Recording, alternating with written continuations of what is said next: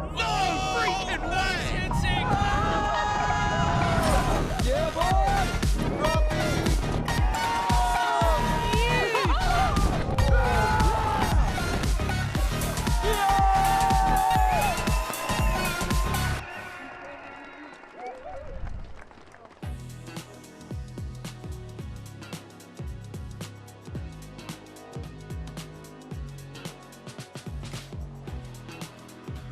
Welcome, welcome, welcome to the 2024 edition of the Freeride World Tour by Peak Performance.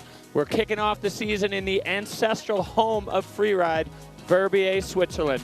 FWT Verbier Pro 2024 is here. It is on. Anna, my name is Derek Foos. I'm here with my co-host and shred buddy, Anna Smoothie, and we are so fired up to be bringing you FWT 2024. We've got bluebird conditions here today. You see the riders hiking up for the start there. We've got a bit of fresh snow on the face, and everyone is really excited. Yeah, it's amping. Everyone is just buzzing right now. The effort to get this to happen here, on a very quick turnaround was incredible. It was a big lift. We had a bit of top up last night on the back. January conditions, we're used to being here in March, January conditions, but they're not typical January conditions. That's right. If you talk to any locals around here, they've been looking at the back with amazement over the last few weeks as we've just had storm after storm. Top it up, fill it in, and make it good to go. That's right. So the riders are making their way up the Petit Bec on foot.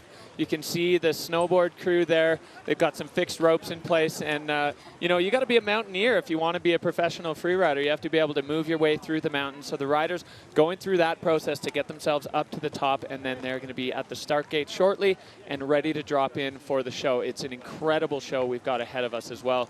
Snowboard men kicking things off with a bang, no doubt. I cannot wait to see what they bring, rookies and veterans alike. Yeah, we've got a lot of fresh blood in the field this year, and so I'm really excited to see this fresh talent come to life on the face. Yeah, and there's such a bubbling energy. Everybody wants to, they want to get on snow. They want to show what they've got, lay their cards on the table in front of the rest of the field. Everybody knows, of course, that they're good. You don't get here without being awesome at skiing and snowboarding. But in competition, on an FWT day, it's a lot to put out there, and the riders are psyched.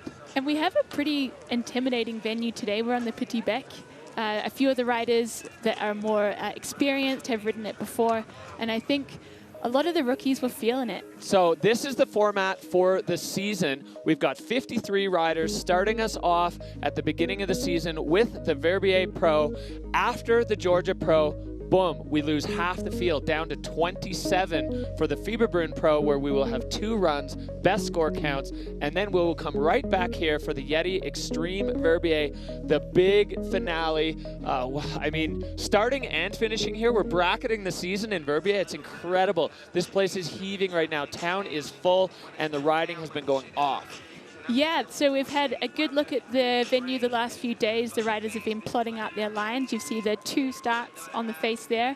Some of the staff and the crew up on the ridge line, and the snowboarders getting ready to drop in first. Yeah, just buzzing energy. And the town is full. The conditions have been so good in Verbier that even outside of the Freeride World Tour, it's already packed because everyone knows how the conditions are. It's been a banging start to the season here in the Alps. So everyone's just flooding in to get eyes on the tour riders, but also to get their own lines. There's plenty of action to be had out in the resort. The mountains around here. There's just so much to do. There's a lifetime of lines just from our spot here in the booth.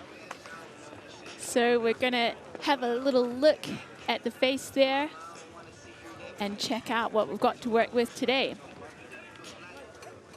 So that is the Petit Bec. It is a northeast aspect. You see start 2 on the looker's left there in the little notch.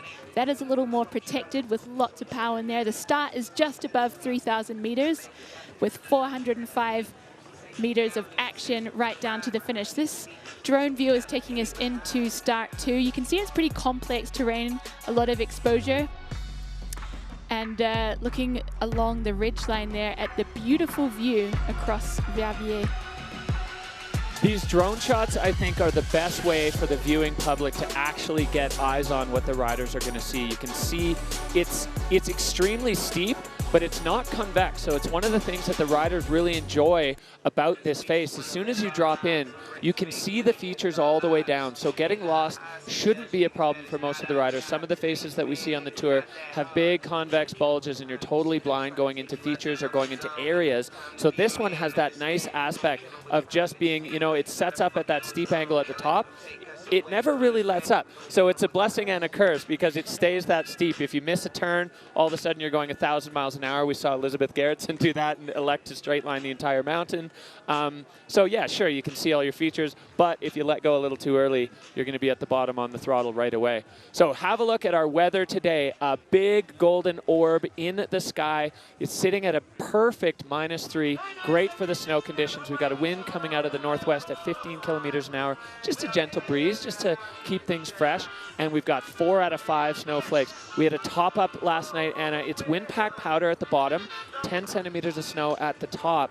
We saw the Forerunners go, and the smoke cloud that they were leaving just made everybody go into like triple X froth mode, because you're never quite sure what the snow conditions are on the face until you see the snow, the Forerunners go, and then you can actually see a board or a pair of skis moving on the snow. And watching that this morning just went absolutely electric. All of a sudden, everyone was like, "Oh, here we go! This is on." You know, the line A and line B, maybe the mellow line versus the slightly rowdier line. I think everyone was like, "Oh, it's A plus." Absolutely, those Forerunners really brought the vibe up. And it was great to have a little top-up of snow overnight because we had a bit of a heat and wind event earlier in the week that meant the snowpack got quite condensed, which meant that this steep venue was going to be running even faster than usual. So the fresh snows, of course, makes our landings a little softer. I think they're still reasonably firm underneath, but it just works to let those riders link together those features and have a nice fluid line. Yeah, and I think, I mean, of course we would all love waist deep powder for every competition, but I think that stiff surface underneath a bit of a fresh top up is going to mean that it's consistent from top to bottom, and it's going to be predictable for the riders, which is critical when you're planning, God knows, whatever they're planning. If you have that predictability and the consistency from top to bottom, you don't have weird breakable crust, you don't have changing snow conditions down the face, then you can really kind of go into your just skiing and not have to worry about those other factors, which I think from a mental standpoint for the riders is probably pretty nice. Definitely. Planning out those 4-point landings, not worrying about punch fronting is a huge bonus. I was talking to some of the riders this morning that were starting from start 1, which was on the lookers right of the venue. And they had the huge advantage that they can see a lot of their features as they're hiking up and see them from all sorts of different angles, check the angles of the takeoff and landing as they thought, and micro adjust their line. All right, so we are going to take a look at the Peak Performance Fun Bet. This is your chance to get involved, and here we go. Peak Performance Fun Bet. Your Freeride World Tour champion! If you want to get involved, play the Peak Performance Fun Bet. I absolutely love it. It's so much fun. It's essentially fantasy league for freeride.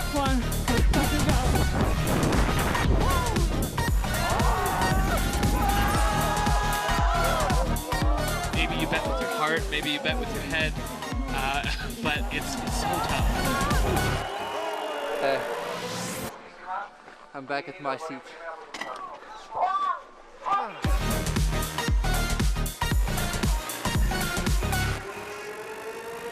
All right, well, Peak Performance Fun Bet, it's time to lock in. I'm really struggling. I'm really struggling with the Fun Bet predictions because in all 4 categories, the field is so stacked, the level is so high, everybody here could win. There's nobody that when I look at the start list, I'm not like, oh, that person's not that strong. Every single one. So it's such a difficult task, but it's a blast. We've got the leagues all across. Peak Performance Fun Bet, great way to get involved. It's fantasy league for freeride. And do you vote with your head or your heart? I've made myself the official campaign manager for our Kiwis on tour, so they've been right at the top of my list. What about you, Derek? I always vote with my heart. Whistler Free Ride Club to the end. Yeah, so have a look here. The riders really on the grind, climbing up the Petit Bec. Sometimes at the Freeride World Tour, there's a helicopter involved for the riders. Sometimes there isn't. Everyone's prepared for both. Here we've got the next generation of freeriders get set to watch their heroes. We've got to talk a little bit about Martin Bender's Instagram post with him as a tiny little baby sitting next to Reine Barkered, to Jeremy Heids. This was incredibly cute. He's absolutely idolized the riders on the Freeride World Tour. And now he's right here with them and getting best wishes from Reine Barkered, who's no doubt tuning in from Sweden. And that was freerider Victor De La Rue's little baby. Absolutely, the next generation of freeriding. If we look at the De La Rue family, they've got it in spades. Absolutely. So here you see the whole picture, the majestic Bec des Roses, intimidating, exciting, all of the above. In condition right now, tip-top condition here in Verbier for the 2024 Verbier Pro Freeride World Tour. I mean, we're kicking things off with a bang this year. It's been quite a thing to make this happen, and an incredible effort from the Freeride World Tour staff, from everyone behind the scenes to get this going, to the folks here in Verbier in the Quatre Vallées. It's just, I mean, I think everyone, maybe beyond everything else, is extremely grateful that we're here and able to do this right now, because it was quick and it was a lot of work, but it could have easily gone into the too hard bucket, but you know, nobody made that choice, and this is fantastic. And it's just hard to walk past great conditions in the Alps. And so huge thanks to the organization and also for Verbier for welcoming us so last minute. As we mentioned before, the town is pretty packed. It's been an amazing season, and they've still found room for 53 riders and hordes of staff. All right, so safety is priority number one on the Freeride World Tour. We're going to take a little look into what goes into keeping the riders, the judges, and the mountain safe for a competition like this. Since the beginning of the Freeride World Tour, we haven't seen much difference in terms of safety. Always been working with mountain guides to avoid any sort of avalanche dangers and salt chausseuring. But where it really improves, it was with the materials, from back protection, beacon, shovel, probe, and every rider has to wear an avalanche airbag backpack. And we also provide those Reco device, which will help the riders in case of an avalanche being found like a lot quicker than without. We also provide all the riders with a mandatory safety workshop. I usually try to design those clinics that fit the personal level that the people that are trained have.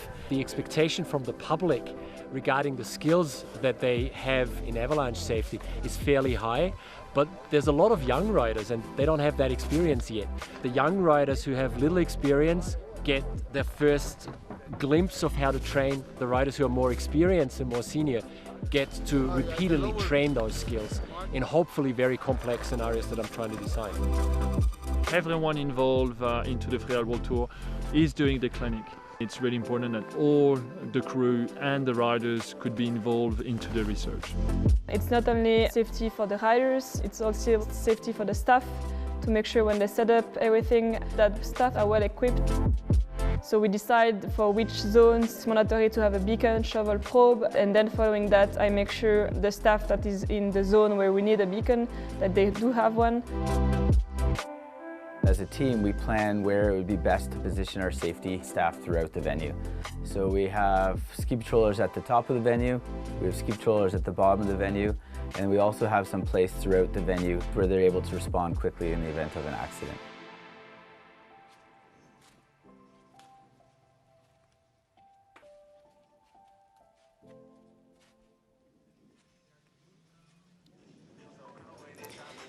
Freeride World Tour safety, enough security to make a Berlin bouncer sweat. Yeah, it's incredible what goes into this stuff, and you know, avalanche safety in particular is so critical. We're in the mountains. This is a raw environment. There's a huge snowpack here, which is, I guess, the goal for everywhere we go. But for the guides team and the whole Freeride World team, Freeride World Tour team, it's so incredibly critical. And for the riders, I mean, even just understanding what to do on the face if something happens. And every one of those riders is, of course, with a transceiver, but equipped with beacon or probes and shovels in their packs. If something does happen, it's all hands on deck for a rescue effort. So yeah, it's really cool to see that being taken super seriously.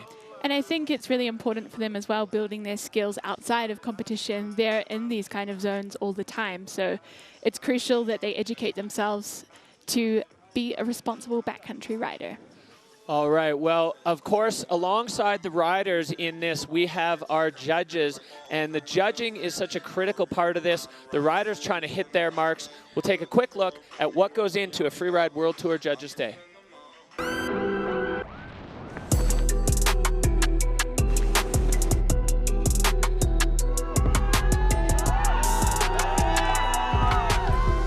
Hi, my name is Bertie Denevo. I'm one of the Freeride World Tour judges. We score riders from 0 to 100. When the rider leaves the gate, he has a score of 50, and then the score goes up or down depending on what we see. There are 5 judging criterion. The number 1 criterion is the choice of line. We'll judge whether the line was difficult or not and whether the athlete did the best out of his line choice. Then there's air and style. How big is the jump? How many are there? Were there tricks in the air? Was the rider in control in the air? How were the landings? The landings are part of the jump. Then there's fluidity. We judges are here to decide whether the athlete was really fast or kind of slow compared to how exposed or how difficult it is to ski. Then there's control. Here we'll judge whether the rider was in control at all times. Then there's technique. For pros, we don't really judge their technique, but we might take off some points if they side slip in a place where another rider was taking turns. The score, like a temperature, will go up and down so that we have a score in our heads when the rider crosses the finish line. So there we have our judging criteria for all the backseat judges out there. Tell us what you think. Yeah, it's always interesting to watch social media go off after these comps of this person should have scored that or that person should have done better or worse. Here you see this experienced panel of judges. We've got Michelle Manning coming out of the USA. She's brand new on the tour this year. Lolo Bess, he's the commissioner of the Freeride World Tour. Experience beyond experience. Same with Bertie Denevo. He actually wrote the judging handbook. Laurent Gauthier out of Whistler. He is a podium finisher on the Beck. And then Ben Blackwood riding from the IFSA. He's going to be our video judge today. So between this group, incredible level of experience.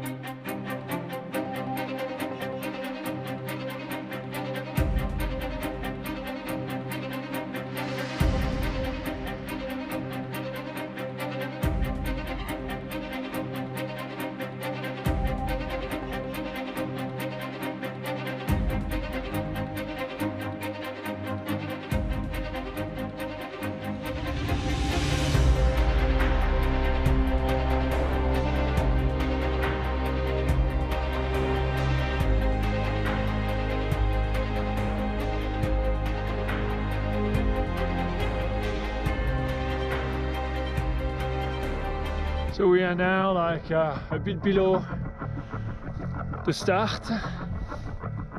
Snow is well compacted from the wind, but it's still pretty good.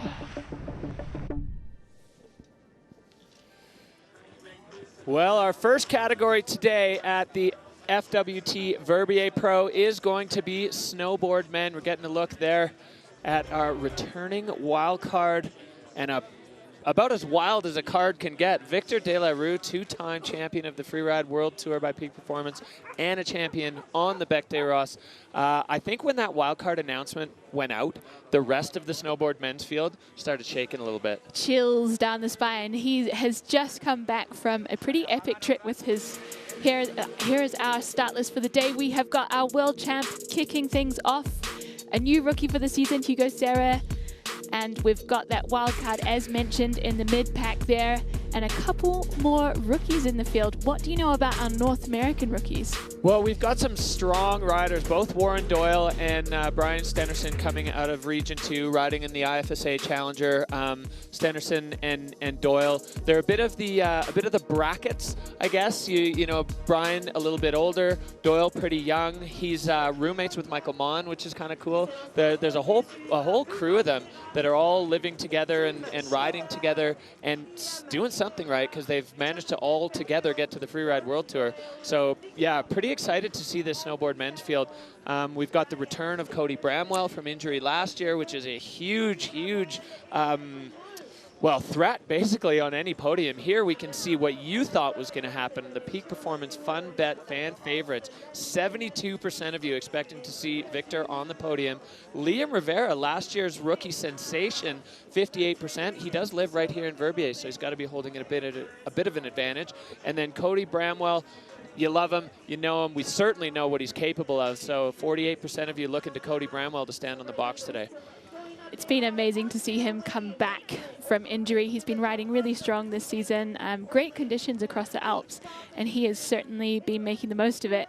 I think there were a few physical and mental barriers to get over, but he said he's feeling good and certainly looks like he's riding well on the old Instagram. Yeah, he's been having a blast riding up there in Åre, Sweden. They've had incredible early season conditions in Sweden. So he made the move to Innsbruck recently. He's just been down in the I don't know if you call it the southern part of Europe, but it's definitely southern compared to Sweden. And enjoying POW in the Alps. And POW in the Alps is what we have today for the FWT Verbier stop number 1 on the 2024 traveling circus that is the Freeride World Tour. You can see the crowd starting to thicken up. It's such a great experience to be in Verbier. I've only been here at the end of the season for the Extreme, but midwinter in Verbier is something special. Yeah, we've got amazing snow conditions around Verbier and the Four Valleys. The venue has filled in nicely. We've had a top-up overnight. So I think everyone is pretty stoked to rip into it. Yeah, so we had some discussion whether we were going to be running right from the Bec des Rosses, or it was going to be the Petit Bec, or there's a lot of venue options in this area. I think Montgant in Nanda was discussed briefly, and they landed on the Petit Bec, which I think is a great way to start the season with the conditions the way they are. It's still a big bad freeride venue. It's not quite the full Bec des Rosses, which is I think for the first event of the year probably a wise decision by the FWT organizers. Certainly for the rookies, I think they're a bit happier on the Petit, and additionally the Big Bec was a little more exposed to that wind event that we spoke about earlier, so it was a little bit more hectic, the snowpack up higher. Yeah, we talked before about predictability and consistency, and that was one thing when the first set of guides and Lolo and Nicholas Hale-Wood from Freeride World Tour went up to ski the dogleg, and they said there were at least 4 different kinds of snow, and you never quite knew which kind it was going to be just while you were riding. So on a face that big for the first event of the year with a relatively unseasoned field here, we've got a lot of young riders, a lot of new riders that probably from a safety perspective didn't seem like a great idea. And then the Petit Bec is just in absolute pristine condition, so an easy choice to go Petit Bec and still 100% FWT worthy venue. Absolutely, and we still have all of our fingers and toes crossed for a Big Bec Extreme Verbier in March. Well, you can see all over the valley here, people finding little nooks and crannies and perches to post up on, to spectate here. We've got just, I mean, there's no shortage of places to watch from. This entire col is like an amphitheater to view the mountain, the majesty of the Beck. So people finding themselves in Rockwells up on these sort of airy perches. It's very cool just even to look around from our position and see where people are sitting to watch this thing. Yeah, I've seen people setting up their fondues and having big picnics. It's certainly a standout vibe here, the crowd in Verbier. Oh yeah, that's how you do it. All right, here we see Hugo Sarra.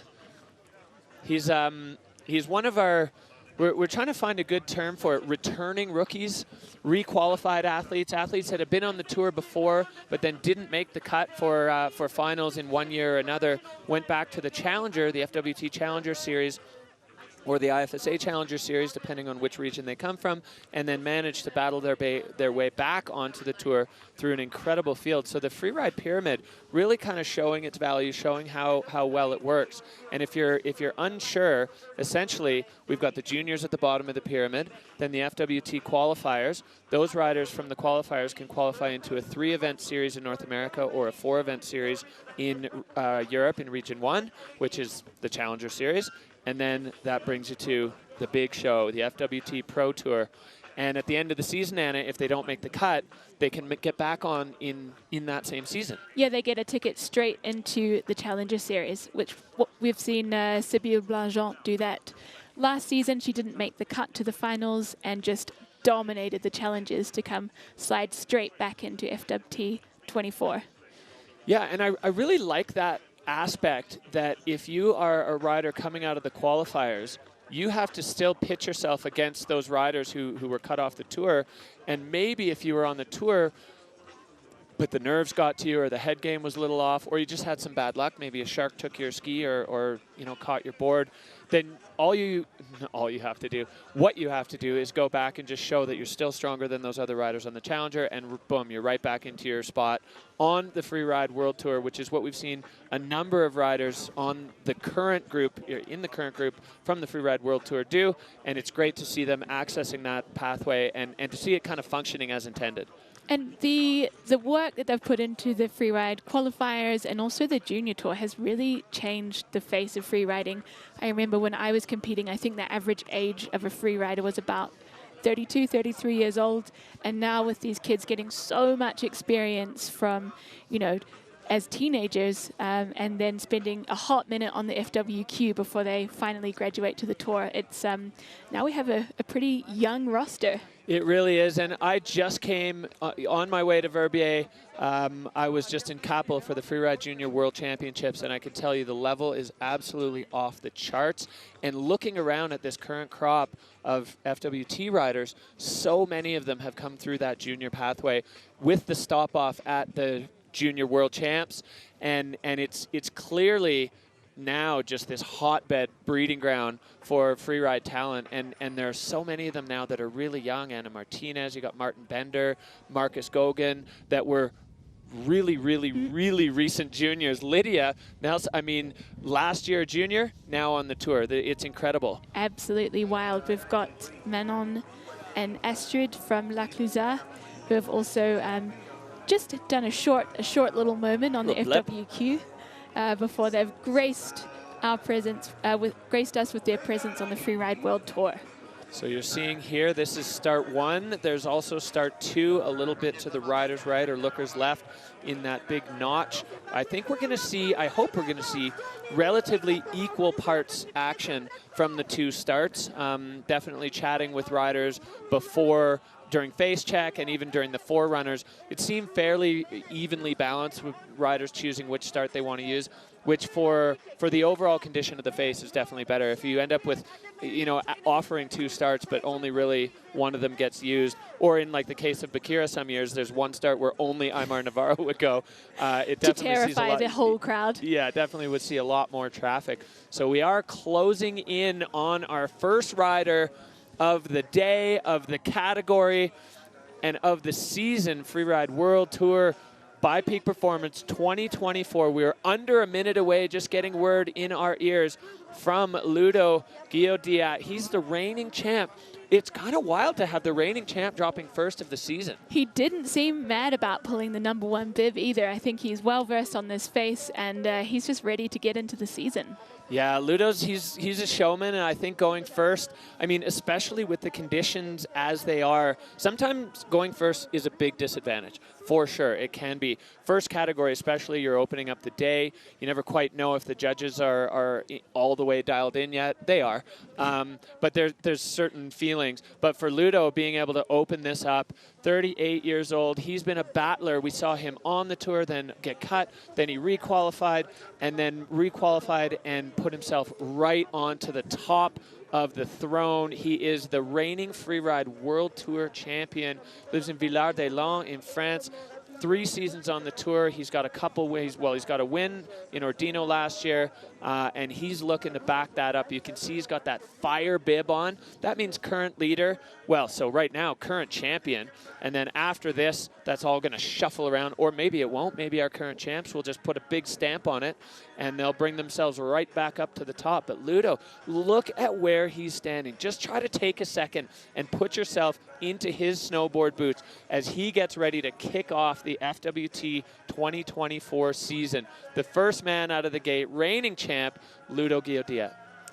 So he's up there at start 2, and it certainly does look pretty fierce from this angle, but he's well versed in big mountain venues. All right, so we are just under 5 seconds away from kicking off the Freeride World Tour 2024. It is the FWT Verbier Pro, and Ludo is on the face. So he is dropping in from start 2, making his way through that little couloir onto the shoulder, finding his line, taking it quietly in here, feeling the snow, lining up his first hit. You can see the snow moving, gets the grab in there, and continues down towards the Fashna closeout. So mandatory air there over the ice fall. Now Ludo into the middle part of what has come to be known the La Bamba double. And you can see by the depth of the track, snow conditions absolutely fantastic. Ludo going double off that. And rolling out really quick, but shutting it down quite easily. He's obviously got some more action for us in this little zone here. Lining up the nose to double it off the next section over his slough, turning it into a triple. And Ludo now on the throttle out the bottom. You can see the snow cloud just hanging in the air behind him as he is going to pick up another feature low down here on the Petit Bec. Controlling his speed onto that heel side edge. Hands up, Ludo Guiot-Diat opening up the season for us in classic Ludo style. Direct charging fall line freeride. Getting some little surfy turns in there. I'm sure he'll be coming in with a smile on his face. Perfect time again. And Ludo absolutely fired up on that. He's got the fire bib, holding that as the current freeride world champion. And Ludo unstrapping as we take a look back at his run. So that first air, you can see, goes straight onto the heel side edge and shuts it down. Lines this one up and looks just silky smooth. So Ludo, regular foot rider. Do you think, Anna, on this face, because it is relatively direct, it's pretty fall line, any advantage for goofy versus regular for these riders? I mean, maybe from start 2, regular would be where it's at, just to make your way easily and have good vision finding your way through. Yeah, so you can be on the toe side going across. All right, so we're going to see the score here coming in at a 70 flat for Ludo. Shaking his head at that. Often the first rider is going to get kind of a baseline score, and it's certainly not impossible. In fact, we've seen it a lot on the Freeride World Tour where the first rider out of the gate can easily win. All the other riders, all the other lines, and all of their runs will be judged now against what Ludo just did. So they'll be either ranked above him if the judges determine the points and the scores are go that way, or below, but it's certainly not out of the question that the first rider of the day can take the win. So Ludo, maybe not loving the number, but I think the score reflective of the run, and I'm really interested to see what we're going to see out of the snowboard men's field. That was super direct and a really classic Ludo style, but we have some freestyle players in the mix in the snowboard men's field today, and there are a lot of options up there. There's a lot of different ways you can approach this face. So the next man out of the gate, you see the French flag there, the Frenchman Hugo Serra, but living in Verbier currently. He's running his own little freeride team here. He spent some time in Whistler, coaching freestyle and freeride there. This man is giving back to the community in all aspects, but still managing to keep enough for himself to be on the world tour. Yeah, that's incredible. And his approach to it is not specifically freeride or specifically freestyle. He's like, I just take the kids snowboarding and show them how to be safe and have fun.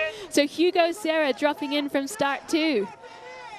Checking out his entrance here. The snow is kicking up, working his way over the shoulder and into the main action on the face. Yeah, plenty of options here. Hugo charging into that air. We saw Ludo in there. He's going to get another chip off the side of this one before coming into that Fashionat closeout and opting for the big send there. So Hugo Serra now with a stamp on this run. Second rider on the face, and we're seeing the action ramping up.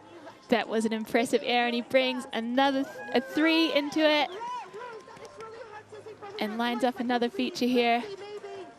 Going back 3 on that one. Oh, catching the toe side edge. And Hugo, unfortunately, unable to hold on. Oh, that was looking really strong for Hugo Serra. Definitely put it all on the table. Nose pressing around. He'll be disappointed in that tumble, but he certainly put together a beautiful line for us. You see the contrast of Verbier right there in all its glory with the method right at the bottom. So the spirit of Hugo Serra, he's going to be disappointed with that, but I think...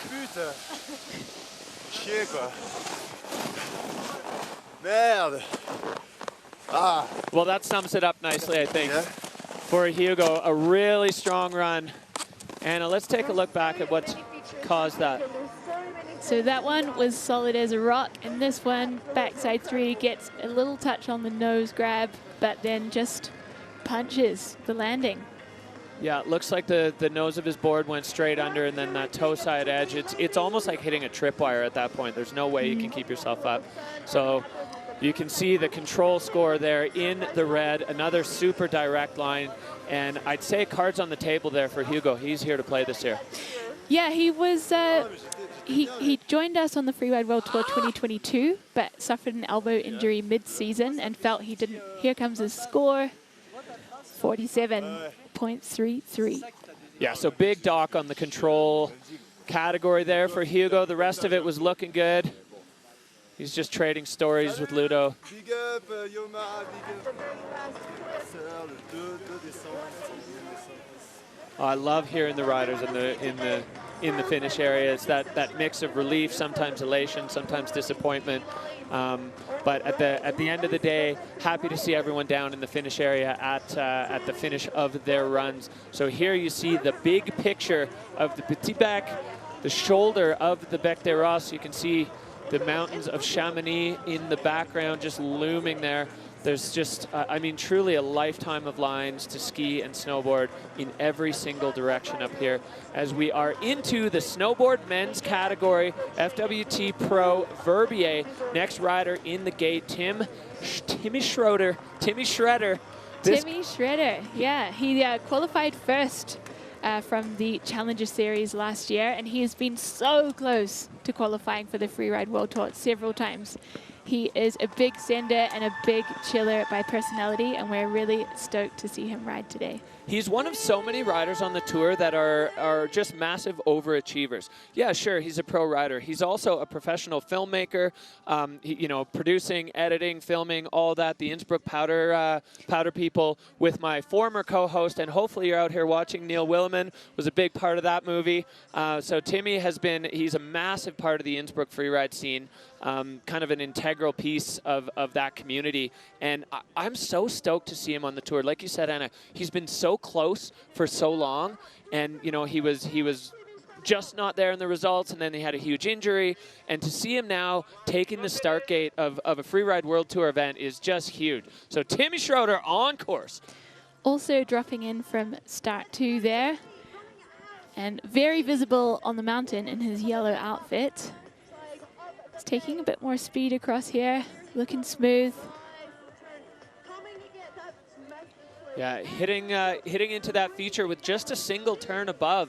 So not afraid of the speed, going over to this same rider's left side that we saw Hugo go to and going big off that, already on the edge and making his way over into this relatively untapped zone with a 360 above exposure.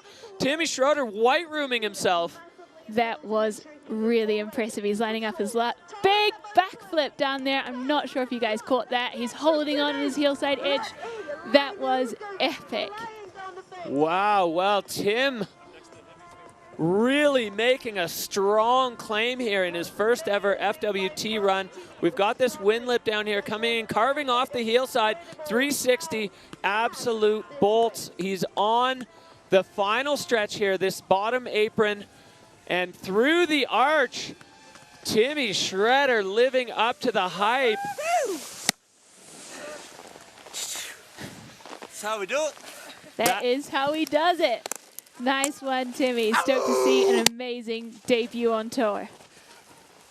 Well, you can feel the elation just pouring off him. I think equal parts elation and relief. Get that first run out of the way with a couple of huge moves on that one.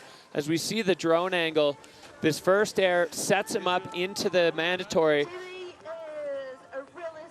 And huge Becky, much better view on that one, and just lands at absolute bolts. Yeah, so air and style just pumping up that category. Line score high, fluidity, all of it across the board. Score is going to be, I think, going to be a solid score. That's going to have Ludo shaking in his snowboard boots right now as we see the line tracker. Similar top section to the others, but then moving over a little bit more riders left as we see now Timmy in the finish area. Let's see, I have a bit of hesitation because I sprayed myself before the Becky. I was like, I don't know where the cliff is. Yeah, but you will have a high score, for sure. Oh, these moments of the riders catching up with each other after the runs. Here we see the group getting to work. This has got to be the most uncomfortable seat in the Freeride World Tour. Every single rider, you know, everyone's leaning on you, all the fans, but we have the right people for the job. All of these former professional athletes, and every one of them just with a wealth of experience in the judging world.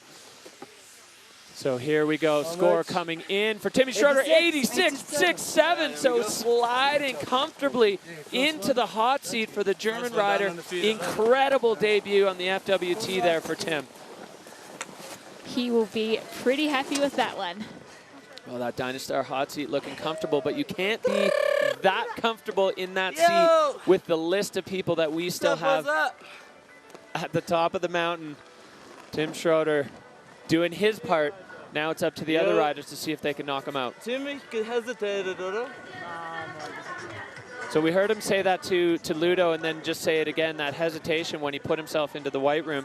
Face shots are what every free rider dreams of, you know, but right before a backflip off a cliff, maybe not the best time to completely blind yourself. Ausgefahren aus dem Becky, oder?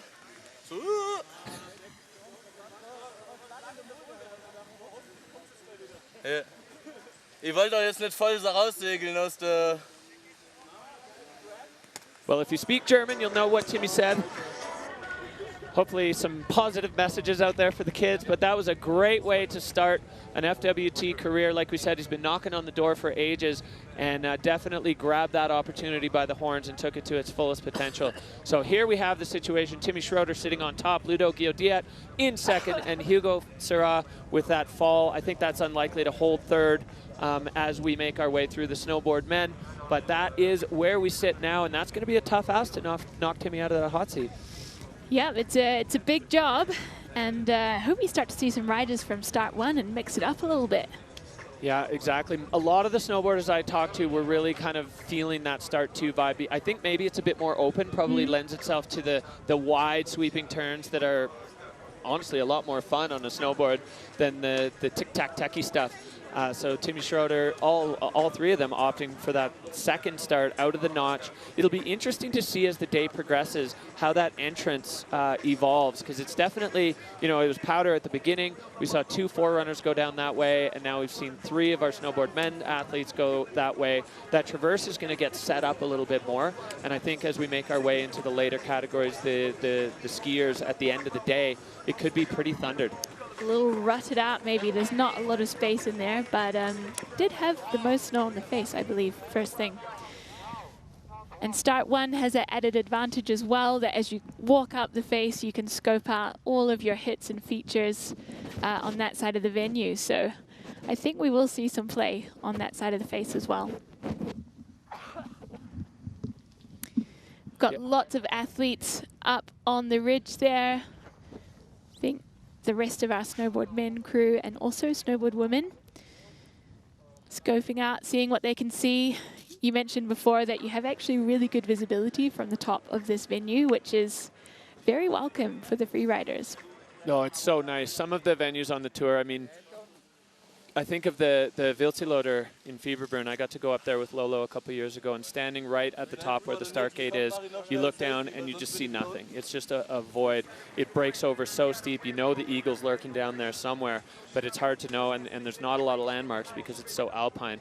So you can see, yeah, it's really nice for them to be able to look. And I think there was a big advantage today for the riders as well, because the boot pack that they had to take was directly up the side, outside of the rideable boundary, but directly up the side of the face. So riders were able to get eyes on from beside and even from above at a lot of the features that they were planning on hitting, which from a scoping perspective, from a face check perspective, is a huge opportunity, because often you don't get that, especially if you're going up in a helicopter, you're climbing up the back of the ridge, you don't see it until you're on the start gate. So having that eyes on side hill, catch the angles of the landings, looking at the takeoffs, there's a lot to be gained. And we've got quite a few rookies here from North America who have competed to date only with the slip-through inspection. So they ski through the face to choose their line. So moving from that to a visual inspection only is really tough. So I wonder if we'll see some of those rookies choosing start 1 just because they can feel a little bit more at home, seeing a few more angles on the... That would be wise. That would be wise. Here we go. Liam Rivera. He was a rookie on the tour. Swiss rider, lives here in Verbier. Rookie last year, was able to step his way up the results, earning himself a win at Kicking Horse, and now he is on slope at home. Dropping in from start 1, giving the fans a wave. He's got his family here cheering him on, looking super smooth and fluid through this exposure. Yeah, he is charging in this area right off the bulky part of that cliff. Liam Rivera now coming in with a ton of pace into this wind lip. Backside 3, catching his toe edge a little bit and coming unstuck there, which is super disappointing. Yeah, it looked like a sharp transition between the two aspects of the angles on the slope here. So now he's going to try to salvage a little something with the front 3 there, getting himself into this powder. You can see the slough running down a little bit. Think that was a backflip. Just micro-adjusting those camera angles. And coming out with some serious pace there. Yeah, Liam Rivera now just firing his way down this lower apron on the petit bec. So unfortunate for the local rider here. Liam has been on fire lately. If you're lucky enough to follow his Instagram account, he has been sending, absolutely firing. The combination of his incredible talent and the fantastic start to the season here in Verbier, he's just been on one. 2 local boys commiserating each other with a little tumble in their lines. So the locals' advantage, clearly not standing up. Yeah, let's have a look, Anna, here at what caused that. So a big backy, solid landing.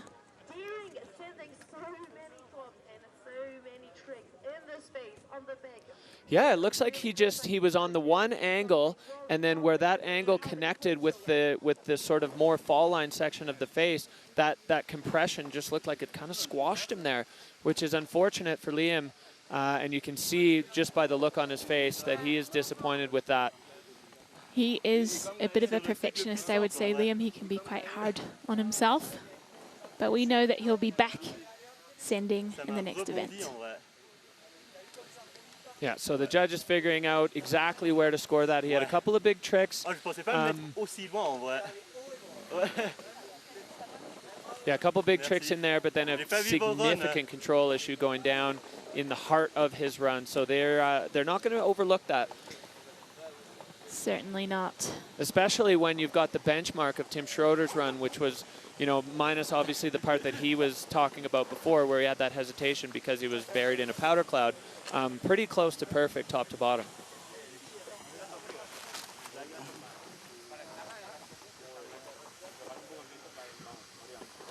Well, anxious moments here, but I think Timmy can feel pretty comfortable that his hot seat spot is not going to be bothered by the score that we will see from Liam Rivera. But of course, we've still got a stacked field of snowboard men to go, so yeah, it's can't really relax yet. The who's who of pro freeriders here on the Freeride World Tour. As you can see, Liam, he's waiting. And here is the score drop in a 64. So that's I'd say a salvage score for Liam. That's the thing sometimes with a control issue or mistake. You know, I won't call it a small mistake. He definitely went down.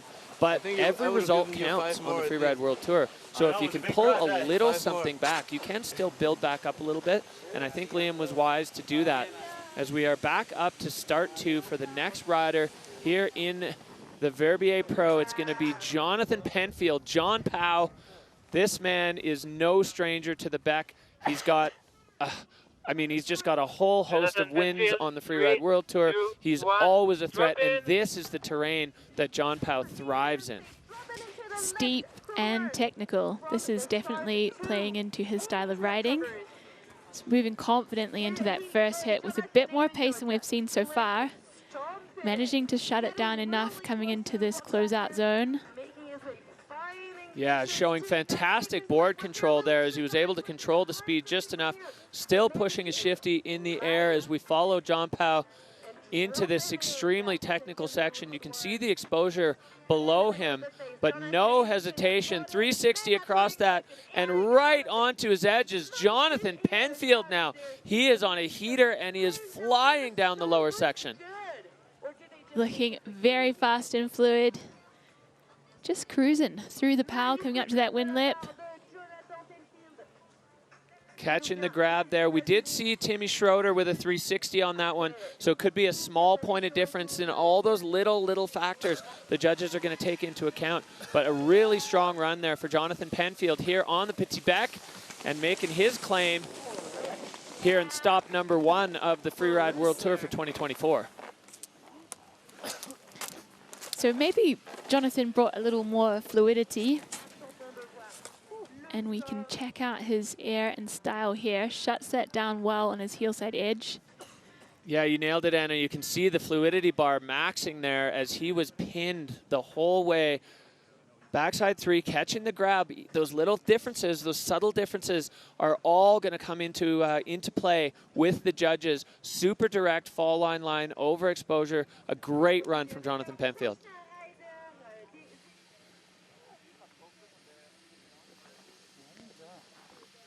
Anxiously awaiting the score. Hey everybody, thanks for watching. Enjoy the show. John Powell making his home in Squamish, BC. Whistler Blackcomb, his home resort right now. Enjoying the conditions when they've been turned on at home. And he was stoked to come to Europe. Score now dropping for John Powell, 82.67.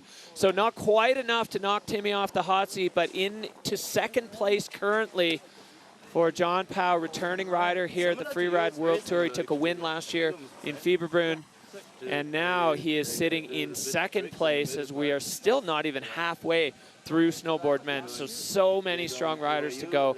We're starting to see exactly what it looks like, I think, out here on the Petit Bec. These runs, I think, so far the hallmark, fast, really fast.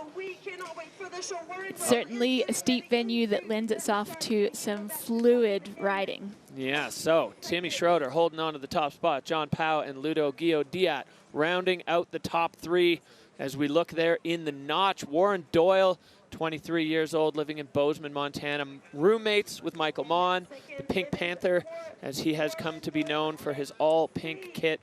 Warren Doyle has kind of what I would describe as the perfect combo. He's really good at riding fast, but he's got a great air game as well. So that could come really, really into play here on the Petit Bec. And he has dropped in from start 2 and is looking pretty smooth as he takes on his first air. Goes a little more cross hill, but still linking turns beautifully. Doyle coming down into the Fashionat mandatory, keeping it nice and clean, laying on that toe side carve. Taking that one in a different direction and looking really confident as he moves down to another hip, backside 3, stomps it, goes pretty big there. So clean for Doyle. Yeah, as you said, he went off that pyramid directly fall line where a lot of people have been taking that cross court, and that lined him up perfectly for that back 3. Now Doyle coming into this bottom section. And looking hands up, his first run on the Freeride World Tour. Warren Doyle definitely making his case to be here. That was a great debut here on the tour, and you can see he is fired up. Yeah. How was it, Jimmy? Good. It was fun, eh? Dude, so good. Yeah, that was so fun. Yeah, so the rider's just frothing on the conditions here. All right, Anna. Checking out the action there. He has showed really solid technique in between all of his features and packed in some solid air time. Taking a different direction on that one, which sets him up perfectly for this 360, which is just so clean. Timmy loving it from the Dynastar hot seat there. Big ups. So quite a similar line to what we've seen from a lot of the snowboard men. It's interesting as the day kind of builds and evolves to see what the riders scoped, and often they don't scope together, but they end up riding really similar things because they all have I guess a fairly similar eye towards all of this. So score here coming in 74.33 for Doyle. Good enough for 3rd so far. So you can see he's pretty pleased with that. That's a great way to start the tour. You know, he may not have thrown all the bombs in his arsenal, but he's down, he's clean, and he's going to have a result that he can keep. I think that's super smart. You see he has bumped our world champ out of 3rd position to slide himself into 3rd. All right, well, speaking of world titles, this man in the start gate is holding 2 of them in his pocket. He's returned as a wild card, and Victor De La Rue is going to be the next man to drop. Yes, let's see, mec. The riding here in Verbier, it's steep, it's fast. There's a bunch of jumps. You can freestyle as well. And I've been riding here before, so I'm definitely happy about that. Well, he's always the man to play himself down, but he is so experienced in the big mountains. He's got a really strong bag of freestyle tricks too. Victor De La Rue is no joke, and this mountain, I'd say, suits him to a T. Really playing to his strength. He's had a win up here before, and he's coming back strong after being plagued by an ankle injury for the last year and a half. So I think he's really excited to be back with us on the Freeride World Tour. There we go. Victor De La Rue on the back. Dropping in from start 1, which has, already in the air. Half a second into his run. Yeah, so dropping in switch there with the half cab right away. Victor loves to get things going straight away, and certainly doing that. Big backside 3, working his way across, all the way across. And lining up a big nose here, which he's going to pull into a double or a triple. Into a triple, fall line direct for Victor De La Rue. And he catches another one over there, jumping over that gully. That was a high-risk maneuver as Victor De La Rue blinking. You missed it. His run. I think that was the quickest run we've seen so far today. Absolutely. Super fluid. Boom. Giving himself the powder cloud at the bottom, top to bottom. Victor De La Rue, he is back on tour, and you cannot miss this man. He knows that was a strong run. This one's going to worry Timmy, I think. Definitely pretty aggressive in terms of the exposure he moved through and also the fluidity with which he pinned together his features. Well, dropping in switch off the start in that exposure, that just shows such a confidence in your ability to stand over the board. And then this one, never letting go of the fall line there. Direct, and then you can see he's in complete control of his board. Just gapping over that gully. Looking like he's having the best time. Ripping out the bottom with some serious pace. All right, well, things are stepping up here at the Verbier Pro as Victor De La Rue keeping the wristwear sponsors happy there.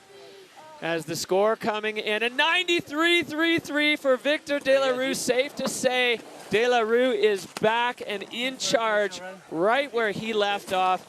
Taking over the Dynastar hot seat, Victor De La Rue with a strong statement to the snowboard men's field. That's what it's going to take if you want to be on the top of the podium right now. The big return. He is stoked, and he's got the family here supporting him. I'm sure his big bro is out there cheering him on. So it has shaken up our standings there with Victor sliding into first position, Timmy in second, and John Powell in third. All right, well, rolling through the field here as we're going to see the next man in the gate, Holden Samuels, another one out of Bozeman, Montana, part of that crew with Michael Mon and Warren Doyle. And dropping in from start two, second year on tour. Holden was on the podium in his very first event last year. He's going to look to repeat that this year as he airs into this closeout couloir. He's certainly made an impression in his short time on tour so far, taking his first air and heading over to find the next one. A big air through that closeout Fashna air. Yeah, right from the absolute highest point you could get onto on that. Now taking this one off the toe side with the backside three, bringing it around and straight onto that heel side edge. So Holden looking strong here, laying out the backflip. Perfect landing for Holden Samuels. Just looking so smooth through that whole run. That was incredible. Hold on, Holden. He is holding it down. And down through this lower apron, just enjoying. You can see it's the best way I think to describe it is shallow pow on a firm surface. Definitely looks like easy to control, especially in that lower section. Is Holden? Yeah. Oh, he is hyped on that one. A great run there for Samuels. Oh, that's so good. Stoked to see it. So taking some serious air time and managing to hold onto that heel side edge. There we've got the beautiful backside three. And then the mega backflip. So laid out, so smooth, and a really solid landing there. Yeah, never even a hint of control loss. And you could see that reflected in those judges' category bars. Control way up, fluidity, air, and style. That was a fantastic run for Holden. What's up? Little shout out to the folks at home as he looks up to the perfect blue skies above Verbier right now. Yeah, we have got pretty amazing conditions for the riders today, and it's just so amazing. We've had challenging conditions in several World Tour stops recently, and it's just awesome to see the riders so stoked to ride.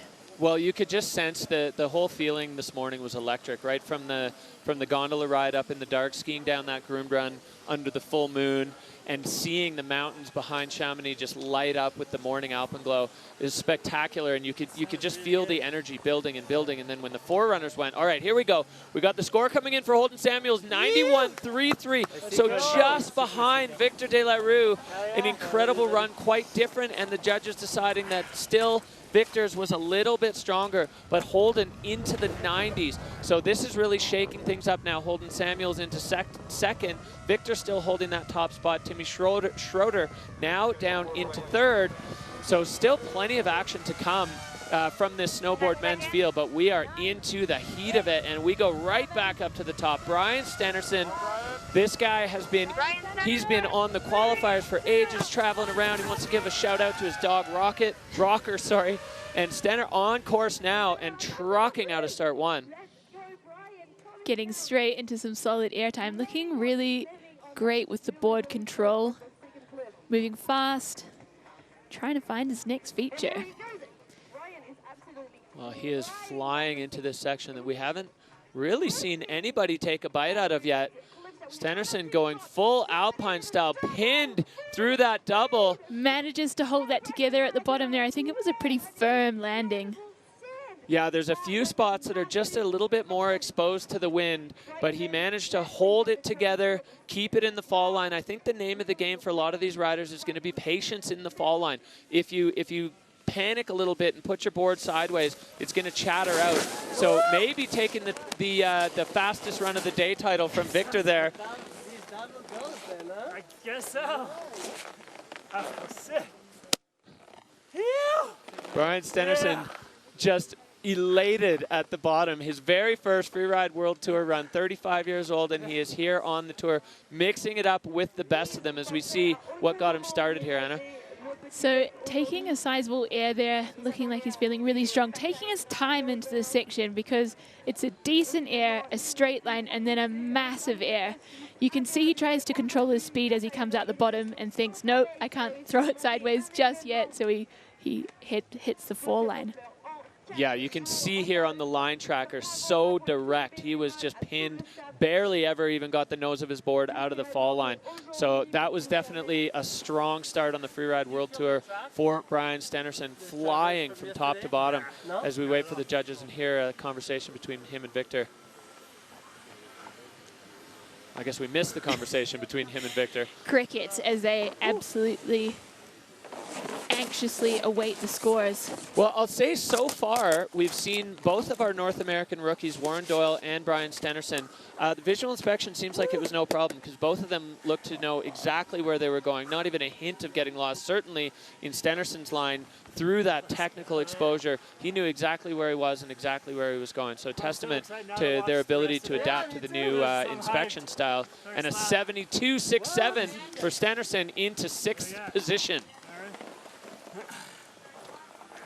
So maybe didn't pack as many features into his line, although it was incredibly fast. And the standout for me was linking together that double in the bottom section. That was amazing. Well, and the standard that Victor set in the exposure, riding switch, and still holding that same level of pace is so incredible. All right, back up to the top. Gabriel Bleton, a French rider. He qualified for the Tour last year, but then absolutely destroyed his lower leg.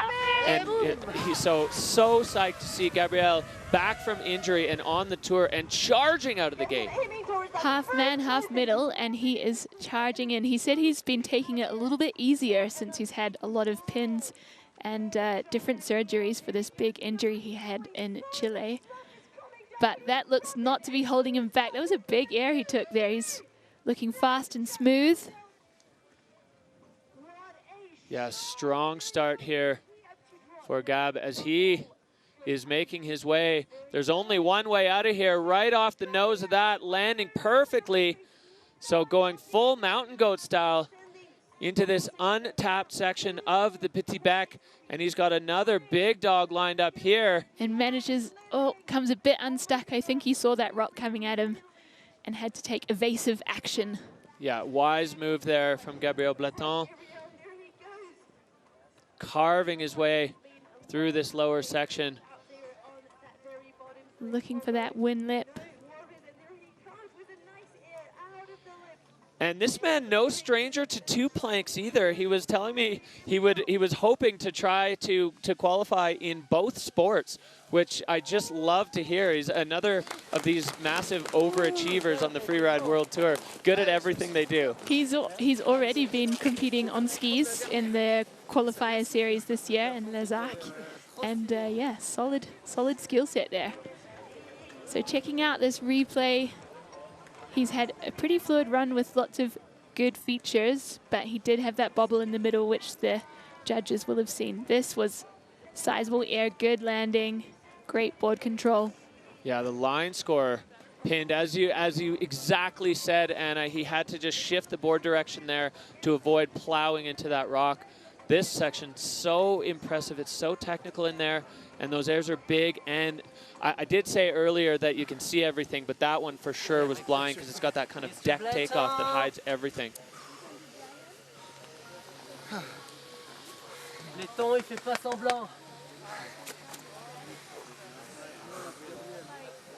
Awaiting the score there. I'm sure his family is tuning in back home. He is going to be a dad this April, so I'm sure his partner is watching, anxiously awaiting the score. For sure, exciting moments in all aspects of life for Gabriel Bletton. Going to be a dad soon. Here we see current standings. Victor De La Rue holding it down in the top spot. Holden Samuels and Timmy Schroeder. That is your 1, 2, 3 currently. As we wait for the scores to come in for Gabriel, I think those top 3 spots probably not going to be bothered as they were all absolute perfection.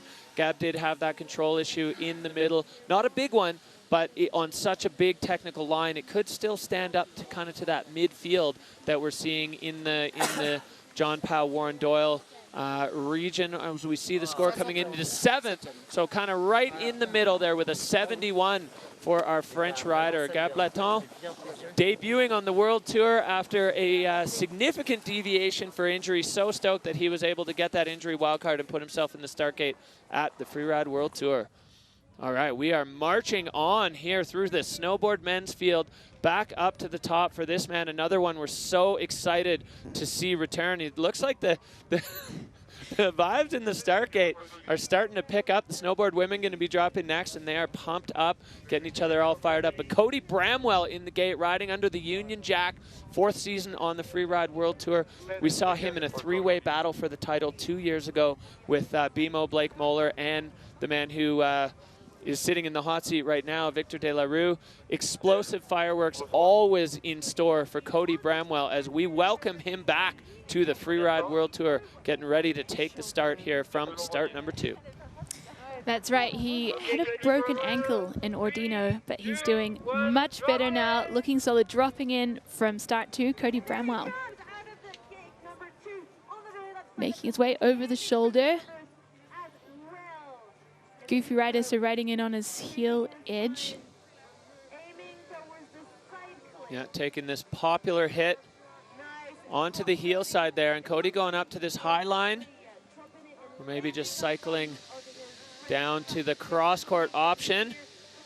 Cody with those technical turns through that section. Looking like a little mountain goat up there.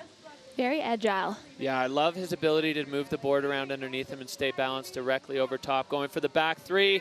Cody bolts on that one. Super solid landing. Another big air there, but punch fronting. Oh, just such a brief one.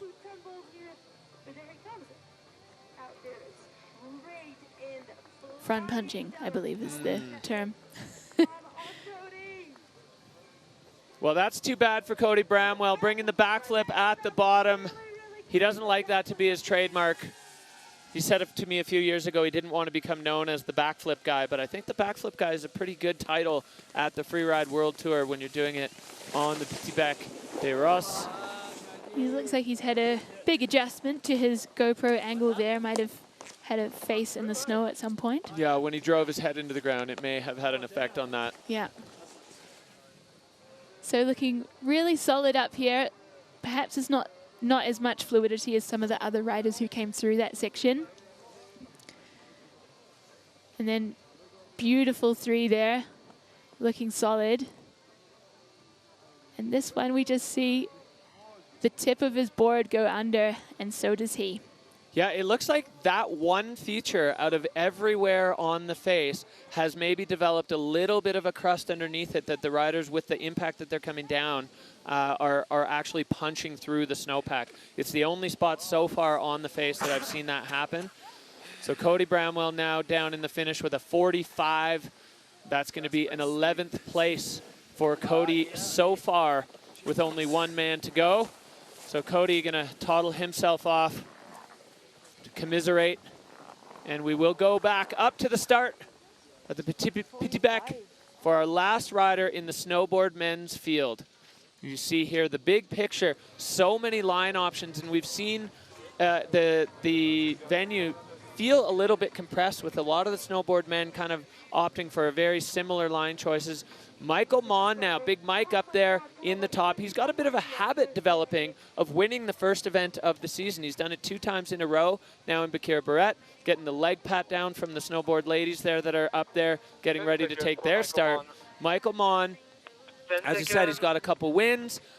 In the first events of the season, 24 years old, part of that trio of Bozeman riders that are hanging together, shredding together, and Michael is on course now.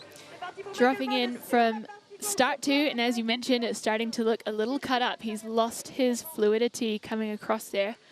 Yeah, getting a little hung up in there. Riding goofy, so on that heel side edge, definitely tricky to make that turn, and you're above a gigantic cliff. Now, Mike coming in, catching the corner of that one and putting himself fall line into this Fashionat closeout. Lining up his takeoff. Solid landing, riding out toe side. Yeah, Michael really takes the athletic approach. He is 100% an athlete in all aspects. You know, takes it seriously, but still a lot of fun to be around. Getting the 360 into the exposure now. Michael Mon bringing the heat in the middle of his run. Looking super smooth, just leaving it 4 line to rip out of there with a lot of speed. Michael's been winning the 2 last venues in Bakar Barrette the past few years. And Mike now, the lower section, just got to keep it balanced. Little popper there at the bottom, just for fun. And through the arch, so a clean run top to bottom for Michael Mon, as he is down and in the finish, and that has got to feel good for these riders. All the stress, all the changes, the roller coaster of emotions, and now he's at the bottom feeling good. Hey, nice job, bro. That's crushed it, huh? So checking out this replay, he's stacked together quite a few features and shown really good board control. Maybe not quite as much fluidity. Let's see what, yeah, he's been docked a little bit on fluidity. Some of the other riders took more speed through these sections, but I think it's the first run of the season. Wise to get it down on your feet. Yeah, and I really like the sort of boldness of that back 3 into that exposure above the other cliff, because you have to back yourself on that. If it doesn't work out, it's not going to be pretty. And these riders definitely they're confident in their skills. They know exactly what they're capable of. So Michael Mon there in the finish now, waiting for the scores. We'll see where that's going to stack up. This field, I mean, 2 riders already into the 90s. Let's go, brother. Fireworks from the snowboard men as we see score dropping for Michael Mon, a 68.67. So that's going to slide him into 9th, and that is going to wrap up snowboard men for the first stop of the Freeride World Tour by Peak Performance here in 2024. Unofficially, Victor De La Rue coming back with a wild card and really showing that he is the wildest card. Victor De La Rue with the win with a 93.33. Another win here on the Beck for him. Holden Samuels, and then the rookie Tim Schroeder rounding out the top 3. The rest of the field, some solid performances too, Anna. Yeah, definitely. I mean, we've seen some amazing runs out there, and it's just epic to have Victor De La Rue coming back so strong and showing us how to put down a crazy line on the Petit Bec. Yeah, Warren Doyle, Brian Stenerson, the 2 North American rookies going 5-6, a strong start on the Freeride World Tour, and a great introduction to visual inspection for those riders as we see this happy Victor De La Rue hanging down in the finish area.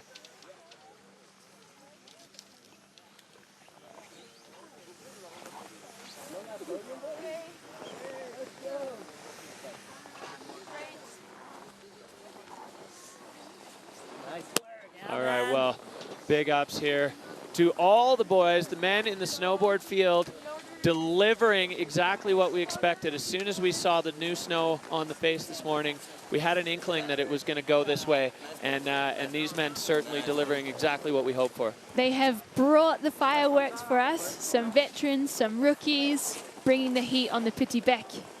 Yeah, it's so exciting to see, and I think the rest of the fields, the snowboard women and both men and women from the ski fields are going to be fired up after watching these boys. There is our podium. Victor Delarue in first position, Holden Samuels in second, and Timmy Schroeder in third. All right, well, incredible riding from these boys, and great to see Holden backing up his podium in his first event last year with a podium in the first event this year. So here we see now our overall rankings. This is for the season. And as you can imagine, that is the same as what we've seen for our event results. However, things will evolve as the season moves on. Yeah, and you can see where that cut line is, that qualification line. You need to be in the top 6 riders by the time we finish the Georgia Pro if you want to be moving on to Fieberbrunn and Verbier for the FWT finals. We're going to head down to the finish area now to catch up with our winner here at the Verbier Pro FWT. We've got Victor Delarue in the finish area. Victor earning the wild card and backing it up with a win on the Bec, another one for you. How are you feeling right now after that day? Yeah, feeling super stoked because last year I couldn't ride. I was watching everybody from the couch. I was really wanted to ride with all my buddies, but no. So this year I'm back and we're starting the season here in Verbier, which is super exciting because the face is super fun and we have amazing snow coverage. And yeah, I stomped my run, so it's a perfect start of the winter. Nice one. And is your ankle feeling solid? Are you fully recovered from that injury? Yeah, feeling super solid, so mega stoked for the winter. Nice. Well, we're looking forward to seeing you on the next stops. Thank you so much, and congratulations. Thank you. See you soon. Victor Delarue with the win in the snowboard men at the FWT Verbier Pro, stop number 1 on the Freeride World Tour by Peak Performance here in 2024. Fireworks on the back.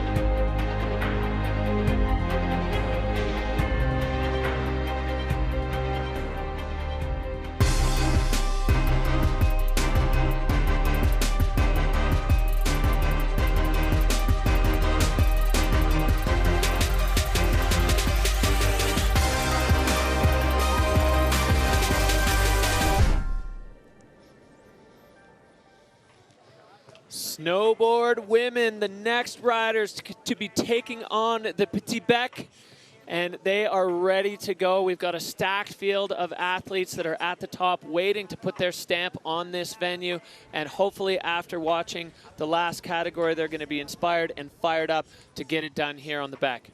We've seen some dance moves up on the ridge, we've seen some high vibes, and we've got a pretty stacked field of snowboard women, from experienced veterans to a few rookies who I'm really excited to see. We've got Nuria Castan-Baron kicking things off, our rookie from France, Anna Martinez, Anna Orlova, and a few more rookies from North America. Yeah, Aaron Sauvé riding out of Red Mountain. Tiff Periton back with the wildcard former champ. Marissa Krozak, so excited to see her kind of unleash on this face, and she's fired up. And then we're wrapping it up with Estelle Rizzolio. So all super strong. Again, you know, we talked about it a little bit earlier with the Peak Performance Fun Bet. Impossible to make a prediction. Whose day is it going to be? We're going to find out soon enough. But all of these riders, they're fired up. The expectations, the feelings, the electric vibe, everything is just coming together today for a fantastic, magical day in the Alps. Verbier Pro 2024, delivering everything we hoped it would. What a great way to start the season, and the crowd's absolutely heaving out there.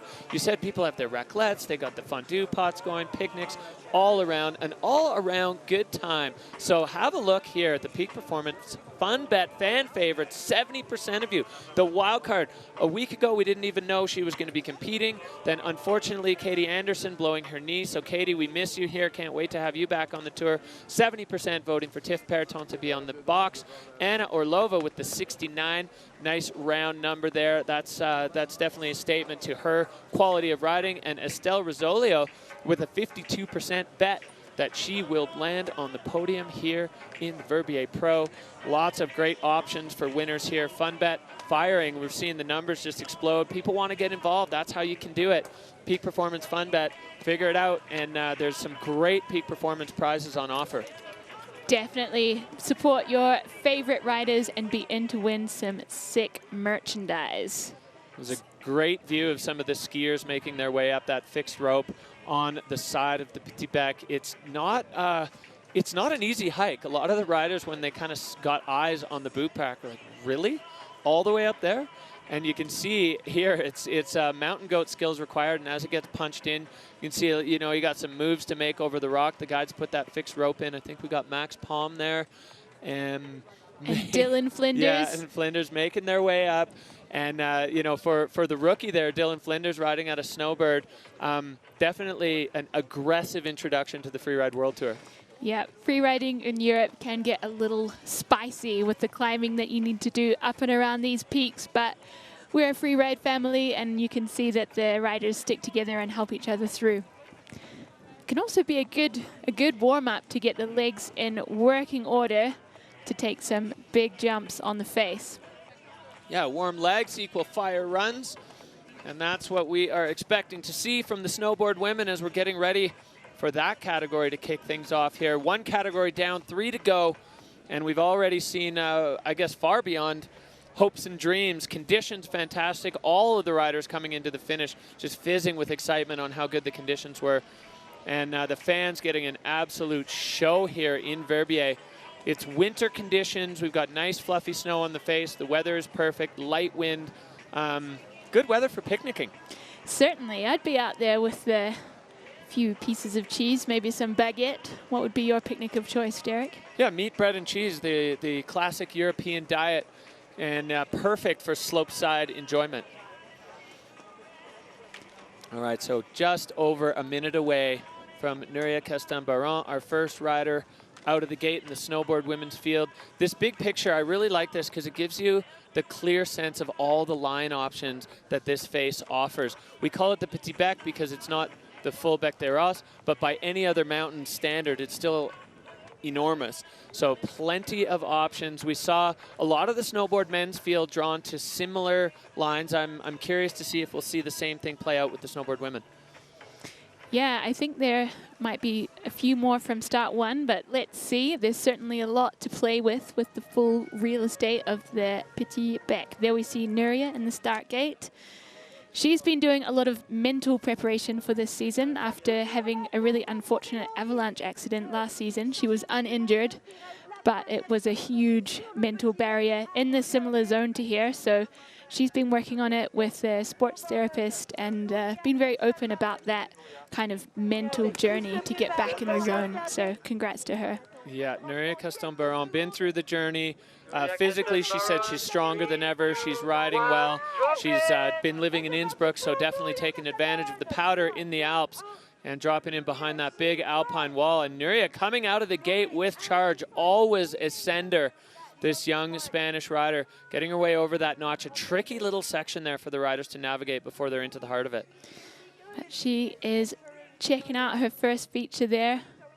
So riding goofy, tricky to start on the heel side edge and catching this one. You see now the tracks from the snowboard men are going to start to come into play, as what was powder earlier on is now starting to be a little bit more ridden, a little bit more kind of bedded in, so it'll be a little bit firmer and definitely running faster.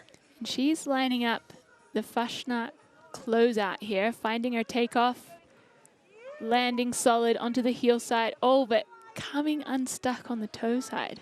Yeah, it looks like as she was laying into that toe side edge, her board just dropped about a half a meter and maybe into somebody else's track or a bomb hole from a higher feature that was taken by an earlier rider. But Nuria still moving fluidly down the face here as she gets herself lined up above the tester's nose through this section. Still overexposure. And take some airtime there, riding out with some pace. You can almost sense a visible sense of release when the riders get out from the exposure and onto the powder apron. You can see the shoulders come down a little bit, of like you can release some of the tension because there's no more rocks underneath you, and you could really almost see the body language of Nuria there.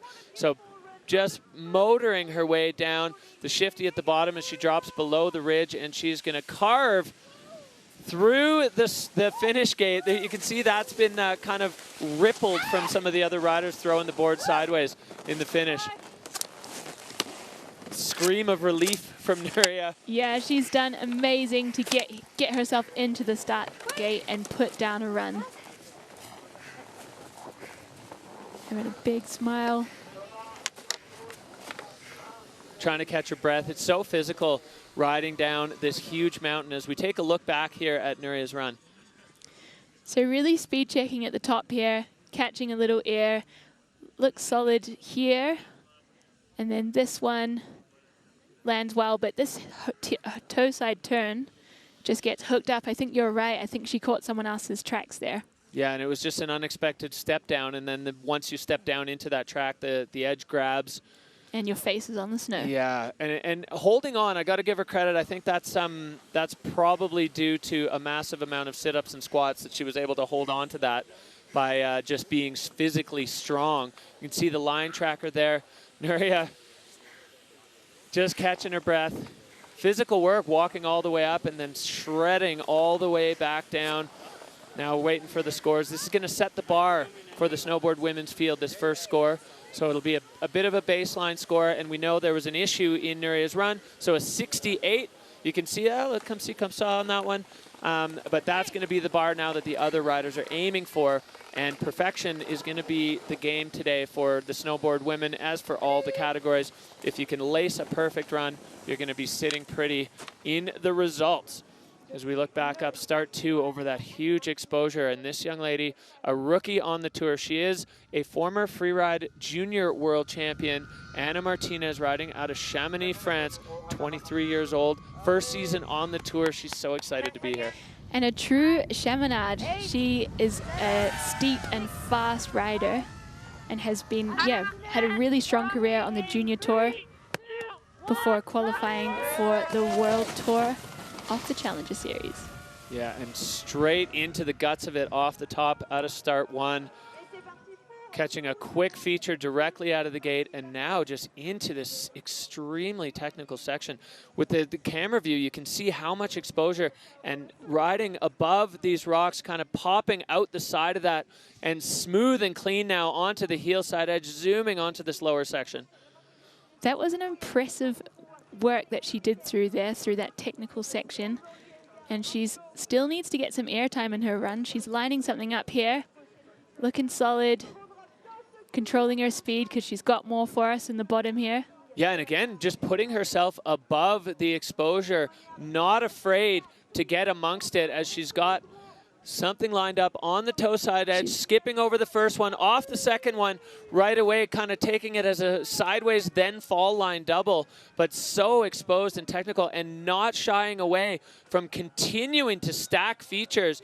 Ana Martinez with a little bit of a butt check there off the heel side, but not much dock and fluidity there as she continues to make her way down the lower apron here on the Petit Bec and now into this glorious powder field. Cruising some powder turns there, looking for the win lip. Quick method there. And cruising down to the finish.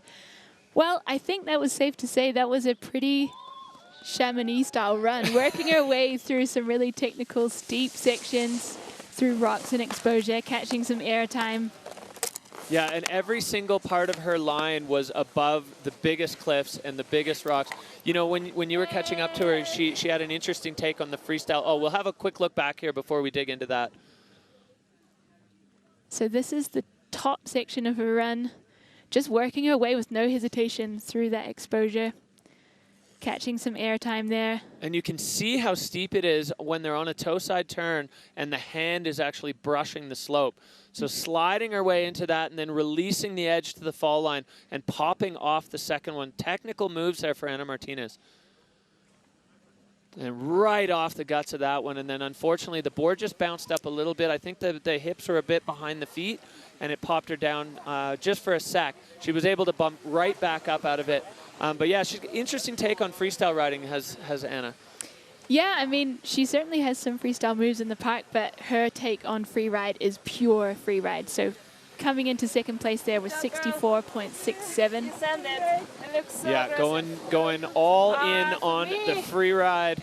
And definitely, I'd say very close to an extremely high scoring run, but control matters and the judges, they miss nothing. They're watching through the highest powered binoculars you can get out there in the world. So we go back up to Anna Orlova, local in Courmayeur. She's been loving the POW conditions there.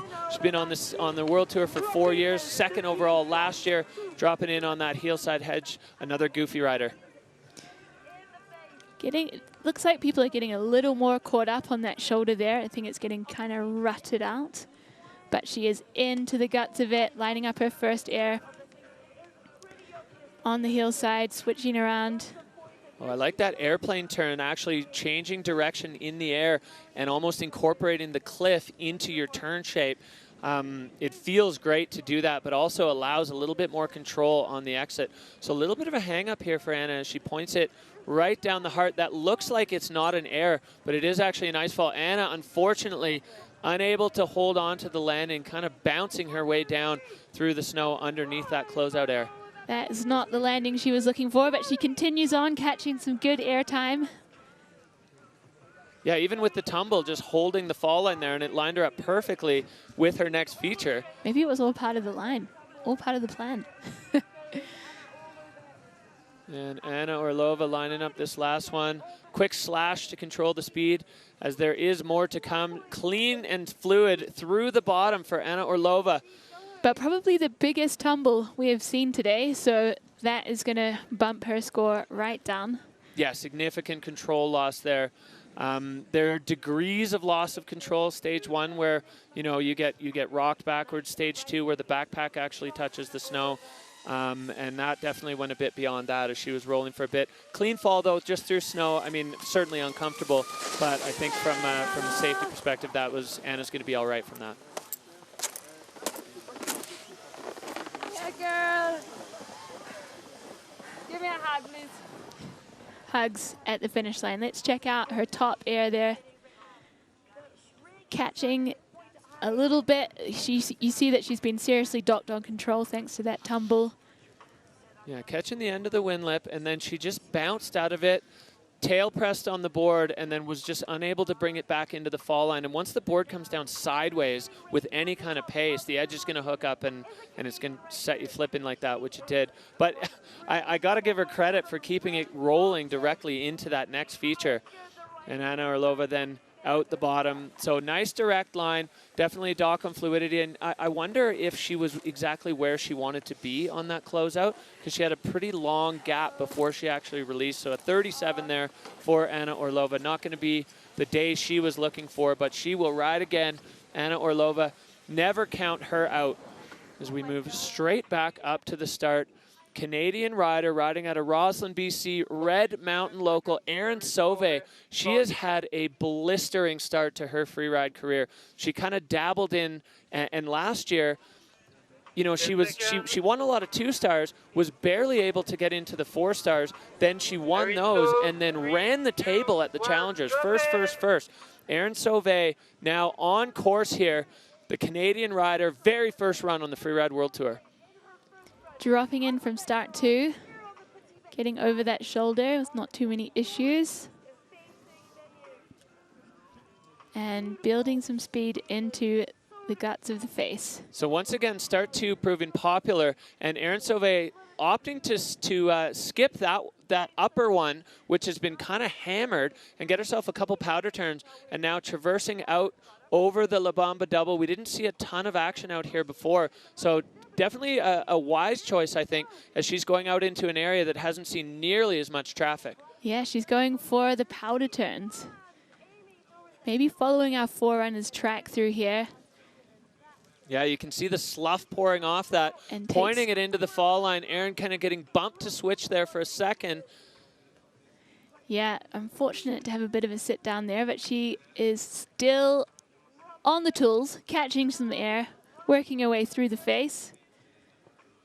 Yeah, so evolution of conditions here as we get a few more tracks on the face. It gets rutted and bumpy. Erin airing over from the top one, over the second step of that double.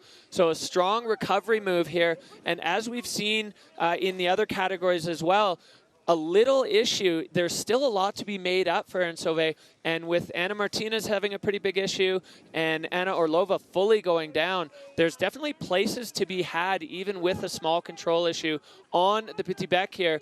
Erin catching the grab on the Winlip now as she makes her way down the final section of her very first Freeride World Tour run. We had a quick word from her coach earlier that she had to be really convinced to get into the free ride game. Yeah, multiple times. So she's catching the stoke from the crew at the finish. So checking out the action.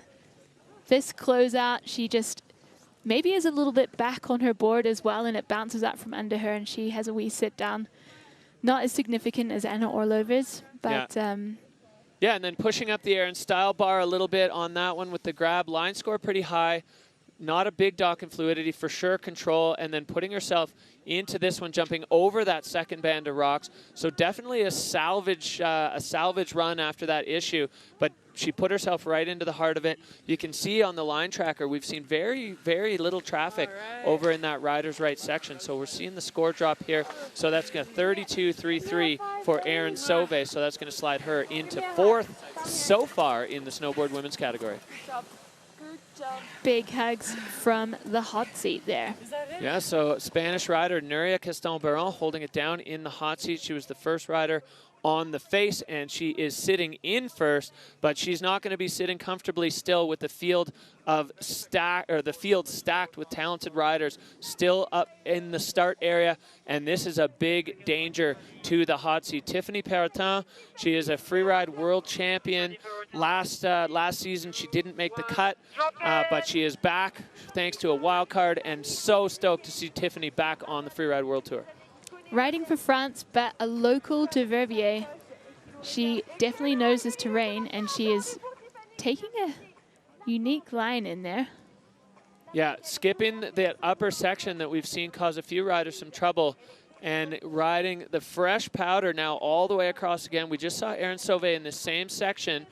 Tiffany on the toe side there, so comfortable on that extremely exposed traverse. You can see we've got safety team all over the venue that are able to react to anything that might come up. She's looking like she's going into the same closeout. You can see the slough pouring off. That's where the snow goes. That's where the riders have to go, as Tiffany wanting to line up her turn shape to air out the bottom of that. And a cleaner landing, but still a little bobble, but looking strong. Yeah, Tiffany coming down onto this pyramid nugget right off the nose of it. Stomps, that was a beautiful air. Well, Tiff Perton now putting together a solid run, coming straight off the end of that, bolts again. So this is a great, great run from Tiff Perton. I think this will put a bit of heat on the hot seat, this run. Yeah, 2022 world champ, got her way back here onto the tour, and she's going to make the very most of it coming into the Windlip, tweaking out the method there. And the final stages, I always hold my breath in this part of every rider's run, as you just want to see them clean through that arch. Once they get through the arch, the judging is over. But a fall even 5 meters above the arch is still going to be docked huge in control. So hold your breath as they come on the final bit. All right, well, we re-look here at her in the exposure, Anna. Yeah, and let's see this landing. A bit of a hand down, but definitely looking solid. And Yeah. this was absolute bolts on the landing. Yeah, probably a stage 1 if I was a judge, which I'm not, so don't quote me on that. And then another one straight off the end, really, really solid landing. You can tell she's been doing her training. She was so balanced over top of the board, never even a hint of an issue getting the grab there. So Erin Style points, every little bit counts in the Freeride World Tour. And Tiffany Perton definitely making a statement here. We'll see how that stacks up to Nuria's run. She had that slight little hand down, but the rest of the run really strong. That line, She looks stoked. the line I did was so scary up from the top. Yeah, I was still kind of shaking. Yeah, no more. All right, here we go. The score dropping for Tiff with a 62.67. So she slides herself into that bronze medal position. And Nuria fends off another huge, huge attack from the snowboard women's field. Tiff Perton, former world champ, now sitting in 3rd in the snowboard women's category. So that's the situation as it stands. Ana Martina in 2nd and Nuria Castan-Barón, the Spanish rider, on the top. There are only 2 riders to go, so the worst we could see Nuria finish right now is in 3rd place as we go back up. This is start number 1, and this is our wild card, the true wild card, pro rider Marissa Krawczak. She's been working in the film world. She dabbled in free ride early in her career and then switched paths completely to ride in front of the camera, and she's been making a big name for herself. We saw her natural selection, got the wild card for the tour, definitely feeling a little bit nervous, but right at home in this big terrain as she goes completely a different direction and right into the air off that first feature. So definitely making hesitating no time in getting into the meat of her run. Yeah, dropping in from start 1 and looking super confident, lacing some nice turns through this technical and steep terrain. I've already seen some air time. I'm sure there is plenty more where that came from. Yeah, Marissa looking so solid on the board, and this angle gives you a real perspective on exactly how steep it is. Airing off the Windlip now, she's kind of joining up with some of the other tracks that we've seen. A little bit of a release now as she's picking up speed coming down. There's a bunch of features stacked up underneath, so Marissa opting to choose for the nose of this pyramid, directly off the tip of it, straight onto her board. Looking solid and lining up. Oh, cruising around that one, just getting the pow turns. And it's looking dreamy down there. So not so many features stacked in this run, but a lot of fluidity and great board control. Yeah, ridden really well. So line score definitely is a factor in here as Marissa picking up a handful of speed now into this final Windlip feature. Yeah, so it's always a balance between fluidity and line score. You know, if you release a little bit on the line score aspect, you can ramp it up on the fluidity, which is, I think, exactly the option that Marissa Krawczak took, and really steep exposed riding at the top. So it'll be interesting to see what the judges do with that. Maybe a few more features in Nuria's run, but I think overall a bit more charge from Marissa. Yeah, this is her first air. She got straight into it, catches the grab, and just makes some beautiful turns. Yeah, snow conditions absolutely magical here on the Petit Bec. Right off the nose of this one, you can see there's that set track, so kind of absorbing the takeoff a little bit as we see kind of even Steven all the way down through the judging criteria. Line score a little bit lower, which is as expected. One of the things the judges often don't love in the line score option is when you're riding past features they feel you could have hit. So that'll definitely ding her on the line score side. We'll see how the others stack up to the run of Nuria as we see the score come in at 55.67. So Marissa sliding into 4th position, and that's another big threat fended off from the Spanish rider, Nuria Castan-Berron. Is she going to put herself on the top of the podium today? There's only one more rider that can have a say in that, and she is up at the top. Anxious moments for Nuria. All right, well, that's where it sits right now. Melissa Krozak sliding into 4th, just behind former world champ Tiff Pereton and the rookie Anna Martinez. And this is the last rider in the snowboard women's field. It is Estelle Rizzolio, free ride by day. She's coding and DJing by night and decrypting and destroying systems of oppression. Estelle now on course here on the Bec. She made a really strong impression on her first year on tour with a couple of podiums, ending up 3rd overall. She certainly proved that she can play in the big leagues. Yeah, one of the things that stood out in Estelle's riding to me often last year was it was checkers or wreckers. She would go huge and she was on the podium, or she would go huge and we'd see her tomahawking. I never really saw a medium run from her. So we'll see if she holds up to that as Estelle heel side making her way across this top section. Goofy foot, that means. So trickier to be above that exposure on your heel side edge. It does, but there's lots to play with on this side of the venue, and she is pushed out further than anyone else. So I'm very curious to see what she's got for us. Yeah, in a completely fresh zone, no tracks out here, but what there are plenty of feature options as Estelle lining herself up above many options. Be interesting to see which one she chooses. So catching some air there, catching the grab and riding out really strong. She's still got more action below her. Yeah, and backing herself on that upper air, because as you can see there, if that doesn't go right, you are in a world of hurt. Now Estelle with a jump turn, that tells you how steep it is that you have to toss your board in the air to even get it around. And clean through that section too as Estelle makes her way now through those goalpost rocks. There is a feature here. She's going to slash instead, get that powder glory at the bottom, just trying to stay out of other people's tracks. Estelle Rizzolio now coming down over another chunky rock section. Got some more to play with here. She's lining it up and riding out super strong, straight lining towards the finish. This one will have Nuria worried, I think. That was a really, really strong run from Estelle, and it was packed with features. Really good at the start, and then all the way down. She just had hit after hit after hit. Every single one of them clean. Never even a hint of control loss or hand down or anything. So Estelle Rizzolio, the last rider down, with a really, really strong statement here for women's snowboard. Yes, Estelle. Nice. Hi, Nuria. Big smiles from Estelle. Catching the grab on that one. Just looking rock solid between features as well. Here she had a little bit of hesitation to find her takeoff, but just rides out so strong. Yeah, and I really think the judges, those kinds of hesitations are going to be looked upon kindly because they allow you to put yourself into the right position on the face. When you're hesitating for, I guess, no reason, that's going to really ding you on fluidity. But things like that, there's definitely going to be a little bit of space for if you're controlling yourself before releasing into a big move. So Estelle down there, all smiles in the finish as the judges tabulating. They're racking up exactly what she did against those 5 criteria. And the score coming in, this is going to be it, 63.33. So Estelle moving her way into 3rd.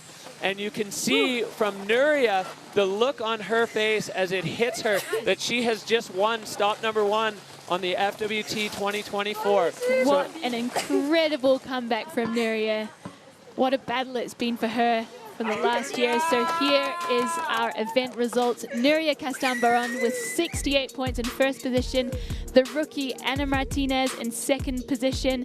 And Estelle Rizzolio in 3rd place. Yeah, a really strong ride there from the rookie to put herself into second, earn herself a silver. See Erin Sauvé there and Anna Orlova rounding out the snowboard women's field. So what a show we had there from the snowboard women. And Nuria, as you said, coming back from that intense experience that she had, the physical, the mental, all of those things coming back to Verbier to do it again. And she is just absolutely overwhelmed right now with emotion, taking the win and a gold medal and a handful of points here on the Freeride World Tour. Great start. We've got smiles and tears on our Freeride World Tour podium with Nuria in first place, Ana Martinez in second, and Estelle Rosolio in third position. Well, just overcome with emotion there. Snowboard women's field wrapping up, so there are only skiers left to come on the Freeride World Tour FWT Verbier Pro. Here we have our overall rankings now. Nuria Castan-Baron leading the charge. The exact same rankings as we just saw in the event. Obviously, this is going to change as we roll through the season. And then we've got a trio of French flags there. Ana Martinez, Estelle Rosolio, and Tiff Periton going 2, 3, 4. And then we see Anna Orlova and Erin Sauvé. That is 6 and 7. You got to be above, or 4 or above, if you want to move on to Fieberbrunn and Verbier for the FWT finals.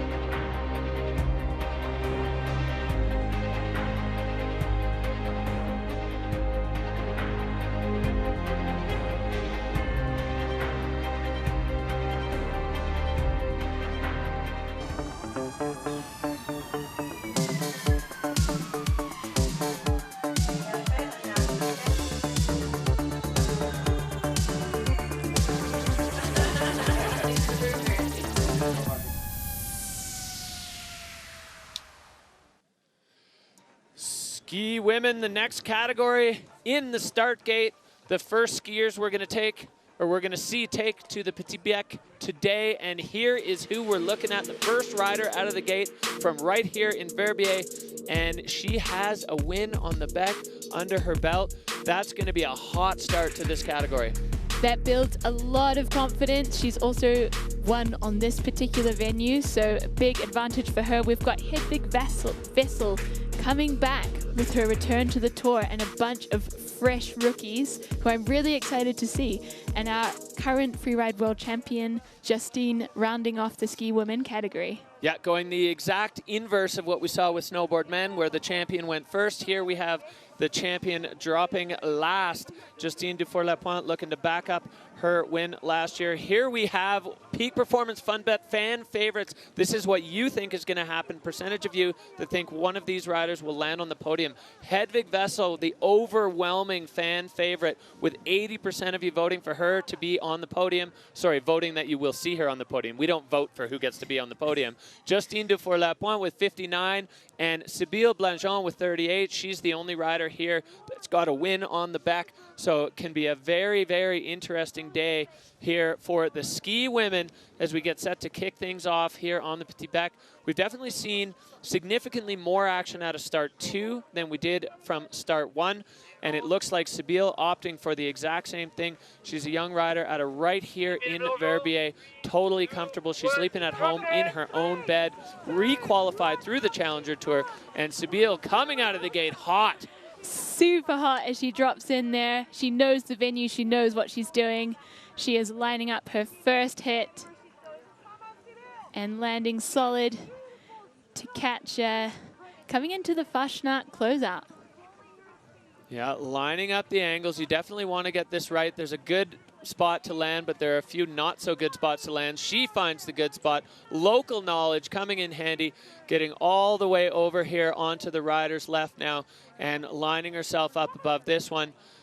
Nice and clean for Sabile. Again, above big exposure, tracking those turns, staying strong on the downhill ski. You can see by the angles her skis make that it's so steep. Pinned in the fall line, trying to get over to the next feature and able to put it over there. So Sabile stacking it up. I'm so impressed how she's laced these features. She did have a back slap on that one, but she's managed to link together some seriously solid hits on this run. Yeah, that last feature looked like it might be the only air on the back that has a flat landing. And she got a little bit compressed there into, you know, a low-grade back slap, I think. We'll have to, we'll re-look on the replay. But Sabile, the first rider in the ski women's field, screaming across the finish line. An absolutely stacked run. You could see she had to work sometimes to get across to the next feature, the speed really picking up after each air. Hope she is happy with that one. She's really kicked things off with a bang. So looking at the pace she brought into this face, I was really impressed with the aggressive start. Yeah, right off the guts of that. Just getting her feet over the bomb hole, pushing out onto this left feature. And a heavy head on that landing, but holds it together. She's been doing her squats and her core exercises, and this is the flat landing we spoke about. A bit of a hand down, but an impressive line score. Yeah, definitely a minor issue, but definitely not nothing. So the judges will take note of that, as they definitely need to, you know, really find those little points of difference between the riders. So score coming for Sabile was 75. Strong start and a benchmark for the rest of the field for Sabile Blangeon, the local Swiss rider from right here in Verbier. Verbier Pro firing already in ski women as she rolls over to that Dynastar hot seat. How long will she sit in it? That is going to be determined by the rest of the field as we are underway now with ski women, and we are looking back up at start number 2. Our next rider, we were talking about fast runs. Molly Armanino may not ever leave the fall line. She's speedy. She's always finding the little nook and cranny straight lines. Big boosting airs. Molly, always so exciting to watch. She came on to the Freeride World Tour with a bang last year, right away just staking her claim as one of the women to watch.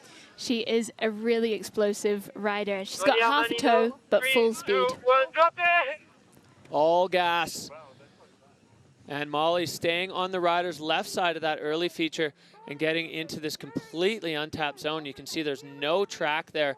Molly Armanino above this gigantic cliff and coming out clean into the lower section. So still above the closeout, where she's going to make her way over here past the La Bamba double. We saw some of the snowboarders heading over this direction. And we'll see what Molly's got teed up over here. Definitely plenty of features to be accessed from this section. Lots to play with, and she's found her entrance. She's working her way down to the cliff band, finding her takeoff.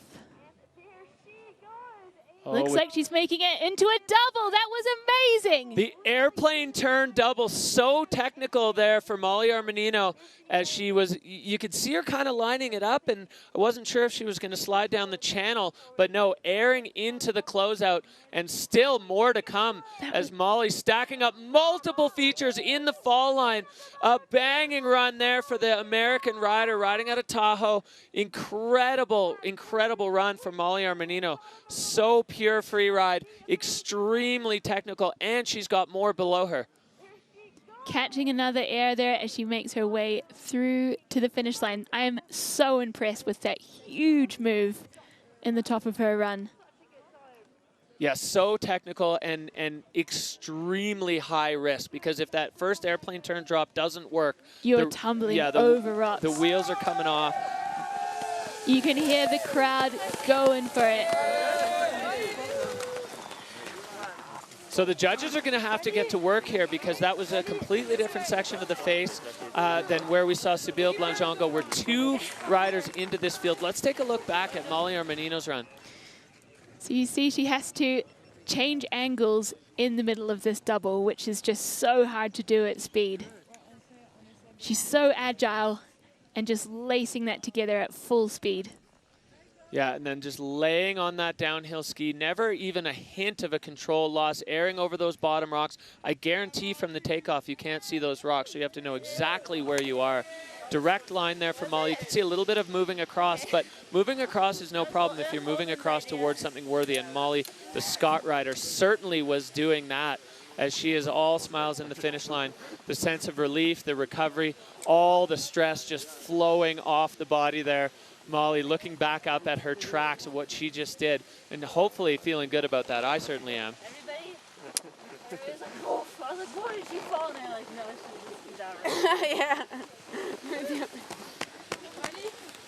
All right, well, the judges have had their say, and Molly, 80.67, and she slides into the hot seat. First rider in the 80s of the ski women. So a huge statement there from Molly Armanino as she puts herself into the Dina Star hot seat with an incredible run here on the Petit Bec. We are 2 riders in, and I am just so fired up for ski women. This is incredible stuff. Well, there's no break in the action here at the Verbier Pro as we go back up to the top, the Chamonix. This is Megan Beton. She is a Dina Star rider. She is in start 2, second year on the tour. She had a rough start last year and then just brought it back with some real tenacity by winning Kicking Horse and put herself into finals. And Megan absolutely flying out of start 2, an aggressive start to her run. Coming into the first feature here, looking solid. Catching some air and just showing great control. Also wanting that traverse, just making it over. Yeah, and I think going lower than the established traverse is probably a much smoother way to get in there. Yeah, it certainly looked pretty creamy. Catching some air as she works her way above the exposure, trying to find her entrance in, electing to ski through the chute and out, super smooth. Yeah, picking up a handful of speed here. Megan Beton coming in above this section that we saw some of the other riders taking, skipping that one, so lining up. And she's got a bunch to work with down here. I think she wants the big one at the bottom, and she is taking it off the nose. Oh! Catching an edge on the landing. Yeah, you were exactly right there, Anna. She was skipping the small potatoes for the big dog at the bottom, and unfortunately just on the run out, catching an edge, and it tossed her sideways. So Megan Beton just trying to dig her ski out of the snow. Looks like she's up and okay. She's moving around. The drone's got a good view of her there as we see the big picture of Megan, Dina Star rider there, going down on a huge move. Yeah, it'd be interesting to see that one on the replay and see if it was just punching through the firmer base or whether she caught a rock. I can see one sitting up there. So picking herself up, dusting herself off. Wow, well, ski women going ham already, and we're only 3 riders in, and we've seen 3 runs with giant moves, big air, highly technical. Again, still airing over the ice fall. I'm almost positive she has her goggles in her hand. She does. The goggle handbag, everyone's doing it in Paris. Fashion, darling. But that was, it's great to see that ski women are not holding back at all. They are biting into this face with all of their teeth.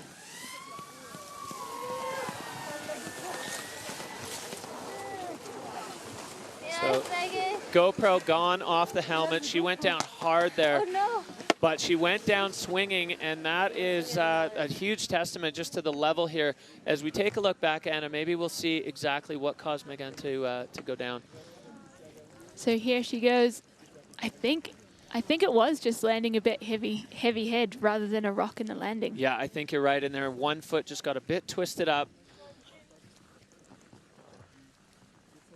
Oh, yeah. Yeah, you could see it. There was a slight twist of the 1 foot, and it was in the snow. And once you get that pressure on the ski, that's it. It's tripwire time. So Megan Beton with a strong start and a rough finish. Score comes in for her 22.67 for the Chamonix rider, but she's going to come back. You know, we saw already this story play out before. I can predict how this goes. Megan has a tough start and then comes back sometime a little bit later in the season with a huge performance to put herself right back in the mix. So that is going to be it for Megan Beton. Addie Rafford, we're going to see her now coming at a start too. A huge splash as a rookie as she came on tour last year and won her first event. She's been busy both in her ski career and her film career. Her and the Milkbox Girls putting out a fantastic film at the start of this season. I was lucky enough to get to see it at the beginning of the season. Very cool what they're doing with the kind of blending skiing and art. And I love Addie's style. She's one of the most stylish riders on the tour. And she's always kind of looking for the big moves, but never, ever, ever without the full package of steez. 3, 2, 1, drop in! So she is dropping in from start 1. It's great to see some play on this side of the field. She has been ripping around Verbier the last 10 days. So I think she knows the snow and she knows where she is going. Addie Rafford now, no tracks in this section. Hopping over that little rock and then catching the big dog at the bottom. Clean, fluid, smooth riding. That's kind of the trademark that she's become known for. Into this wind lip. Catching some air into the next bowl and finding her next feature. Yeah, now coming down into this lower one, lining it up, spinning. Can she hold it? Oh, Addie Rafford going for the 360. Sick to see it in contest, and I hope she brings it back. I'm sure she has got that one on the next move. Oh, it was close there for Addie. You could see all the body language, everything leading towards that little bit of a wind-up, and such a strong effort there from Addie Rafford. No shortage of lightning and electric moments from this young rider as we see her making her way down the bottom. Another one. If you're going to go down swinging. There's, you know, there's a lot to be said for that. So we see Addie Rafford crossing the line. Not quite the connection on that one that she was hoping for, but big respect for the send. Absolutely. That was so big. You like almost got it. So let's check out the replay. This was such an aesthetic cliff that she aired there, the slough pouring over, catching some air time in the shifty into the next section. And then she was close. She was so close. Just the hip maybe a little bit inside the feet. As you could hear Molly react at the bottom when Addie crossed the line. That was so big. You could see the rotation was right, directly perfect with the angle of the slope. It was so close to having that. Addie Rafford's with a 31.33 there and a big 360. Love to see the freestyle creeping into the women, not creeping, thundering into the women's field here as Addie Rafford throwing down and making a statement of what she's here to do this year on tour. Can't wait to see it. I'm sure the Milkbox Girls are going bananas right now. All right, well, we are back up. This is another extremely exciting young woman, Manon Losky, 21 years old. She qualified for the tour last year, and then she was injured, so not able to take the start. In the meantime, earning herself that Red Bull helmet. She's a peak performance rider. She is another one, similar to Addie, stylish in everything she does. She's got a bunch of big tricks on lock. Will she unleash them on the Beck? We'll see. You know, World Tour debut. There's a lot of balance. Are you gonna come out and just throw all the cards on the table, or are you gonna take it a little bit easy and just get a result under your belt? We're gonna see what Manon elects to do, but whatever it is, I'm excited to see it. I am she's so highly anticipated to come on the tour. She's been in the La Clusaz Freeride Club since she was 14 with the freeride legend Seb Michaud, and she is oozing talent. She's an explosive rider, and I'm just so stoked to see her finally on tour.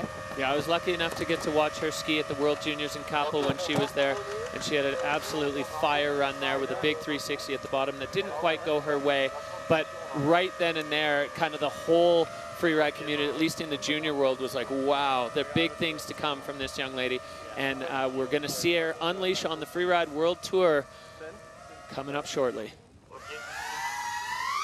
Oh, you can hear the drone firing up. That's a good sign that we're about to see Manon Loeschke debut here on the Freeride World Tour. She's been ripping around with Adi and the rest of that crew. It's great to see all of these riders. You know, they don't know each other previously, but they probably followed each other on Instagram, and then they just, boom, fast friends, locked in. And Manon now on course from start 2. Dropping in here with some serious pace, lining up her first feature. Solid landing. You can see her exceptional technique. Yeah, really aggressive start here for Manon as she gets down into this rock band, moving her way into the exposure on the rider's left side of the face. There's nothing small below her, lining up, making sure she's in the right spot as she has put herself into a serious situation here on the back and landing super clean there. Manon getting on that downhill ski as she fires into the lower section. This big open powder face just looks like an absolute joy to ski for these riders. The only track on this section right next to the boot pack. And it looks like she wants to take a chunk out of this big buttress here. Going huge and managing to hold that one together. That was a huge air from Manon. Wow, looking up from the screen and out at the actual face behind or in front of us. And Manon now, big shifty, tweaked out off the wind lip. So going into a completely untested area on the Petit Bec and firing top to bottom. Manon Loeschke. Oh! But she is through the judging line. What an entrance. So mega. That bottom section, or that section inside, is really lumpy. And you can see she fully let her guard down. If you're going to do it, that's the time to do it as we look back on Manon's run. Right from the top, she was into the guts of it. Sniper landing there, just riding out with perfect turns. And this was another sizable air. She seems to only go really big. Yeah, so, you know, we've been anticipating Manon Loeschke coming on tour because of her freestyle game, but she just went all in on freeride there, opting to give the Bec its kind of classical painting. And Manon Loeschke with the pure freeride line pinned top to bottom. The score's going to be big. Is it going to be, oh, 94 points for the French rider.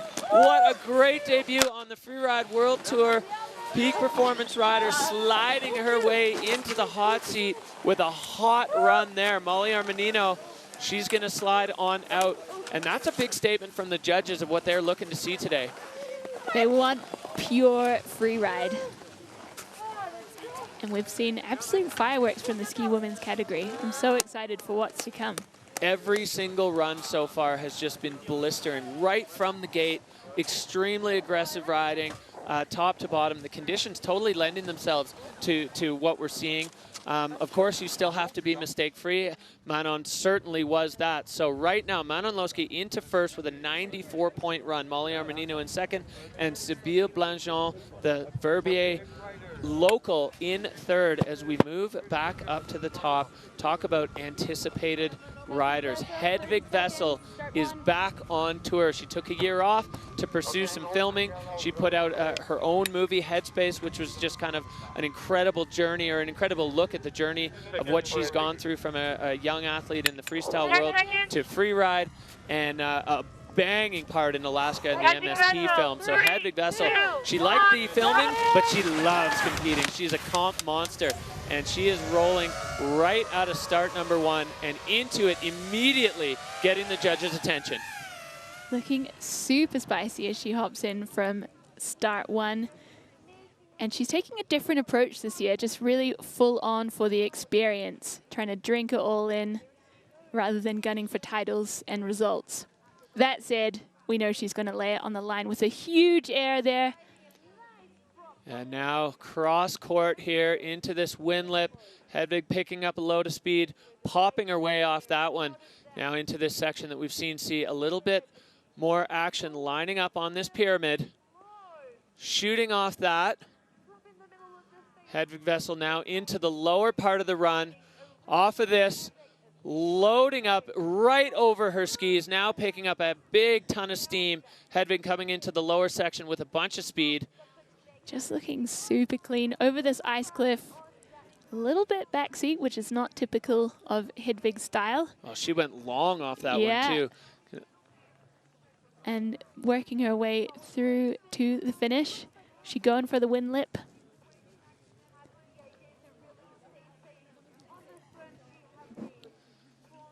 And under the arch, Hedvig Wessel, if we're quiet there, it's just because we're holding our breath. We don't want to see these riders at the end. So big hugs for the two peak performance riders there. Trading stories. Checking out the action. Everything so smooth and technically on point from Hedvig. Yeah, the line score high, fluidity high. All the judging bars. There's Hedvig. You saw her taking on a completely different section of the face than we saw Manon Loeschke go over there on the rider's right, out in the powder, and long off this ice fall. You can kind of see her, you said, coming off her heels there a little bit, but she was able to get her feet back under her enough to land clean. So there's the line from right to left from the looker's perspective. The score dropping 77-6-7 for Hedvig. So she moves into third. Molly Armanino holding on to second, and Manon Loeschke fending off a huge challenge from Hedvig Wessel. She's getting her campaign started off here in Verbier. She, as you said, she's come back with just a whole new mindset. Hedvig kind of felt like she was so focused previously on results and winning and everything that she almost felt like she missed it. You know, missed the experience of being on the Freeride World Tour. So now drinking it all in, putting herself into third, currently in a very strong field of lady skiers. As we move back, you can see that tiny little dot in start two. That's going to be the next rider out of the gate. Another rookie from France, Astrid Chelou. She is a freeride junior world champion. She's only 20 years old, as you said. Just a quick stop on the qualifier tour, lighting it up on the challengers, and high speed, I feel like, is kind of the name of the game for Astrid. Yeah, so she's also alumni of the La Clusaz Freeride Club. She's been in there with Seb Michaud since she was 13, and she's riding in super smooth, looking really strong, and heading over to the looker's left of the venue. Yeah, getting high on that traverse and putting herself above a beefy chunk of exposure. Astrid Chelou, no stranger to big terrain, and opting for something similar that we saw Molly do. Perfect execution there from Astrid, as now she is down over these low section. That airplane turns so technical for these riders. I'm really impressed with the young talent coming out of La Clusaz right now. And she's hopping her way onto this one. It's going to be an acid drop scenario. And she's got it, makes it into a double, and rides out clean. She was really committed to that one. Yeah, definitely. She had to work to get that feature for Astrid Chelou now, as she is motoring through this lower section, trying to get over to that wind lip in the powder. Astrid with the trademark speed. Looks like the approach to that wind lip's a little bit tough. It doesn't have a clean in-run. It's got a big lump and bump into it. So Astrid now is going to wrap up her debut on the Freeride World Tour for Astrid Chelou, and almost getting taken out by the bump that took down her very close friend and riding companion, Manon Loeschke. So big hugs shared there from the two young French riders. They have absolutely smashed their start to the Freeride World Tour. So through technical terrain, she has held her cool and linked together some really impressive air time. You can see Erin's style and technique are totally jacked. Her line score is high. Yeah, similar line to what we saw Molly Armanino take, so it'll be interesting to see how the judges compare those two. So much stoke. The shared experience from these... Yeah, the shared experience from these riders is everything. They're all going through this together, and while they are competitors, there's so much to be said for the camaraderie that they all hold. They're riding together on the off days. They're all they're having a blast together, just kind of learning, learning each other and their styles and everything, putting it all together. So Astrid Chelus now done her first run on the Freeride World Tour.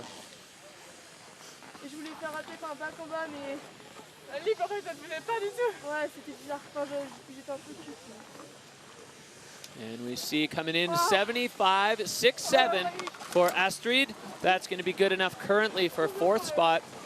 So not going to bother her good friend there in the Dynastar hot seat, Manon Loeschke, still holding it down for the ski women.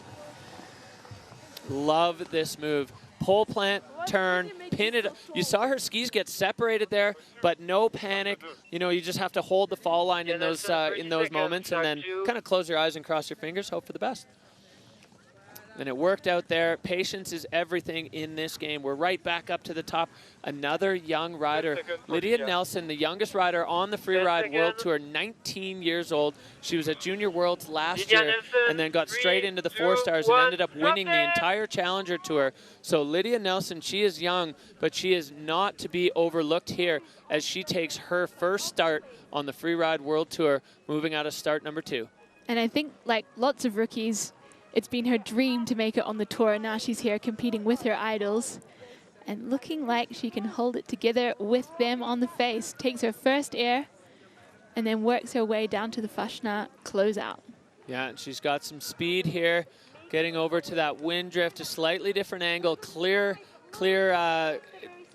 connection with the landing there as Lydia now moving underneath that second stage of the La Bamba double, and plenty more features as we see Lydia coming down to the pyramid, taking it off the nose, over, a little shifty there, staying in the fall line. Nice run here so far from the young American rookie.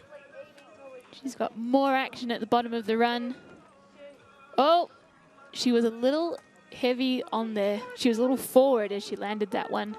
Yeah, and 1 foot just getting caught up there. You could see clean on 2, and then the single foot getting dragged back as she's got her ski with her. So unfortunately, when the ski comes off, that is going to be a no score for Lydia Nelson, young American rookie. She's been living in Glacier, Washington, enjoying Mount Baker to start the season off. And it was looking good. We'll have to catch the replay to see exactly what happened there. Lydia Nelson is saying it's been tripping her out just being in the mix here. She's looked at Hedvig, for example, as an idol of hers coming up as a junior, and now being in the same start gate in the same competition. It's a lot to wrap your head around as a 19-year-old. I definitely think it brings a whole different mental game, and just having one competition under her belt is going to help her just move on and make a solid plan for the next one. She is also new to visual inspection, so that's a big change for her. So it's a steep learning curve. Yeah, and the hot take on that is she knew exactly where she was going. It didn't ever look like she was lost. I think just an unfortunate snow snake taking her out, but we will look back now to see what was the cause. So a little forward, skis quite close together, and not such a solid base for landing on maybe. Yeah, and that right ski just getting dragged backwards in the hole, and you could see the skis kind of split almost into a daffy as she rolled forward. And Lydia Nelson, unfortunately, going down, but I'd say minus the crash, that's a good start and a run to be proud of for the Dynastar rider there. Lydia Nelson with a no score, so she's going to be slid right down to the bottom of the pack on the ski women. Big ups to Manon holding down in the hot seat as Lydia sliding on out. Strong start, but unfortunate result for the young American rookie. Well, we continue on. Ski women delivering all the action here. FWT Verbier Pro as we go back. And this is another rider we've been anxiously awaiting the return of. Basically, the start of the season, right before the first comp last year in Bakira Barrett, blown knee for Lily Bradley, and that was the season ender. Like on comp day, pre-runs, just loosening up, and Lily tearing her knee. She's had surgery. She said 80%. They said 80% is about where it's sitting right now. So let's see if 80% is good enough on the back. So Lily is dropping in from start 2. We're stoked to have her back on tour. She always brings the best vibes.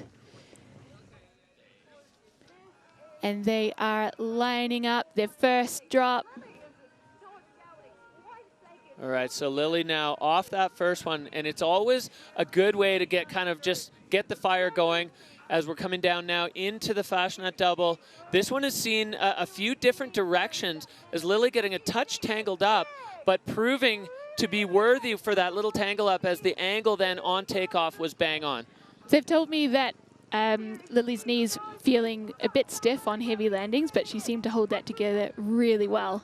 Yeah, catching the corner of that pyramid. It's got to be unnerving as a rider coming back from injury. And while they've been skiing, it's never a full test until you get into comp run. And a comp run can be a completely different beast as you're putting so much pressure on the limb, so much pressure on the joint. You know, Lily said it's going all right, but there's always this test, and I think that was really the test for Lily of whether that knee was going to hold up to the pressures of a Freeride World Tour run. I think they can be very happy with the run that was put together today on the Petit Bec. You are such a fucking badass dude! Oh my god, I was freaking out watching you run. That was so sick. So here is Lily making it through the Fashionette closeout. Bit of a stage 1 on that one, clean the rest of the way. You can see fluidity a little bit down for Lily Bradley there. The rest of the run super solid though, and a great return to form I think for Lily Bradley. Very impressed. And sorry, go ahead. Well, I was going to say she brings quite a lot of freestyle elements to her run, so it's amazing to see her put together a full free ride run. Best time not on that fucking rift. Thank you very much. Well, and this is just a testament to the whole thing.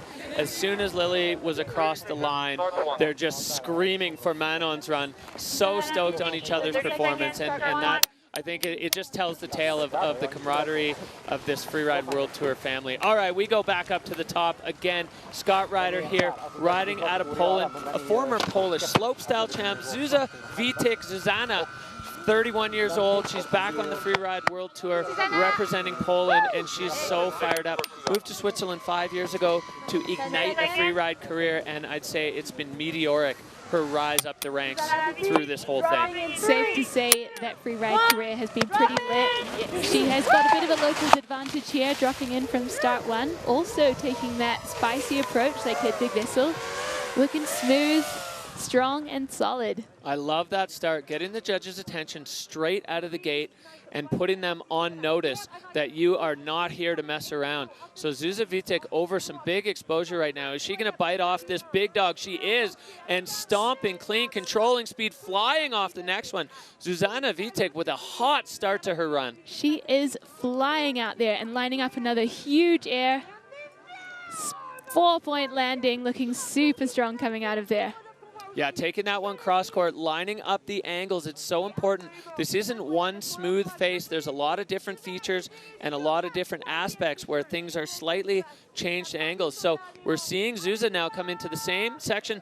We saw Manon and clearing Manon's bomb hole, roasting off that air. A huge, huge launch from the Polish rider as she's going to catch the bottom section of this windlip. She had so much pace coming out of there. Zuzanna Witek with a big statement here in ski women. That run was an absolute heater. What a return to the tour.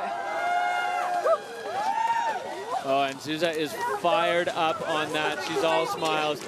Big hugs for Manon. Potentially nervous moments for Manon as we just saw another fantastic run on that section. I love the way she started that. Yeah, there was so much fluidity between each feature, no hesitation. Let's check out the start there.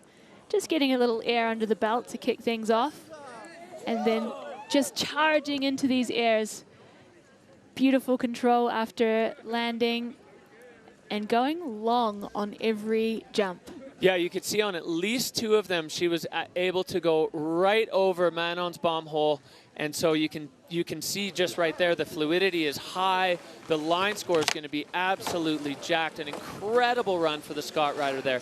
As the judges having their say, a 97.67. That is an unbelievable score for the Polish rider. You can see it in her face. She is blown away. So happy and well-deserved for Zuzia. That was, again, pure free ride on the Bec des Ros. The judges know what they want to see, and that was it.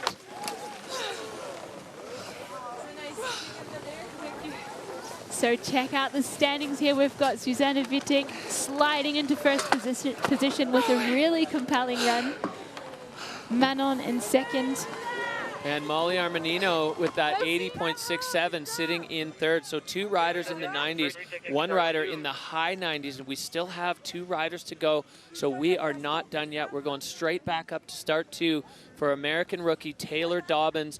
She's, again, just fitting the mold of classic free ride overachievers. She qualified for the Tour and passed the bar in the same season, grinding out law school, all while competing on the FWT qualifiers. And now she is here on the Tour and pinned out of start 2. Making her way over the shoulder. It's definitely getting kind of funky in there, but she is having no issues. Bringing some speed into that top hit.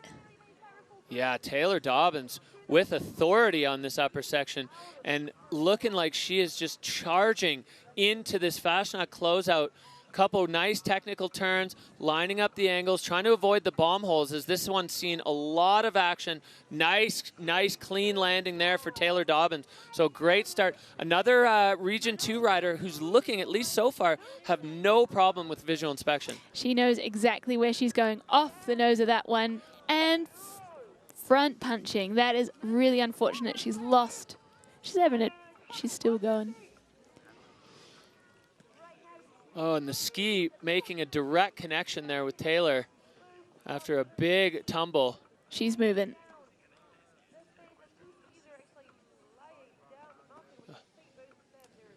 Well, her ski is just off on an adventure of her own. She's waving, she's all good. She did the Region 1 wave and then the Region 2 head tap, so double good there for Taylor Dobbins, as that was all going so well, and then just a little bit of a punch through the crust as we look back. Her top section was so aggressive and so strong. Really impressed with the line she's put together for us, and she was skiing so well. Let's see how she came unstuck.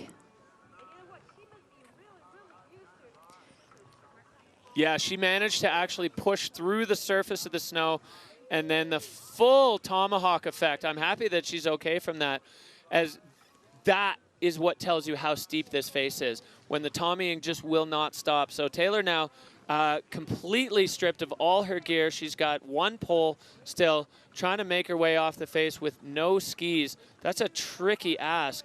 We got the ski runner there bringing her ski down to her. See the tomahawk track there. That is impressive. It reminds you that ski boots and helmets are very heavy.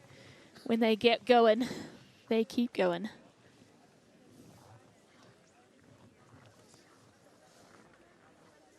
Touching the knee. Yeah, hopefully she's all right from that. That was definitely a violent fall, going head over heels. She looks like she's moving well. Yeah, making her way over to catch her pole, and then the ski runner will catch up with her. And it looked like the other ski went all the way to the bottom.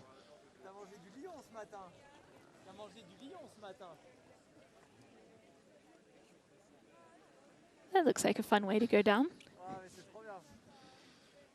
Tough start on the Freeride World Tour for Taylor Dobbins. But I think, again, you know, we saw this with a couple of other riders. We saw it with Megan Baton and with Lydia. Strong statements in the top halves of the run. Really good, strong, aggressive riding. All 3 of those women taken out by the punchy snow conditions. So there are features on the face right now where there's a little bit of inconsistency, especially if you're coming in with impact.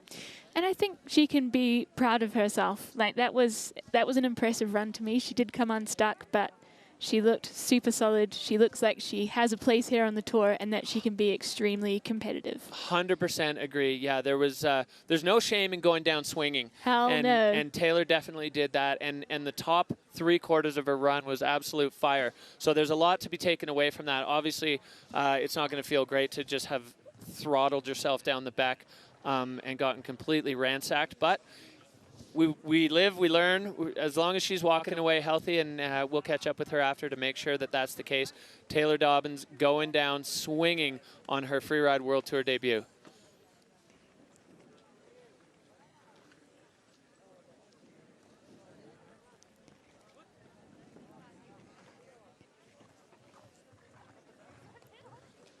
All right, well, we do only have one rider left. That is the current and reigning Freeride World Tour champion. And we had a chance to catch up with Justine Dufour-Lapointe.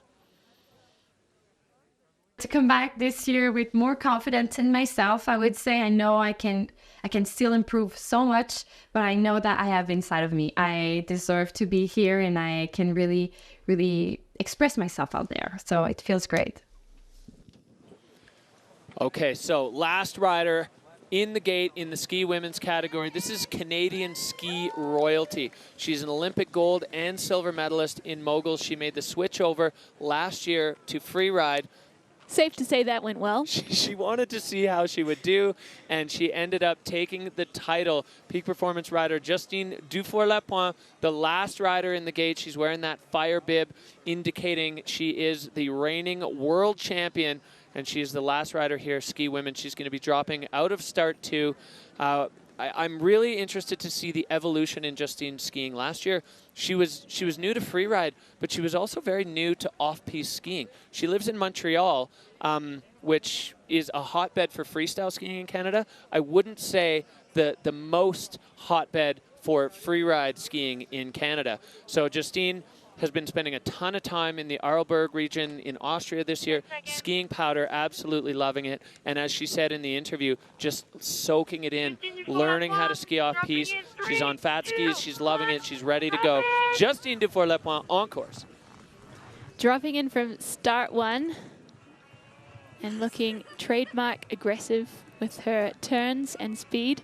Taking her first air, looking super solid. And finding her next features on the face. Carrying some speed over into the next section. Catching a little bit of airtime there. Yeah, Justine now above this one that's caused some other riders some significant grief. So we'll see opting for the side hill, slightly more consistent landing, getting the skis out of the fall line there to direct herself over to the next feature. And Justine laying out a backflip. Is she going to be able to hold it? No! Oh, tossing a huge backflip there, and unfortunately just bouncing out of the landing. Wow, well, Justine is not here to mess around. That was enormous. That was huge, and she's blowing us a kiss, so I think she's quite all right. Like many riders, I think you're happy to go down swinging rather than put down a mediocre run, and that was certainly far from mediocre. Holy cow. So Justine Dufour-Lapointe, I mean, we know she has the freestyle. She's got the pure freeride too, going right off the fall line, the highest point, getting a little rattled by some of the tracks there, but she's so strong. She threw it. She was oh so close, and those lower features definitely seem to have a little bit of punch to them. Yeah, as we mentioned, we've had some heat and some wind earlier in the week, and that means that the base is actually quite firm. We've had 10 cms of snow overnight, but some of the landings in that lower section are very firm. Yeah, maybe almost not quite firm enough as the feet going through the crust, but Justine definitely making a statement that she is looking to bring those moves onto the big faces. Wow. Love to see it, Justine. Yeah, so that is it for ski women. Justine's waiting for the ski dude to come down and fetch her ski, which is probably still stuck in the hole that she made when she landed. I wonder if the ski men are going to be taking a little bit of notes from the way some of the women have been getting kind of tossed around on those lower airs. Yeah, I think they will have been watching with anticipation. Some of them tune into the live stream from the top. Others call their friends who are watching from the bottom. Oh, that's veteran. Various ways to get the beta up to the athletes at the top.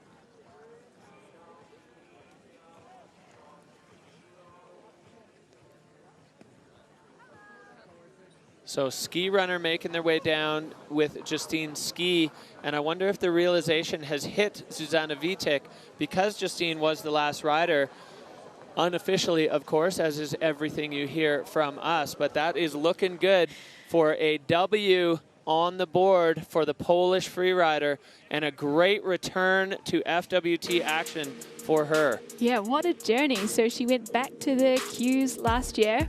She placed third in the Challenger Series, but then got the wild card through. And here she is in first position in her first event back on the Freeride World Tour.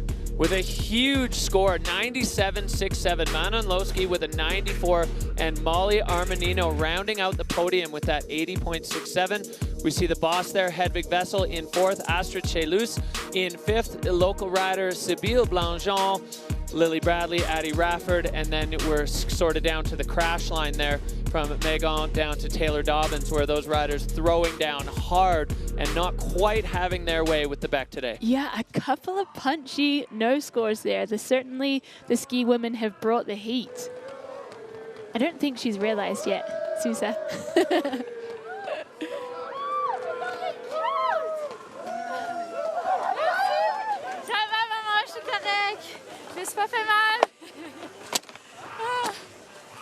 Well, all smiles there from the reigning champ, Justine Dufour-Lapointe. She said she's okay, and she's going to come back, and I guarantee we'll see her come out swinging. You know, again, we're following a trend. Last year, we saw Justine punt a huge backflip in her first event and then win the second event. So would not be surprised whatsoever as we see now the overall rankings. Polish rider Zuza Vitek holding it down in the top spot. And Manon, Molly, Hedvig, Astrid, and Sybille. There's the cut line. Lily Bradley just on the downhill side of that. But it's, of course, only one event in. So currently, some really good moves for the riders ranked on top, and a bit of a fire under the feet of some of those other riders who are going to be looking to come back swinging in our next comp. It's always nice to have some fire in the belly for the next events. So here is our podium, getting together, all smiles. So we've got Zuzana Vitek in first position, Manon Loski with her debut event in second place, and Molly Armanino with the sniper run in third position.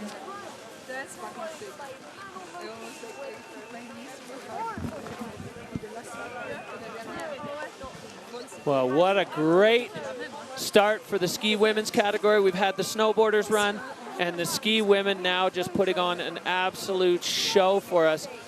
As we look at the big picture here, the Petit Bec des Rosses, the backdrop for this incredible show, FWT Verbier. We're going to go down to our ski women's winner.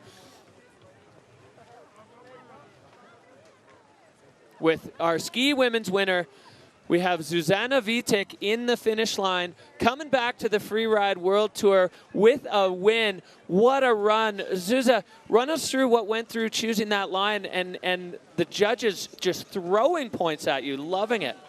Crazy, actually, yeah, I'm like so stoked. And now it's like classic.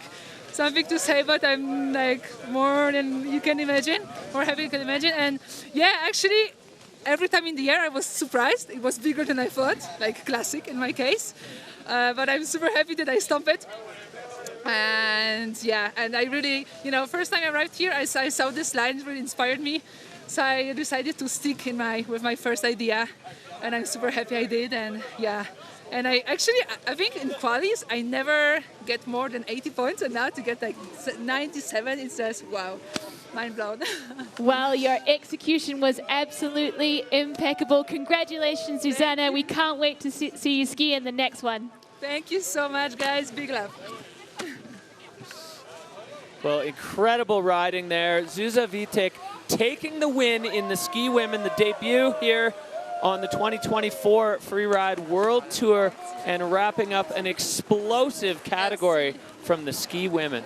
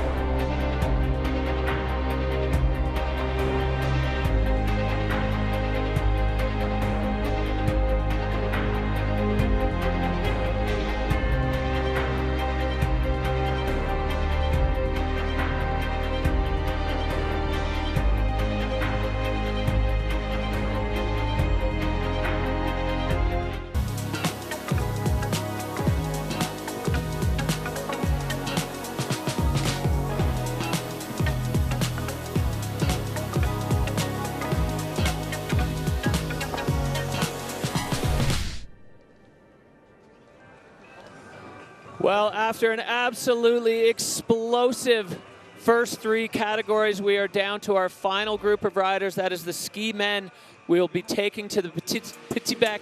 Next up, the first rider out of the gate, an exciting rookie out of Japan, hailing from Niseko, Tenra Katsuno. Another rookie backing him up, Dylan Flinders, Marcus Goguen. And then the champion of the Freeride World Tour 2023, Vale Rayner, dropping 4th. And it really is a who's who of riders here. Looking at this start list, so much talent on tap. Carl Regner Eriksson, the Swedish rider, back for another swing.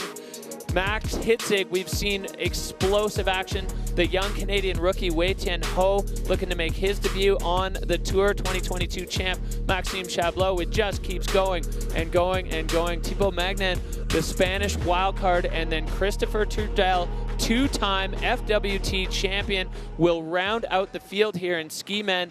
As we speak here, see Max Hitzig just watching the live feed, maybe lining up the features, making sure that he knows exactly where he's going. This man's performances since his debut on the Tour have just been electric, and we cannot wait to see what he's going to bring today, what all of them are going to bring today. The ski men's field, like every other category, so stacked. So here we go, the Peak Performance Fun Bet fan favorites. You didn't make the cut if your name's not Max. Max Hitzig, 49%. Max Chablot, 46%. Max Palm, 44%. So even voting there on the Peak Performance Fun Bet fan favorites. That is who you think is going to be on the podium here. The Maxes have it. They've certainly earned it too, with some explosive runs in recent seasons. So the crowd absolutely firing here at Verbier for the FWT Verbier Pro. You can see all along the col here, crowds gathering, finding their little nooks and crannies to hang out in as all the action coming to us from the Petit Bec, the shoulder of the Bec de Ros, legendary mountain here for these riders to take on, and an intimidating way to start the Freeride World Tour here for the 2024 season for a lot of these rookies. And Anna, I think a factor that we haven't been talking enough about is how many of these riders never got to ride the Bec last year because the final event was canceled. Yeah, so we almost have some non-rookie riders that are in the same position as our riders that are having their debut today. So it's really leveled the playing field. Of course, there are some veterans like Christopher Trudel who have skied it more times than he can count. But there's lots of people, it's their very first time. So I think there was a lot of chatter in the riders group when the Verbier Bec stop was announced, and there are a lot of riders shaking in their boots. Yeah, big time. Definitely some nerves, some anticipation, some excitement as well. A lot of the riders, I know Marcus Goguen was really pumped up to get a taste of it last year, and was extremely disappointed when it was canceled in the end. So all of them going to get to take a big bite out of the Bec de Ros today on the Petit Bec. And our first rider out of the gate, this man, Japanese rider Tenra Katsuno, hailing out of Niseko. He's just recently arrived in Europe. He's been very busy skiing powder and filming with the Blank Collectives crew over there in Niseko. It's so exciting. I got to meet Tenra years ago at the Junior Worlds, and he is such a talented rider. He's got a deep, deep bag of tricks, but also his actual ski technique is so solid. Honed in powder, but it's working out on the qualifiers for him. I would say it's been perfected in the hard pack of New Zealand as well. He was sent down there as a 16-year-old, speaking almost no English, and this is where he discovered freeride and built up this immense skill set that's about to be unleashed. So Tenra Katsuno dropping in from start 2. Well, Tenra with an aggressive start. This start 2 has seen a ton of action. You can see some rocks already getting exposed there as he makes his way fast and fluid above the exposure and popping into the fall line there for Tenra. Looking silky smooth because this snow is looking quite cut up, taking a feature that no one has yet and linking together, clearing that rock in the landing. That was absolutely huge. Oh yeah, Tenra getting an extra feature and getting himself perfectly lined up. A quick 360, almost looked like it didn't even affect his turn shape. And Tenra with a big backflip now, stomping it clean. What a debut on the tour, and he's not done yet. Now, still some action to come on the lower section of the Petit Bec as he makes his way towards the Windlip. The Windlip hasn't been functioning as much as a big money booter as we have seen in years past. Really hard to hold the speed, but Tenra floating a 360, just popping it around at the end. It kind of looks like some of the riders are expecting a little bit more air off it, and then the in-run just saps the speed. Yeah, I think it needs to be buffed out a little bit before you can carry speed in for some serious airtime there, but he still made good use of it. Well, what a start from the young Japanese rookie. First run on the tour. The snow was awesome. Something you need to know about Tenra is the time he's spent in New Zealand has given him just a little twinge of a Kiwi accent. Which I love, and I love the way he has laid it down on his first run on the tour. That was a beautiful back. He's so relaxed, so laid out. The snow was awesome. The statement from Tenra Katsuno as he makes his way through the finish line and locks in his very first run on the Freeride World Tour. I'd say from the moment we saw him as a junior, it felt like it was destiny for him to be here, and for him to bring that performance to his very first run, absolutely incredible. The judges rewarding him with an 86.67. They are going to run out of numbers with scores like that going down already from the first rider. But I will say, at least in my opinion, extremely well-deserved. I couldn't agree more. Really stoked for this kid to put down such a solid debut. Well, he is hyped on that. And that was only the first rider. We have 22 men in the ski field here today, so expect non-stop action from top to bottom. Every single category has delivered that, and we are straight back up to the top. The Utah native, Dylan Flinders, he was injured last year. He didn't get to take the start after he qualified out of the Challenger Series in 2022, unable to start.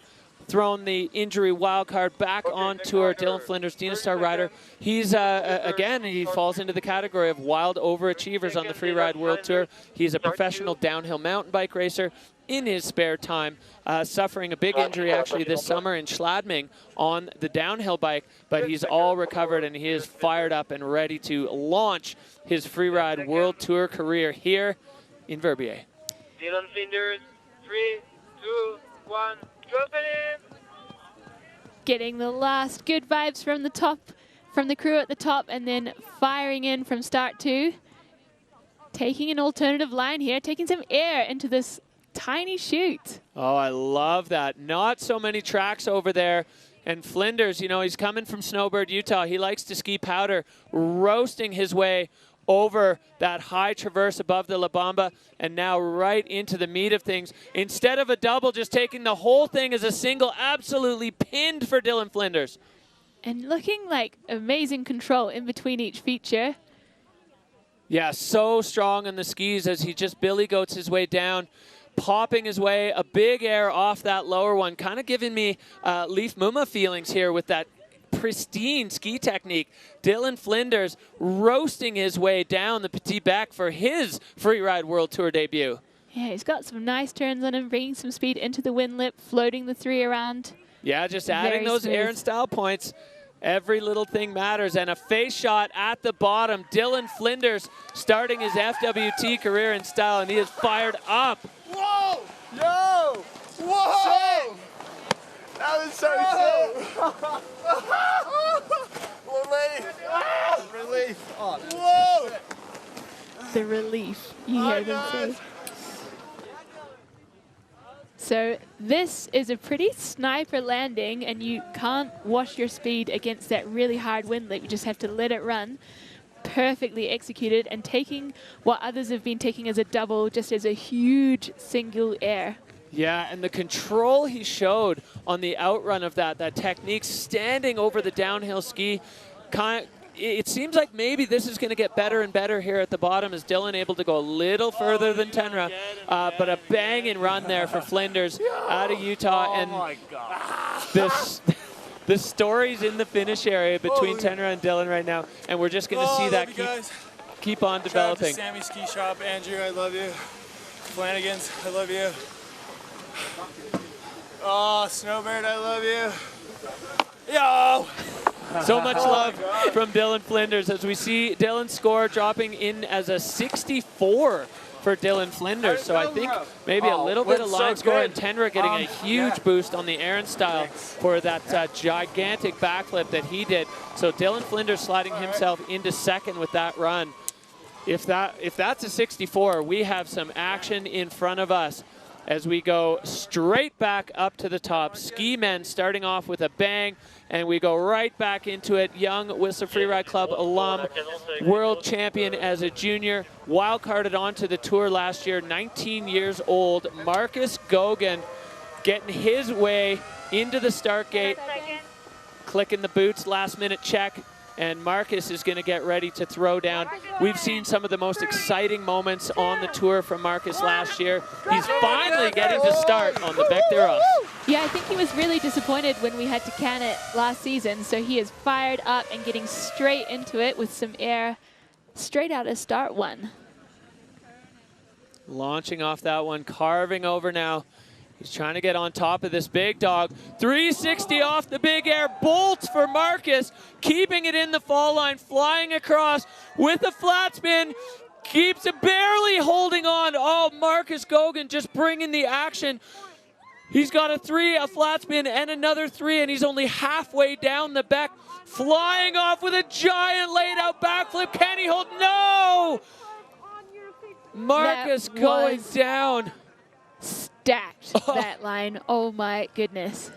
It's a steep face. It's hard to connect all the features if you're taking them at in a relaxed manner without tricks in between. But to lace together so many huge tricks is a challenge. Well, that was just mind-blowing from Marcus. More features than we've seen anybody put together, and all of them with huge tricks. That bottom backflip, unfortunately, causing him some grief as he's got to find his ski and his helmet. And now in the unenviable position of skiing the Bec des Roses on one ski. Well, let's take a look back at this, Anna. That was insane. Super floaty and smooth and total control. Flat spin. Got pretty loose on the landing there, managed to pull his ski back underneath his foot. Huge 360 there for Marcus, and then early takeoff on the backflip. Oh, a slight over rotation to then front punch. He was a little folded at the waist and not able to hold that on, but a big statement from Marcus of what he's here to do this year. There will be no rest. If you're a Marcus Goguen fan, it's heart in the mouth 100% of the time as you wait to see top to bottom just non-stop action. I'm truly amazed that his helmet came off. Yeah, he definitely got pretty thundered there on the landing, as that was just, I don't even know how to describe that. It was so action-packed. Every single feature had something. All of them were really big. Unfortunately, the backflip, which is kind of bread and butter for Marcus, but that air, we've seen the punchiness of it take a few riders down, and unfortunately, Marcus not able to pull that off.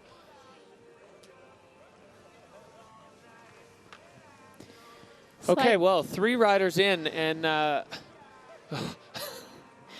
didn't know whether to tell you, Derek, that you actually spat across the booth when the tricks just kept coming. Yeah, that can happen. That can happen when you get fired up watching the Freeride World Tour. You see Max Palm there, Tenra Katsuno sitting in the hot seat. Oh, that was an insane run. Where'd my ski go? You dog. That was sick. Marcus still has not found his ski. It's up there somewhere on the back. Where did your helmet?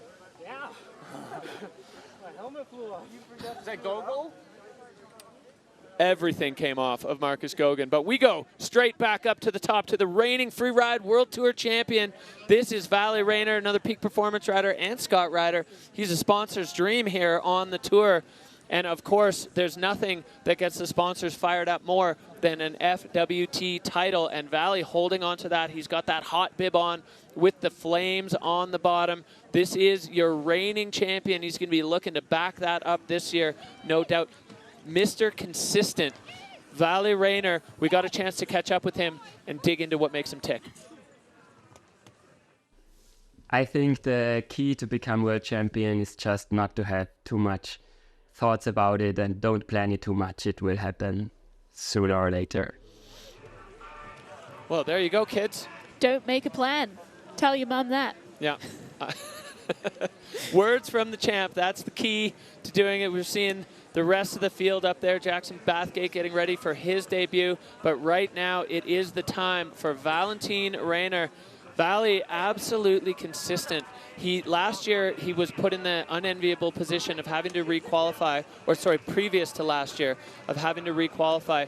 And he took those lessons that he got out of the Challenger and applied them absolutely perfectly and went from not able to requalify to World Tour champion. So a real sort of testament to some tenacity, some grit, and a real openness to learning of how to get it done. Definitely. And I made a joke about his suggestion not to plan to become world champion, but I really do think it's important to balance the extrinsic and intrinsic motivation from an athlete's perspective. If you focus purely, if you be too calculating and just look at the points you can generate from each feature, you might not be following your heart and really going for how you can express yourself the best. Whereas if you ski what speaks to you, you're going to have fun that's going to be communicated to the judges, to the fans, and usually scores quite well. Yeah, it allows you to keep a little bit of looseness in your skiing, which I think is so critical for these athletes, not get hung up on the outcome goals, but just focus on the process, let your skiing do the talking, and the rest of it will take care of itself. And it worked out for Vali Rayner, holding on to that world champion title and the hot bib in the first event of the year. He's another one who's been really enjoying the recent powder conditions in St. Anton. It's been just a banging start to the season in the Alps. He's skied a lot of really, really good runs. And been having an absolute blast doing it. He's been on fire lately, so let's see if he can stack up to that initial run in the ski men's field that we saw from Tenra. He's looming up there in start 2. Looks very impressive from this angle. All right, here we go. Vali Rayner. Vali Rayner.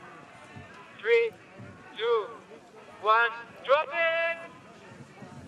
Dropping in from start 2, our current world champion. Working his way, getting a bit caught up there, but making it work.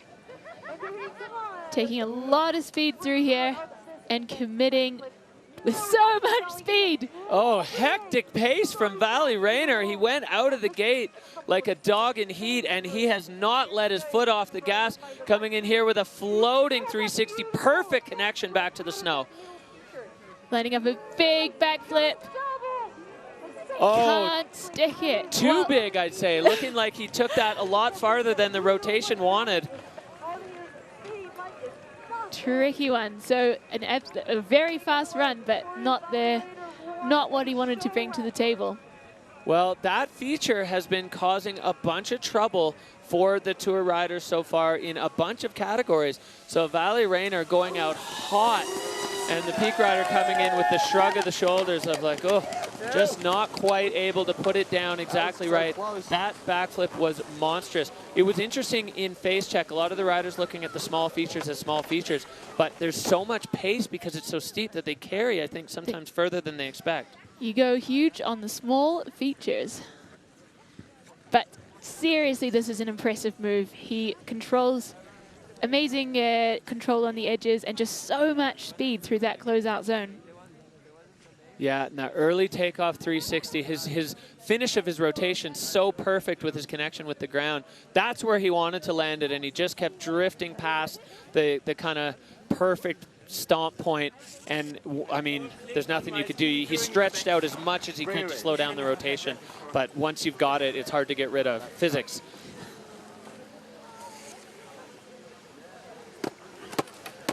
All right, well, Vali Rayner dropping in a 55-point score there. Good enough for third place currently, but in this field, hard to imagine that's going to hold. So the ski men bringing the thunder here in the Verbier Pro. FWT riders absolutely just stacked up at the top of the face. This is where we sit right now. Tenra Katsuno, Dylan Flinders, and Vali Rayner with the 55 in third. Marcus Gogan, no score as he got ransacked by the back on what was looking to be one of the all-time runs, just stacking it up. We go back up, though. Andrew Pollard, A-Paul, the pride of Alta, Utah. He's become, you know, in the absence of Reine Barkerud, he's become kind of the father of the tour. He's taken a bunch of the young riders under his wing. Always smooth, always stylish. Andrew Pollard now up at the top, just getting ready to kick things off. Always bringing the good vibes and making sure the riders are being well looked after. He really is. He's an advocate for the athletes. He's an advocate for the sport. And he's such a great representative of the sport, bringing all the aspects of it that everybody loves into kind of one person. So A-Paul now on the back. Dropping in from start one, catching some air out straight out of the gate, taking some serious pace, lacing through those rocks and just looking silky smooth as he links together his first features. And in true A-Paul style, finding perfect transition. This is a man who does not like to land flat. He said they don't have flat landings at Alta, so he doesn't know how to do them, so he wants nothing to do with them. Floating a 360 there. So crisp for Andrew Pollard as he gets on that downhill ski, getting himself another air cross court, holding the torch for Drew Tabke as the cross court wizard. And so good to see Andrew Pollard pinned out the bottom, trying to get every little bit of speed into this bottom feature with a huge Daffy.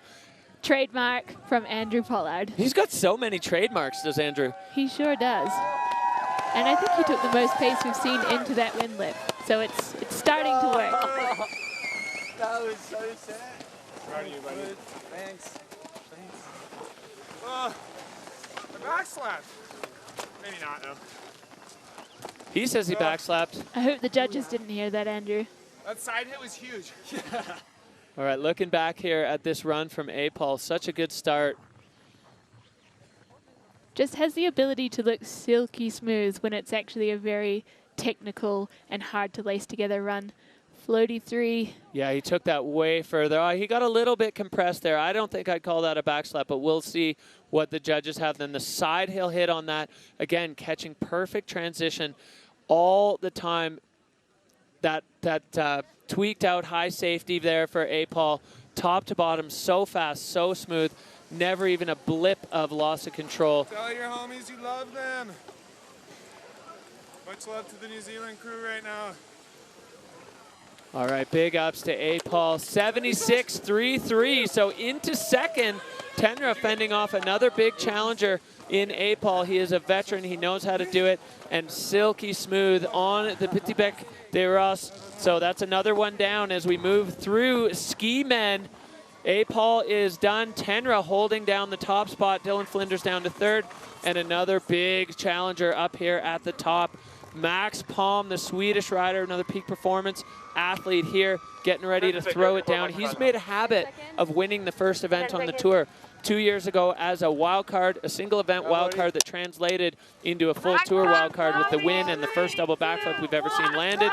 And last year in Bakira backing it up. So we'll see if he can three-peat opening the season with a win. Max Palm way over on the side. Yeah, going for the pow turns off start one. And just cruising through some serious exposure here, looking to find his line. Coming into a big zone. A huge 360 for Max Palm. He cannot hold on to it.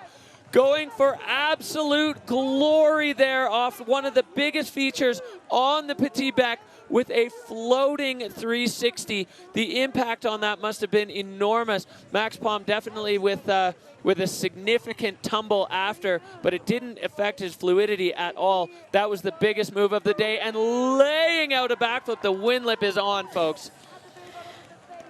That was enormous. I think that was the slowest 360 rotation I've seen because the feature was just so enormous. Wow. Well, Max Palm really putting one down. Him and Marcus have been spending a ton of time together, and both of them taking their crazy pills, going for just the monstrous moves here on the back. We have got to catch this one on replay. Yeah, I love this start. He's got 2 features and then a completely untracked pow field as he approaches this monster. The rotation was perfect, just not able to hold the landing. It looked stiff there. It certainly did, just knees to the face and yeah, couldn't hold on. Beautiful laid out backy there. Holy, well, fire is what we're seeing coming out of the mouths of the ski men as they are taking off some big chunks of the Petit Bec. You look at that line there on the line tracker over the biggest rock in this whole area, and Max Palm just tossing a 360. The rotation was perfect, just looked like the landing was a bit too firm for the impact that he brought down. Indeed, and we've got his skis in shot there. Christopher Trudal told me that Max has always been a huge advocate for long skis well into the 190s and was always making fun of people on shorter skis. And this season he is dropping in on 184s. So let's see if he continues with that at the rest of the events. Yeah, I think he's just enjoying the kind of playful aspect of those skis and his ability to throw them around as we see the big picture here of the Petit Bec. It's only petit on a relative scale to the Big Bec. It is still a giant, giant chunk of terrain, and these riders making the absolute most of it here. FWT Pro in Verbier, kicking off the season for 2024 on the Freeride World Tour by Peak Performance. It is firing here. We saw snowboard men, snowboard women, both electric. The ski women went off. We saw some really, really stellar runs. And then, of course, we saw some riders going down swinging, and no change in the atmosphere for ski men. We've seen incredible stomped runs, and we have seen some moves not quite go to plan from these riders, but everybody throwing down today. Thrills and spills, and it's interesting to see the different categories use different sections of the face. All right, another young rider out of right here in Verbier, his second year on the tour, 3 times in the top 10. Him and Martin Bender approached me this morning and said, it's really important that I mention that they love gorillas. So for all the gorilla homies out there, Simon Paradin is doing it for you. Working his way through from start 2 there. Cruising past that one to take the high traverse over. Yeah, high speed. And taking off a big chunk of this serious exposure makes it, that was huge. Stomping there, the first stage of the La Bamba. Simon Paradin going now into another untracked zone with a big 360 and unable to hold on. Something. Oh, his airbag's deployed. He's got the full yard sail there. And he's waving. He's all good. For Simon Paradin, just releasing all of his gear on an enormous move. And there's the gorilla chest beat. Love it. Something I love about Simon's riding is that he's a tall guy. And it's actually hard to look steezy and smooth and technically on point as a tall guy. And he really makes it work. He is a beautiful skier to watch. Yeah, that was a bold performance there. This air, absolutely massive. Over 2 shelves of rock, stomped perfectly, and then a ton of speed as he floated this 360. See if we can see where it went wrong. I think his skis shoot out as soon as he makes contact with the ground. Just puts him back seat. There goes, he blew a shoe. Yeah, that was a big impact. There's a very few spots on this venue that it's not really, really steep in the landing, and he definitely found one of them, and his ski was not having any of it, where he blew it out. The airbag deployed, poles and skis everywhere. Another rider going down swinging for some big moves here. So Tenra sitting pretty in the hot seat right now, watching a few big threats throw their equipment down the Bec des Rosses as they tried and unfortunately not able to stick, but some incredible moves coming from these riders. We are seeing the level elevate from all the riders, and now he kind of looks like Batman with the cape just floating out the back, or Gorilla Man.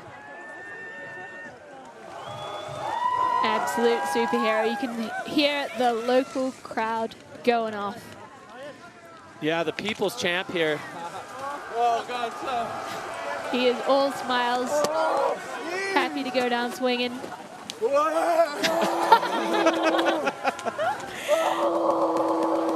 There is the gorilla. What an animal. Love to see it. Yeah, you got to respect the send there. The tall man for Verbier throwing it down on his home turf for the home fans. And we are back up to the top. Another member of the Overachievers Club here, Colton Schaff. He was the champion on the Challenger Tour in Region 2 last year. He is also holding on to a master's in civil engineering and actually working as a civil engineer on parallel with his career as a pro skier. So Colton Schaff now looking to get it done. Very first run on the Freeride World Tour, and it's on the back. Nervous, excited, all of the above. Colton stoked with his line and really happy to be here with the crew. Dropping in from start one, taking the same air that a bunch of riders have taken just to get a little bit of air under their feet before they get started in earnest. And it's looking a little bit chopped up in this section at this point, but he is looking solid with his technique, carrying some speed. Going to this cross hill wind lip, tweaking out the Eau Claire grab, and now coming in with some pace here, Colton. The 360, clean landing, nice connection back into the snow. Now this one's gonna get our hearts in our mouths as we've seen backflips go wrong here, but Colton holds it strong. A great run for the American rookie. So really, really good. That one has definitely had mixed results so far from the field. And Colton now with a head of steam into this low wind lip, popping a big Daffy and catching transition. Colton, as long as he can hold on, I'm not even going to say a word. All right, he's through the finish. His travel companion there, Dylan Flinders, along with Kendall Goodman. These three have been road tripping around Europe for the past few weeks, having an absolute blast. And Colton Schaff there putting one down. It's been a while since we've had a stomped run, so great to see Colton light it up. I think that will boost his confidence immensely for the Freeride World Tour stops to come. And he looked really solid, great technique, clean landings, held it together through that chopped up snow. And then coming down to that Heartbreak Hotel that's really ruined a lot of riders. Yeah, big 360 there, no question of control. Laying out the backflip, stretching it out, and nice connection absolutely to bolts. And then Colton coming down and just tossing, that was almost like an inverted back scratcher. Love to see it. He must have like goat knees or something that can operate on multiple planes. So Colton Schaff with a great debut on the Freeride World Tour as we wait to see the scores come in for Colton. Going way up in 77, and Colton into second place right behind Tenra Katsuno. Great way to start a career on the Freeride World Tour. You can hear the gorillas going bananas in the crowd there. All right, so we go back up to the start. Tenra Katsuno holding it down in the top spot. Colton Schaff and A-Paul, that's your top three right now. Rookie Dylan Flinders in fourth, and the champ, Valley Rayner, rounding out the top five. Hold on to your seats, buckle up your boots. This is going to be exciting. Abel Moga, the Spanish rider, he didn't make the cut last year, but re-qualified through the Challenger Series, coming in a tie. It's just incredible, the story of Abel Moga. He's now kind of, you know, I said before, he studied under the wing of Aymar Navarro. He is now the man for Spain on the tour. And we've already got a win for Spain in snowboard women. Can Abel Moga back that up for the Spanish fans? This guy is exciting. Explosive. Entertaining. Every single time he drops in, you just cannot wait to see what he does. We're getting an okay sign from Tenra. 10 seconds. Abel Moga dropping in 3, 2, 1. So Abel Moga dropping in from start one, hopping into the face there, finding his line, making some nice turns through this chopped up section, lining up his first hit. Yeah, he's got a big dog underneath him, stomping that and picking up a whole ton of speed as he comes in above this big chunk of rock. Abel Moga now lining up another big one, sliding the speed off so he can find the right angle of takeoff and connecting perfectly with a bunch of speed over everything. Oh, Abel Moga going for the biggest air of the day. The gap in his track from takeoff to landing enormous as he took off the highest point above the big cliff, carrying over that. That was phenomenal. He is moving around looking okay, but he just caught the air time of the day. He's giving us a wave. He has exploded his airbag, but he's looking in good shape.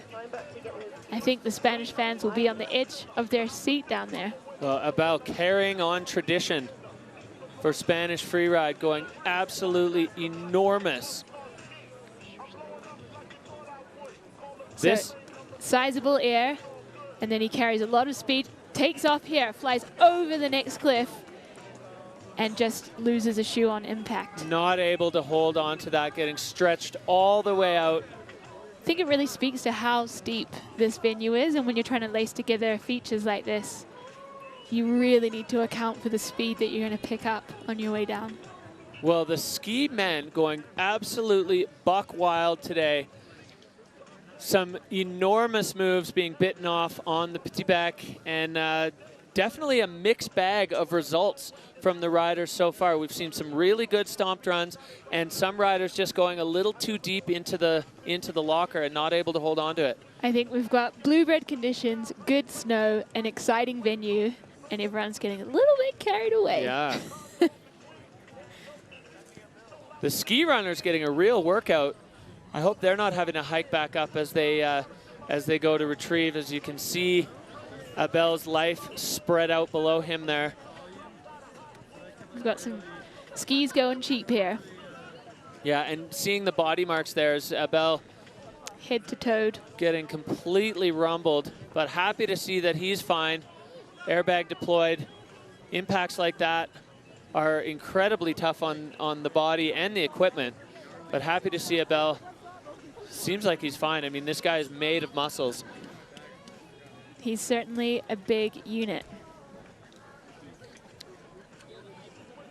Might take him a little minute to get his skis back on there.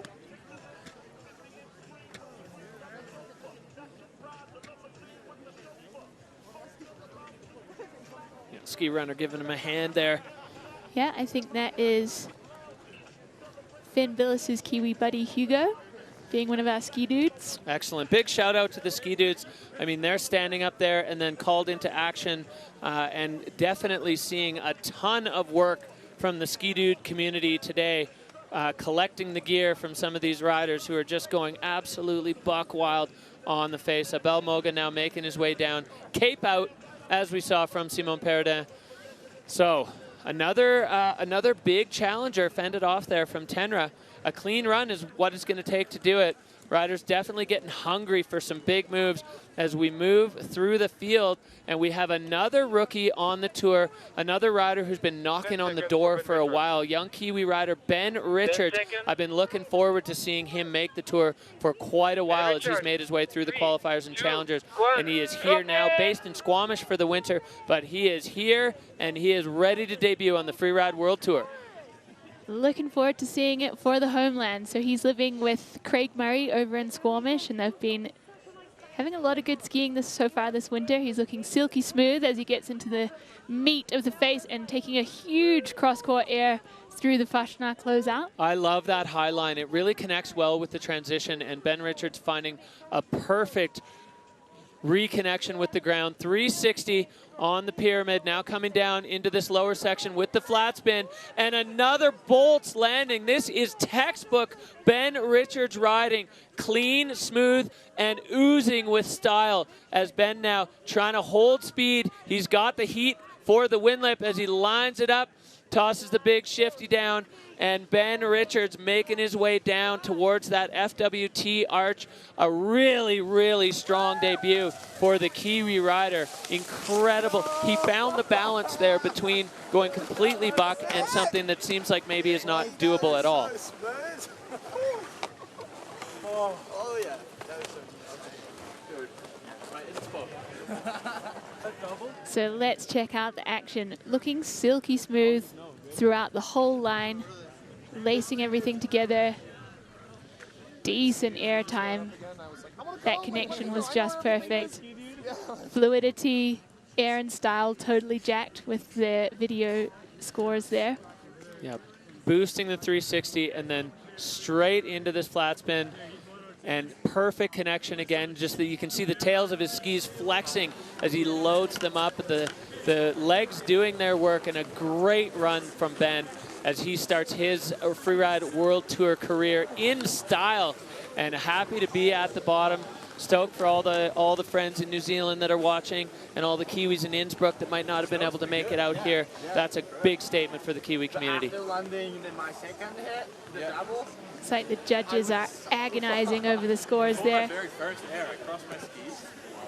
That's like, yeah, that was good. All right, here we are seeing the score come in for Ben, 85.67. So jumping in just behind Tenra there to move himself into second.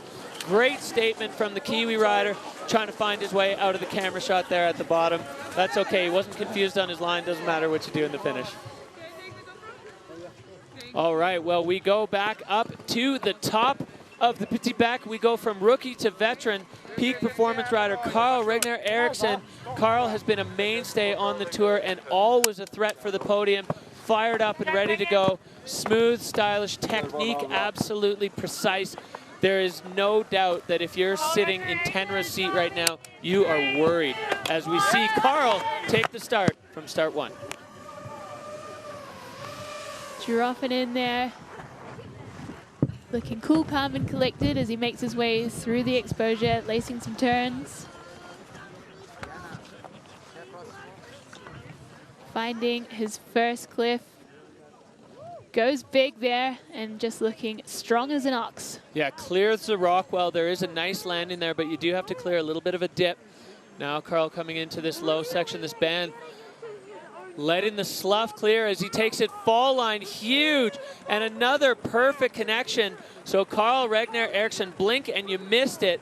A high-speed, classic free ride run there for Carl as he's pinning it into the windlip, holding on to that downhill ski and laying out a big backflip. Perfect landing. So Carl Regner Eriksson with a big statement here on the Petit Bec.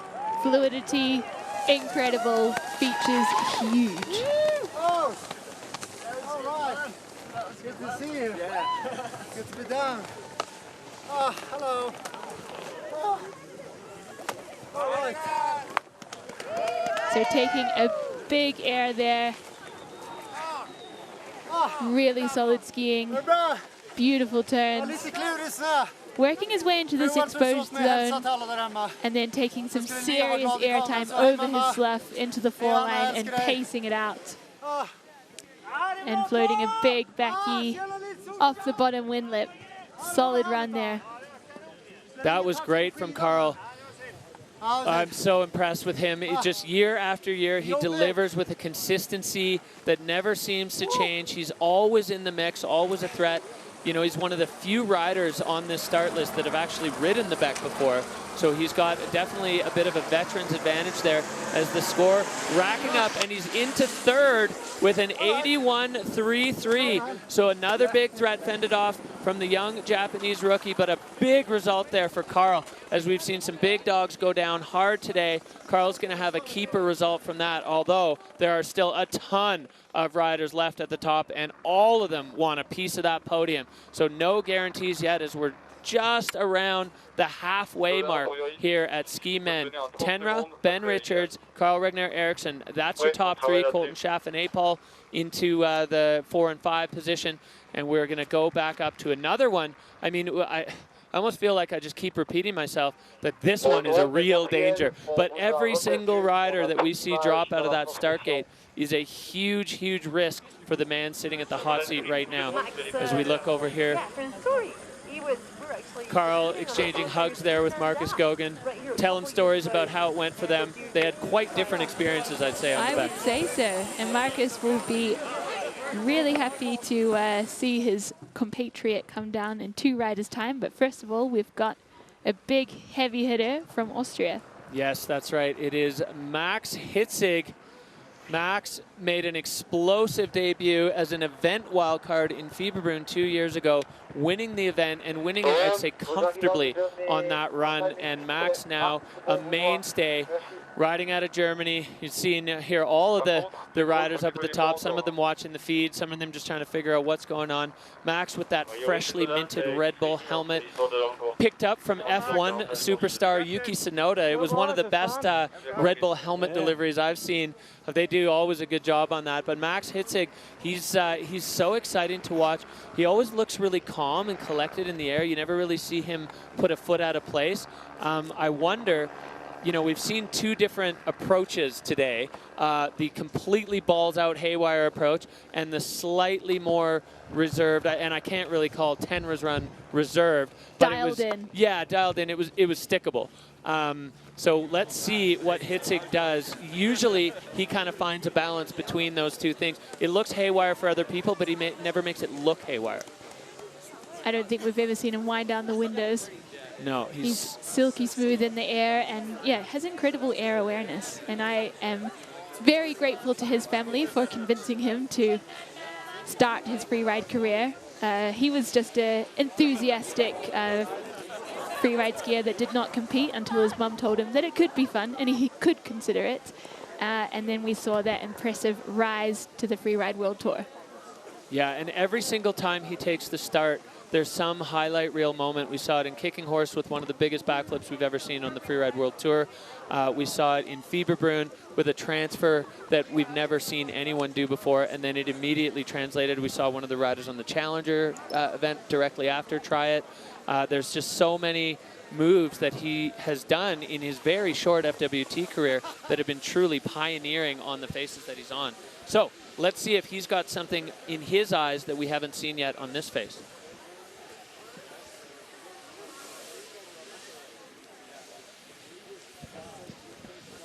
So checking out the venue, we've got half of the ski men field to go. They're all scoping out their lines. You've got a really good visualization from where they're standing. There's no convexity to the face, so you can really scope out your takeoffs and see a lot of the action that's going down. And action indeed, Anna. It's been non-stop. We've definitely seen a mixed bag of results from the action, but we've seen Tenra Katsuno holding it down in the hot seat since the very, very beginning. He was the first rider out of the gate, and he's still sitting there. But this man is going to be a threat. 21 years old, the German rider, riding out of Silveretta Montafon. He's got 1 season on the tour. He's already got a couple of tour wins under his belt, and he is ready to kick things off here for FWT 24 at the Verbier Pro. Max Hitzig in the gate. Dropping in from start 1. Checking out his first little bit of air time there. It's getting cut up, but that is no problem for a seasoned skier like himself. Taking that one pretty deep. He's just so strong. You hardly ever even see his legs bend. Perfect connection with the transition there as he comes into this section that's seen a little bit of action. Going across, following that one track, and that landing nice and smooth for Hitzig. Lining up another huge air here. Taking it deep. And 4-point landing. Perfect connection there for Hitzig, as we've come to expect. And he's still going to get this with a huge 360. And Max Hitzig stomps it, finding a way to get across to that way skier's left band.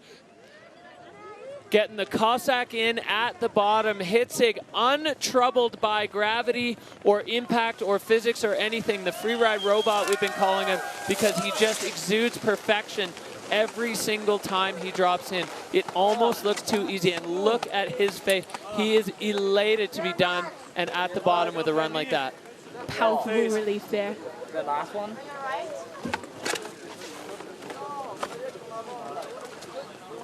May caught the knees to the face on that one. Let's check it out on replay. So taking that one cross court, going a bit deeper than the previous skiers.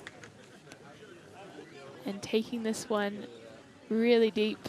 Yeah, Max. Yeah, bro. And then taking all the speed into this 360. Perfect connection. Yeah, it looks like he kneed himself in the face there. I thought he was covering his face because he was so happy. I think he was holding his face because it stings when the Gore-Tex slaps you on the lips. So now we wait for the scores. This one could be a trouble. Oh, it is a 93.67. So Tenra held it down for more than half the field. But Max Hitzig doing what Max Hitzig does, and a dominating performance here on the Pizzi Beck and putting himself into the Dynastar hot seat.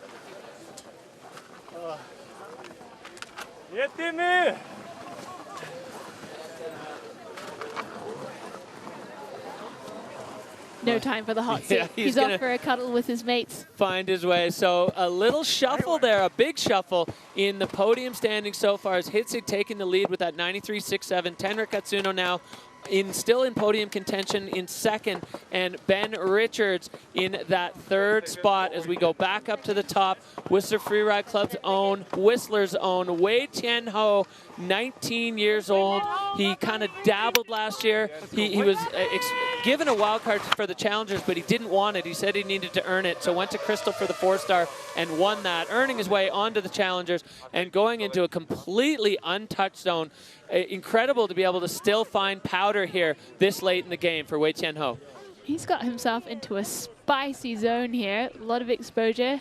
Takes some air, makes it a double, laces his way through. Incredible control there. So technical there for Wei Tian on that upper section. Nobody else even looked at that. And Wei Tian now coming cross-hill into this extremely exposed section. Rock ride, double, Wei Tian Ho clean through there, going pure free ride as he now comes down into the lower section with a huge 360. Can he hold it? No!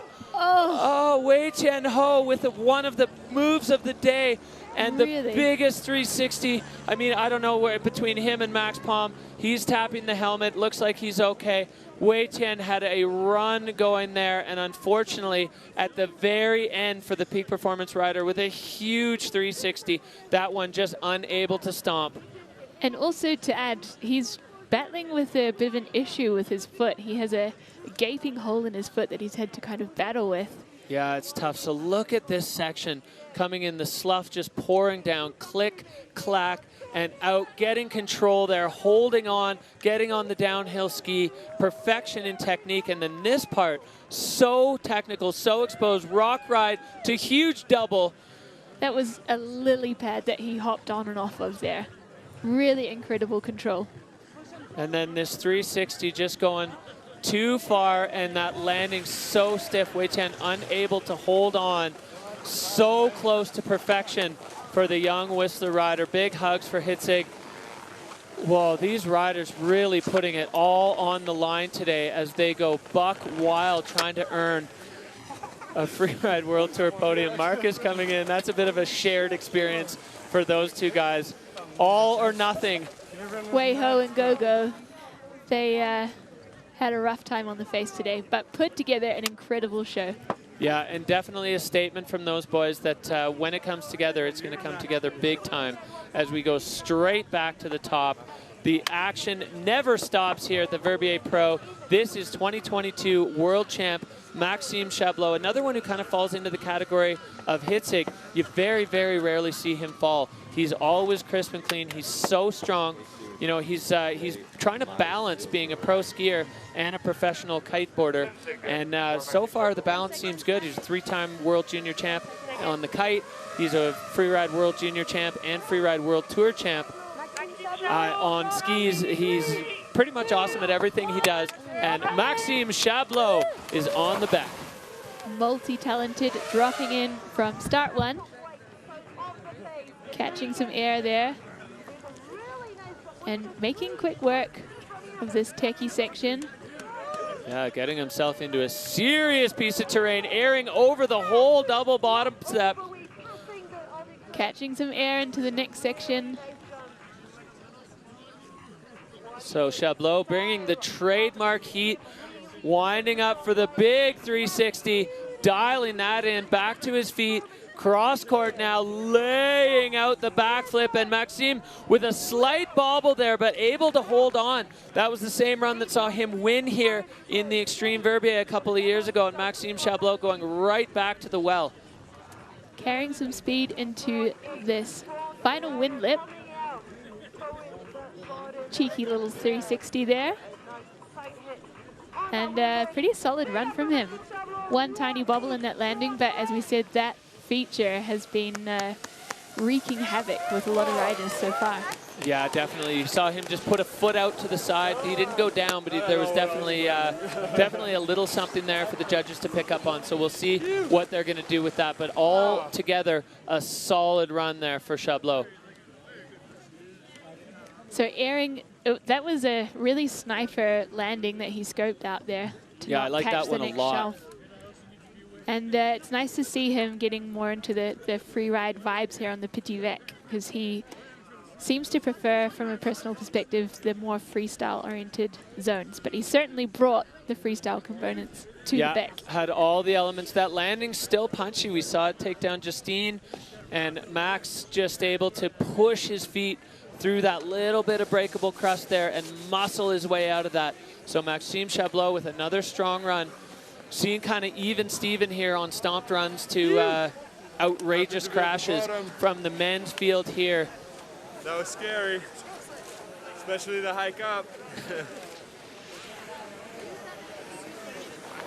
Well, that's just a little bit of a look inside the mind of Maxime Chablot. The hike up, the scariest part of that run for him. Once he's got his skis on, the fear kind of goes away, the stomach settles, and he's able to put down runs like that on repeat here on the Freeride World Tour. So right now, the score to beat at 93.67. I'd be surprised if Chablot was able to knock Hitzig out of the hot seat on that one, but definitely going to see him in the mix with that run. The judges are doing their work. Yeah, I mean, really all the way down to Dylan Flinders, we've seen perfect runs with no issues in them. So we'll see where they slide Maxime Chablot as we wait for his scores to come in.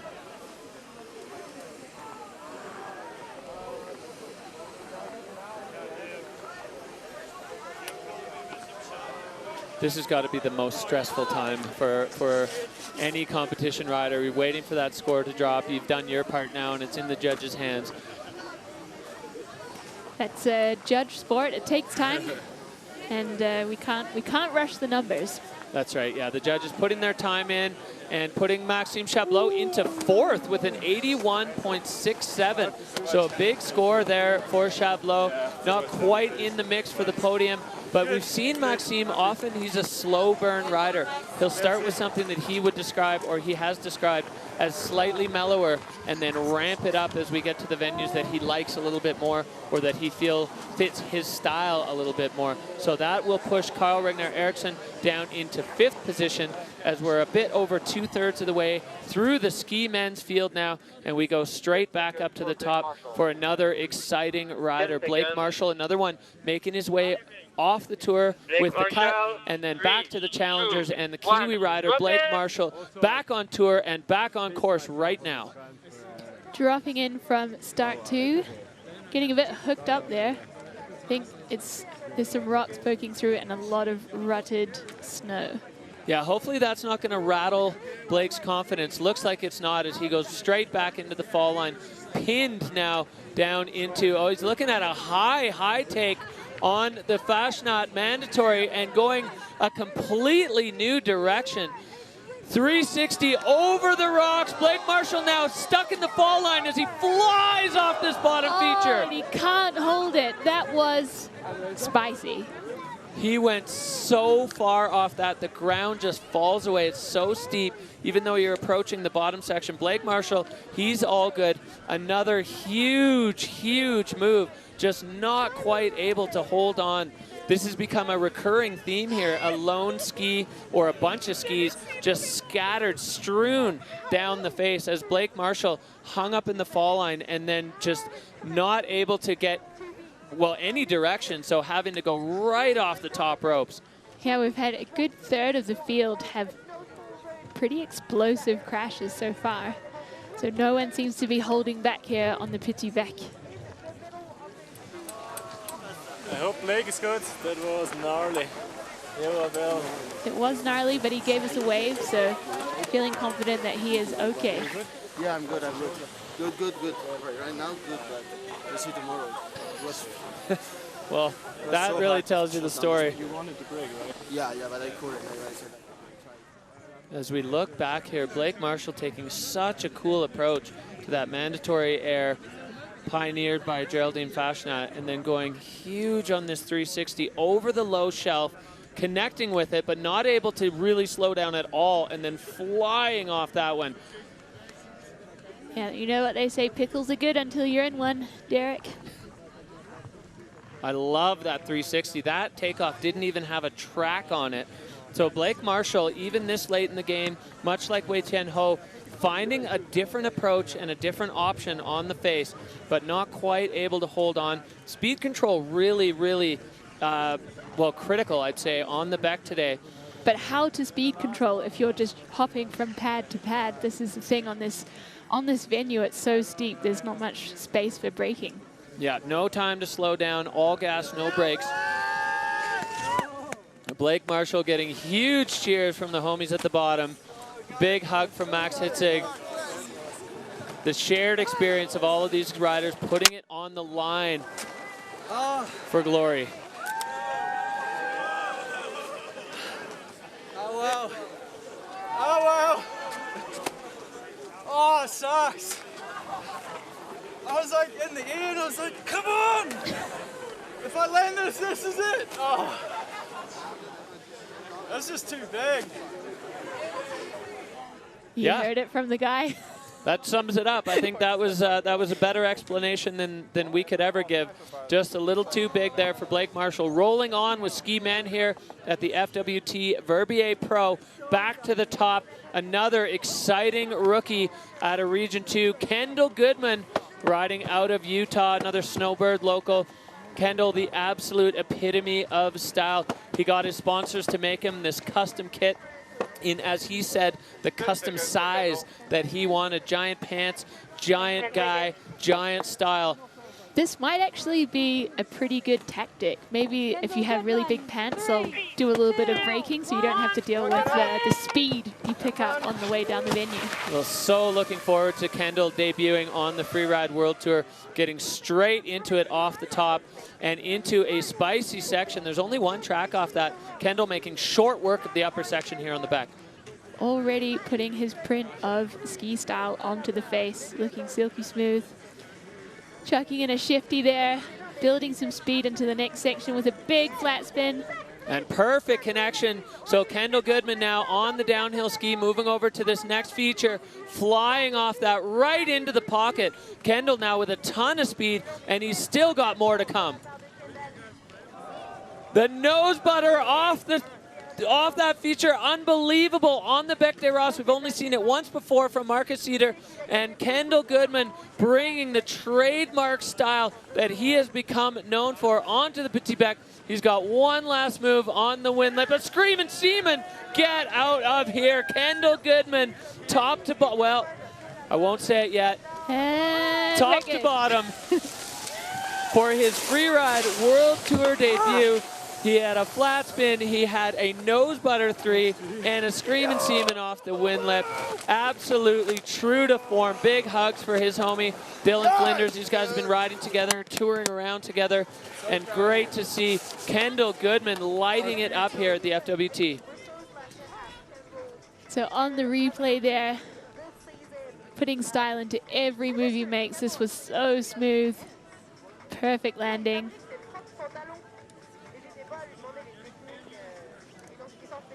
And the nose butter 3 brings it together on the landing after it looking a little dicey, and this was amazing to see.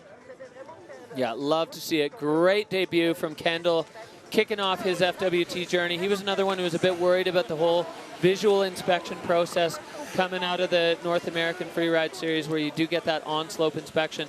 So Kendall clearly knew exactly where he was, exactly where he was going. No problem there with the visual inspection. and just pure stoke beaming off this kid in the finish area. Yeah, lots. Here comes the score, and it is ringing in at 79.67, sliding him into 6th position. A great start there for Kendall Goodman as he makes his Freeride World Tour debut. And there are no stops to the action. This field absolutely stacked from top to bottom, start to finish. As we head back up to start number 2, we are going to see the young French rider Oscar Mandin. Oscar made his debut last year on the Freeride World Tour. Explosive start. He had a great result on the podium last year, and he had what was a very close call with the podium, I'd say, at Kicking Horse, where he got taken out at the very end of his run by some avalanche debris cutting across. So now Oscar Mandin back in the mix at the Freeride World Tour. Dropping in from start 2 there, getting through that funky snow and rutted terrain. Sweeping into his first feature. A lot of pace, looking really smooth, bringing a lot of pace into the closeout. Oh, and taking it cross hill, so he's able to get up on top of this huge feature with a massive backflip. Oscar Mandin, the incredible control to be able to even get over there and then to lay out a huge backflip with a 360 now in this lower section, and it takes another one down. This has been our most controversial feature on the face, taking out so many riders. So many great runs ended in tears on that feature. Oscar had an absolute magic run going there and just unable to hold it in that weird snow. It seems to be one of 2 features where the snow is just a little bit unpredictable, has that punch to it, and it's taken so many names down.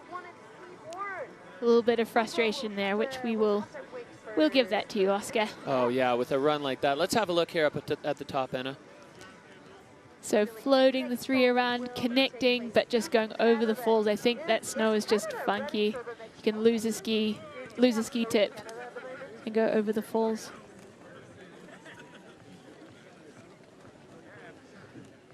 Yeah, the same story on repeat on that feature. It's the one that's just been taking names all day long.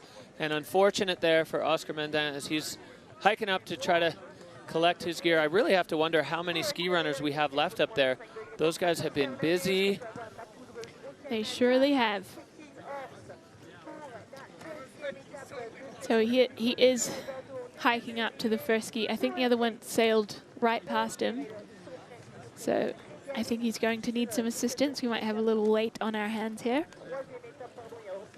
And Oscar actually joined the World Tour last year on a wild card and had a really impressive debut with 2nd place in Becerra Barrett, showing that he really earned his place on the tour. So really excited to see how he progresses through the season.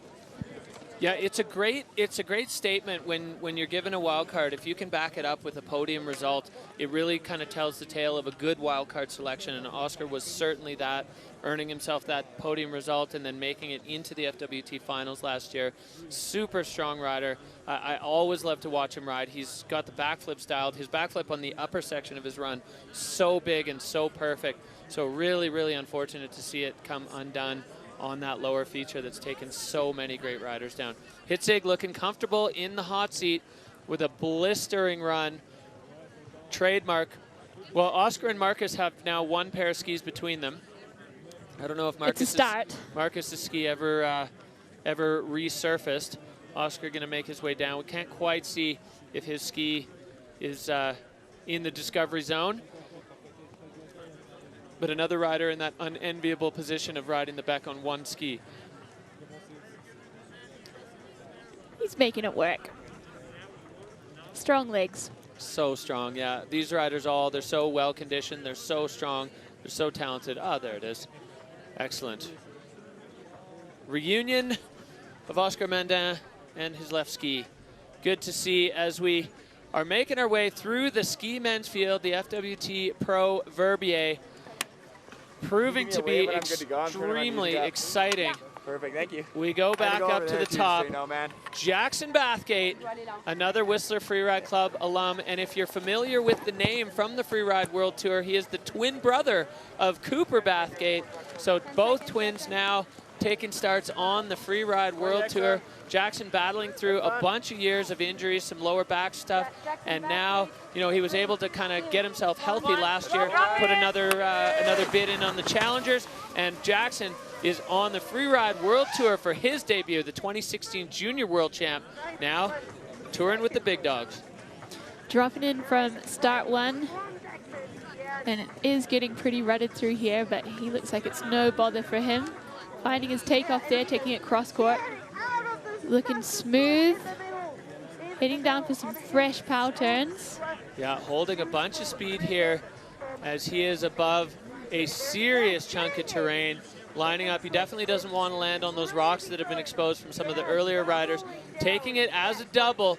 Nice clean connection with the snow for Jackson Bathgate as he's got another chunky one airing all the way over, and Jackson Bathgate with a clean landing as he's now enjoying the powder at the bottom of the face here, making his way through the apron on the Petit Bec. Carrying a lot of speed through there. Getting the powder turns in and electing to skip the windlet. Yeah, it would have been tricky from all the way riders, right, to go all the way across. All right.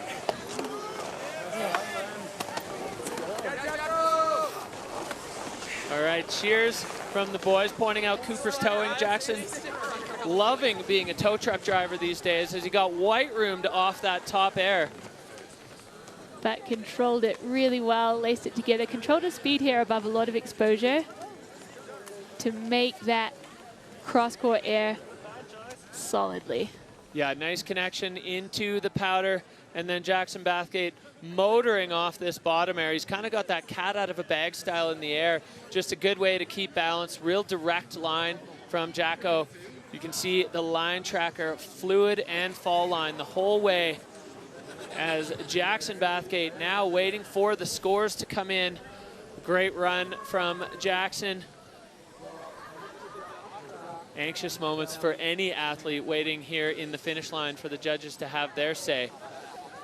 And we've had some pretty heavy hitting lines before him. Here comes the score. So 71 for Jackson Bathgate, moving him into the top 10 with still 4 riders to go. We'll see if he's going to be able to hold that position. But with the talented riders up top, it's never a given in one of these competitions. As we see the multiple start options, start 1 there on the looker's right, and start 2, which is where the next rider is opting to take off from. He is an Olympic slopestyle rider. It's his 2nd year on the Freeride World Tour, earning a wild card last year. Become a fan favorite and a rider favorite alike. He's just so much fun to be around. And Finn Billis always bringing a different approach. He's got that background from freestyle and park riding that just oozes into his freeride style. Yeah, he's living just down the road from Ben Richards in Squamish, and they've got a good little crew there. I'm sure they're all tuning in to cheer him on, as is the Kiwi crew, making quick work of that funky section, bringing his trademark style into his first hit. And Finn skiing so fast through this section, getting lined up over the windlip, looking like just holding on, but holding on, and now he's got a meaty one with a 360. Finn clean on the landing. Now he's got a ton of speed as he comes down into the lower section of this face. Is he going to opt for this one? He does. Going huge on the flatty and landing it together. Nice one, Finn. Finn proving the exception to that feature as he's now bringing a bunch of speed down, now opting out on the windlip and just going to wrap it up. Finn Billis, well, absolutely haywire speed and fluidity, connecting all the way top to bottom. And Finn, big hugs with Hitzig at the bottom as the Kiwi wrapping up his run.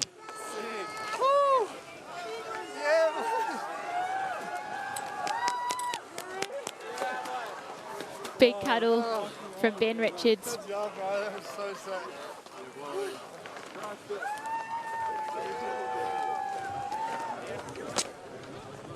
Well, the crowd loving it. Huge smile there for Finn as we go back up and watch this 360 over this huge cliff.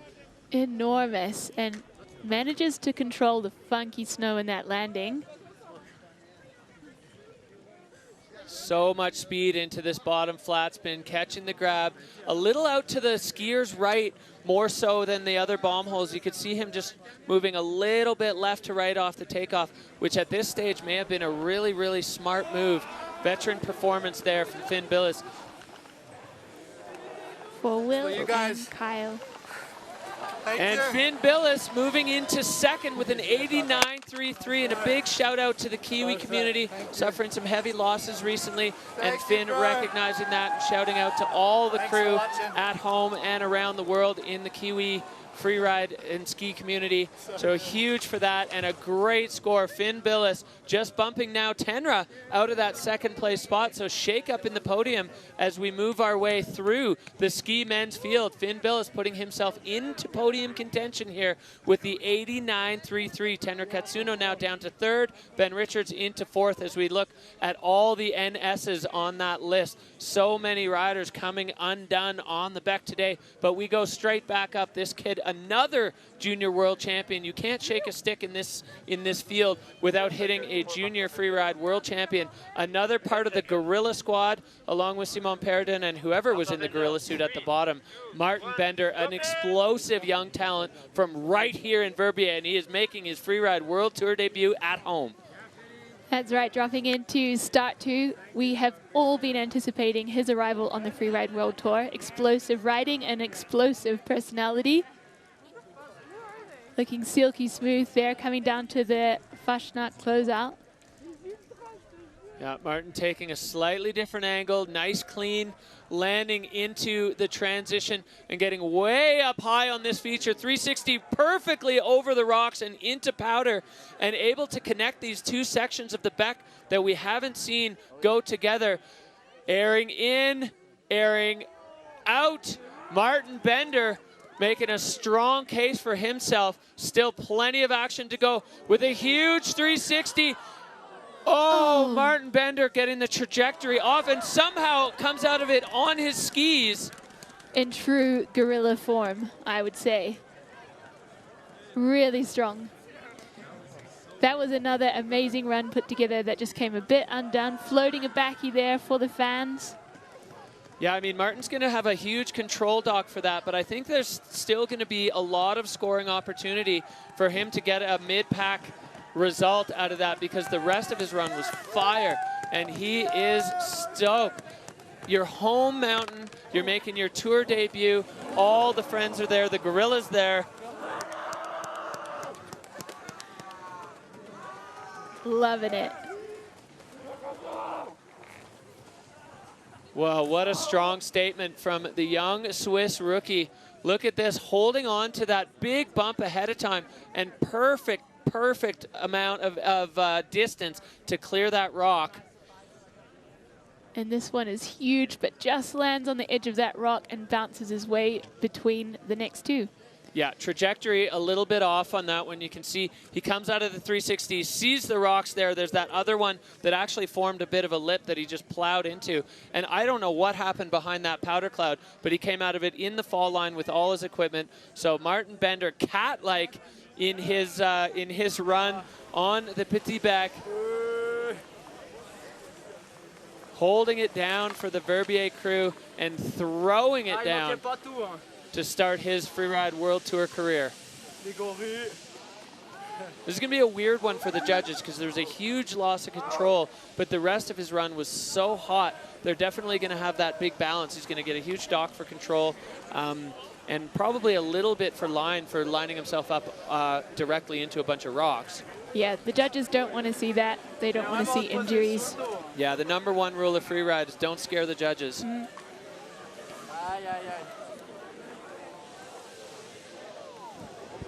So score dropping for Bender with a 59.33, putting him into 12th right now. So many what could have been today in the ski men's field. So many runs that had so much promise, so much talent in this field, and we're just seeing everybody lay it all on the line. As you said, Anna, blue sky, fresh snow, a great venue. Nobody's holding a single thing back. You might think some of these riders later in the field might be looking and going, okay, I don't have to go buck wild here because half the field is crashed. But nope, every single one of them going absolutely buck. As we go back up to the top, another explosive wild card, Thibaut Magnan, an Olympian. We've got multiple Olympians now in the field across a bunch of disciplines. Thibaut making his debut here as a wild card.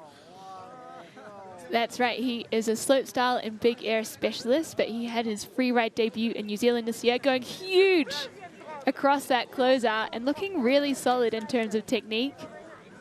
Yeah, so much talent here in Thibaut, laying out the backflip. Nice, perfect transition back, and now into Heartbreak Hotel. Thibaut, Another one bites the dust.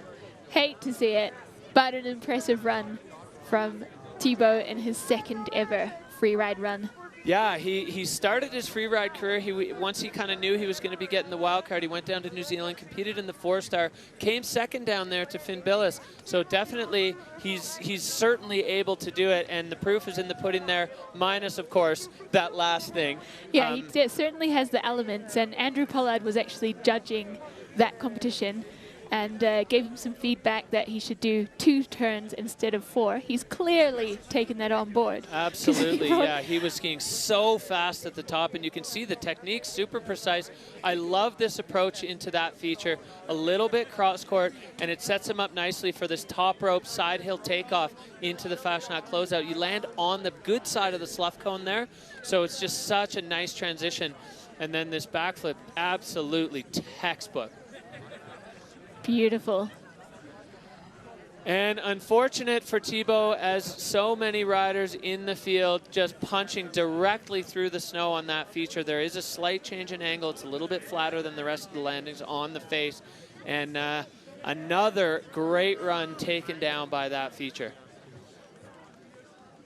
So he is riding for Spain, but he actually grew up in Switzerland and spent a lot of time in these mountains. So I think he's well versed in the free ride conditions out here. For sure, yeah. You could clearly see that the second he left the start gate. Comfortable in free ride terrain. Thibaut Magnan, we're going to see him come back swinging along with a whole bunch of other riders that are going to be hungry to put one down. Oh, little bobble there at the bottom as Thibaut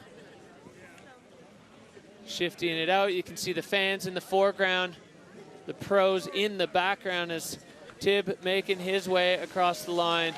To huge cheers, a massive group of fans down here at the bottom. Yeah, thanks. So another no score, all gear abandoned on the face for the Spanish-Swiss rider who lives in Andorra and summers in the Dominican. A true Mr. Worldwide. Not the best start, but stoked to be here. Stoked to be here. Happy to hear it. Yeah, he's got such great energy. He's always smiling. He's just been completely embraced by the rest of the tour riders. Pleasure to be around and a ton of fun to go riding with, as he's just always got the eye for the side hits. Always in the air, always stylish, and we will see him come back. All right, so here's where we sit right now. Hitzig, Billis, Katsuno, Richards, Chablot. That is your top 5 with 1 rider left in the start, and he is a dangerous man indeed, especially on this face. The technical ability of Christopher Turdell, the sendiness. He has a Jekyll and Hyde personality. He's so calm and mellow in real life, but as soon as he kicks out of a start gate, he is pure fire. So he is the last guy to go. He's got 2 Freeride World Tour titles and a Bec des Ross title under his belt. I cannot wait to see what the Peak Performance rider has for us on the tour. Christopher Turdell, and he's had a great early season up in Order. They've had amazing conditions. He's come down to the Alps more recently to get a bit more ski time underfoot, and I think he's excited for riding today. Yeah, pumped to get into the start gate with great conditions on the Petit Bec.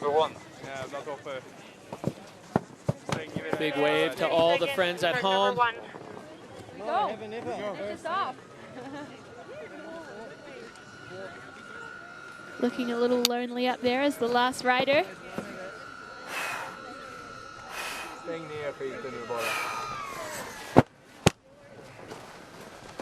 A great view of the rider's mental and physical preparation. 10 seconds. 10 seconds. The sun hanging above the Bec.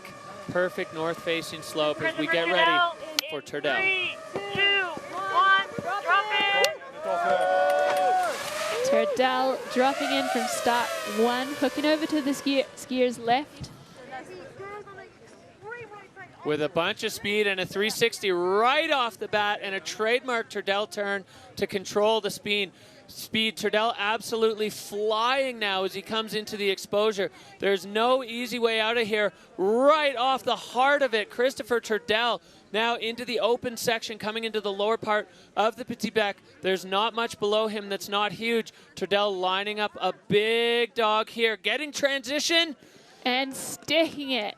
Perfect trajectory there, riding out fast and strong. And you could see next to where he landed the bomb holes from the other riders that have had their hearts broken on that feature. Turdell finding the exact right speed and laying out a backflip, bringing it around. Christopher Turdell, well, he got a wild card back onto the tour, and he has proven once again why he is such a big threat on this face. An enormous run for Turdell. Could be a little bit of a flutter of the heart for Hitzig. We'll see what the judges do with that, but that was textbook Turdell.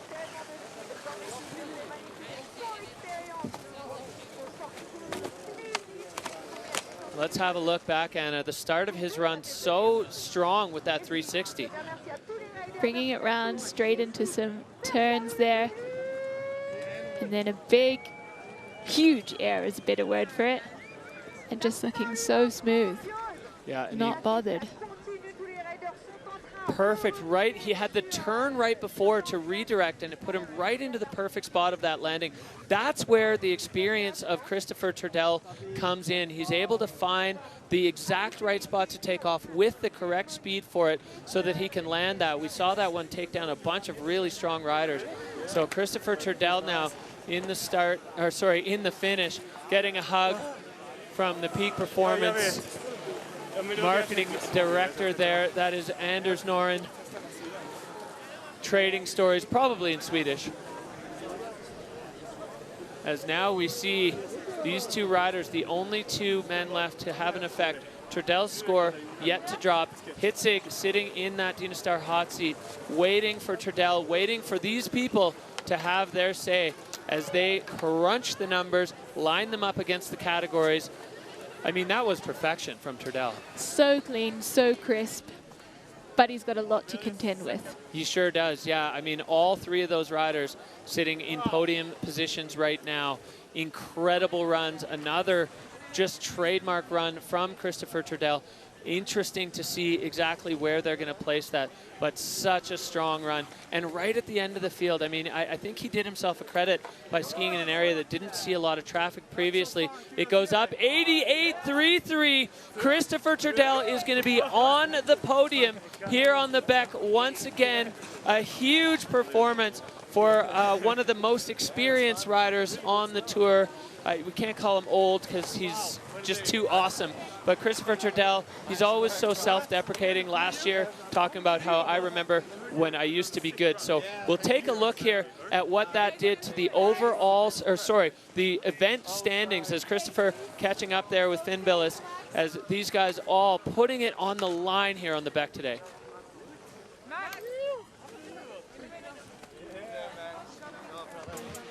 So here we've got Max Hitzig in first place with Finn Billis from New Zealand in second and Christopher Turdell, the veteran, in third.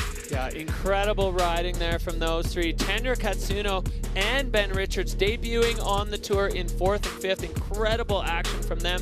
Chablot, Carl, Kendall Goodman there with the rookies. Jackson Bathgate just getting bumped out of the top 10 ahead of Dylan Flinders. And then we've got a bunch of riders who were not quite able to put it all together. You can see the no score list pretty much goes on and on. So many riders coming completely undone on the Petit Bec today. But Max Hitzig stamping his authority on the beginning of this 2024 season with a huge win in the first event.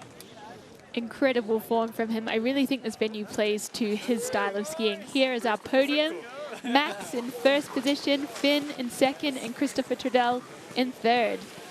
Well, incredible riding from all three of these men. The ski men's field delivering fireworks as expected. as we take a look at what this has done to the overall, it's going to look pretty familiar as Max Hitzig now the overall leader of the Freeride World Tour, Finn Billis in the second position, Trudell, Katsuno, and Richards rounding out the top 5. All of this is what it is right now, but we still have a bunch of events to go. There's your cut line. Jackson Bathgate sitting on the uphill side. Dylan Flinders right now on the outside looking in, but we have multiple events before the cut still, and a lot of very hungry and very strong riders on the other side of that who are going to be looking to really climb up that ladder coming into our next events.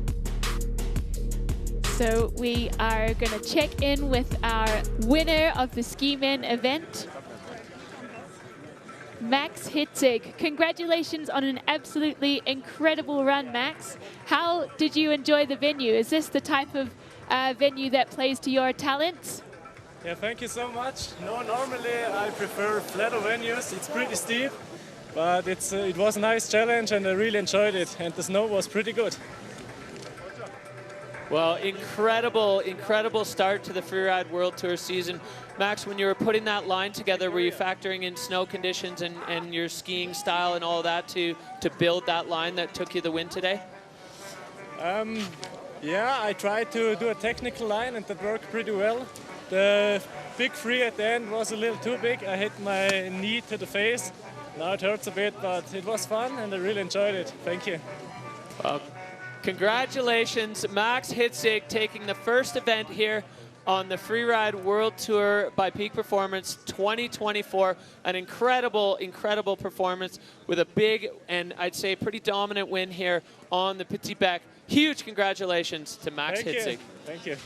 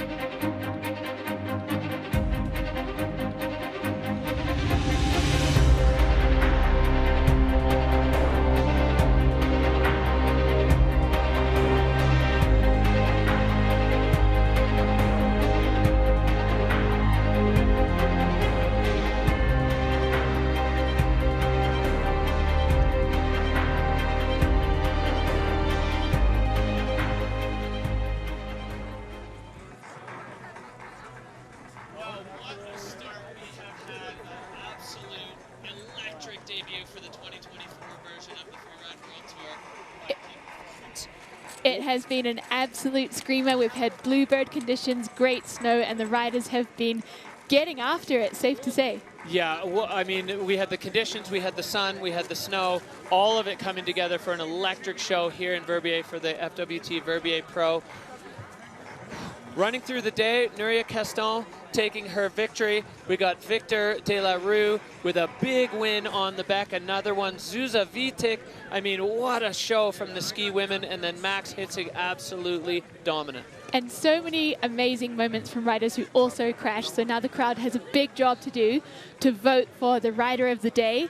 Get onto freerideworldtour.com to vote for your favorite rider of the day. They don't have to be a winner. They can be whoever you want. That's right. The moments that inspired you, whatever got your heart fluttering here in the event, it is the rider of the day, and it's voted by you.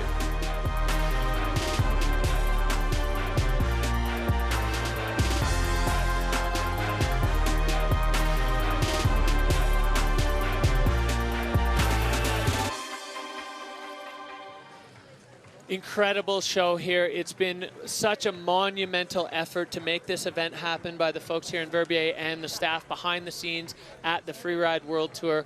All of them coming together to put on this day, the FWT Verbier Pro, the first event of the 24 season, and I'd say, Anna, it delivered in spades. Fireworks. Yeah, I can't wait for the next one.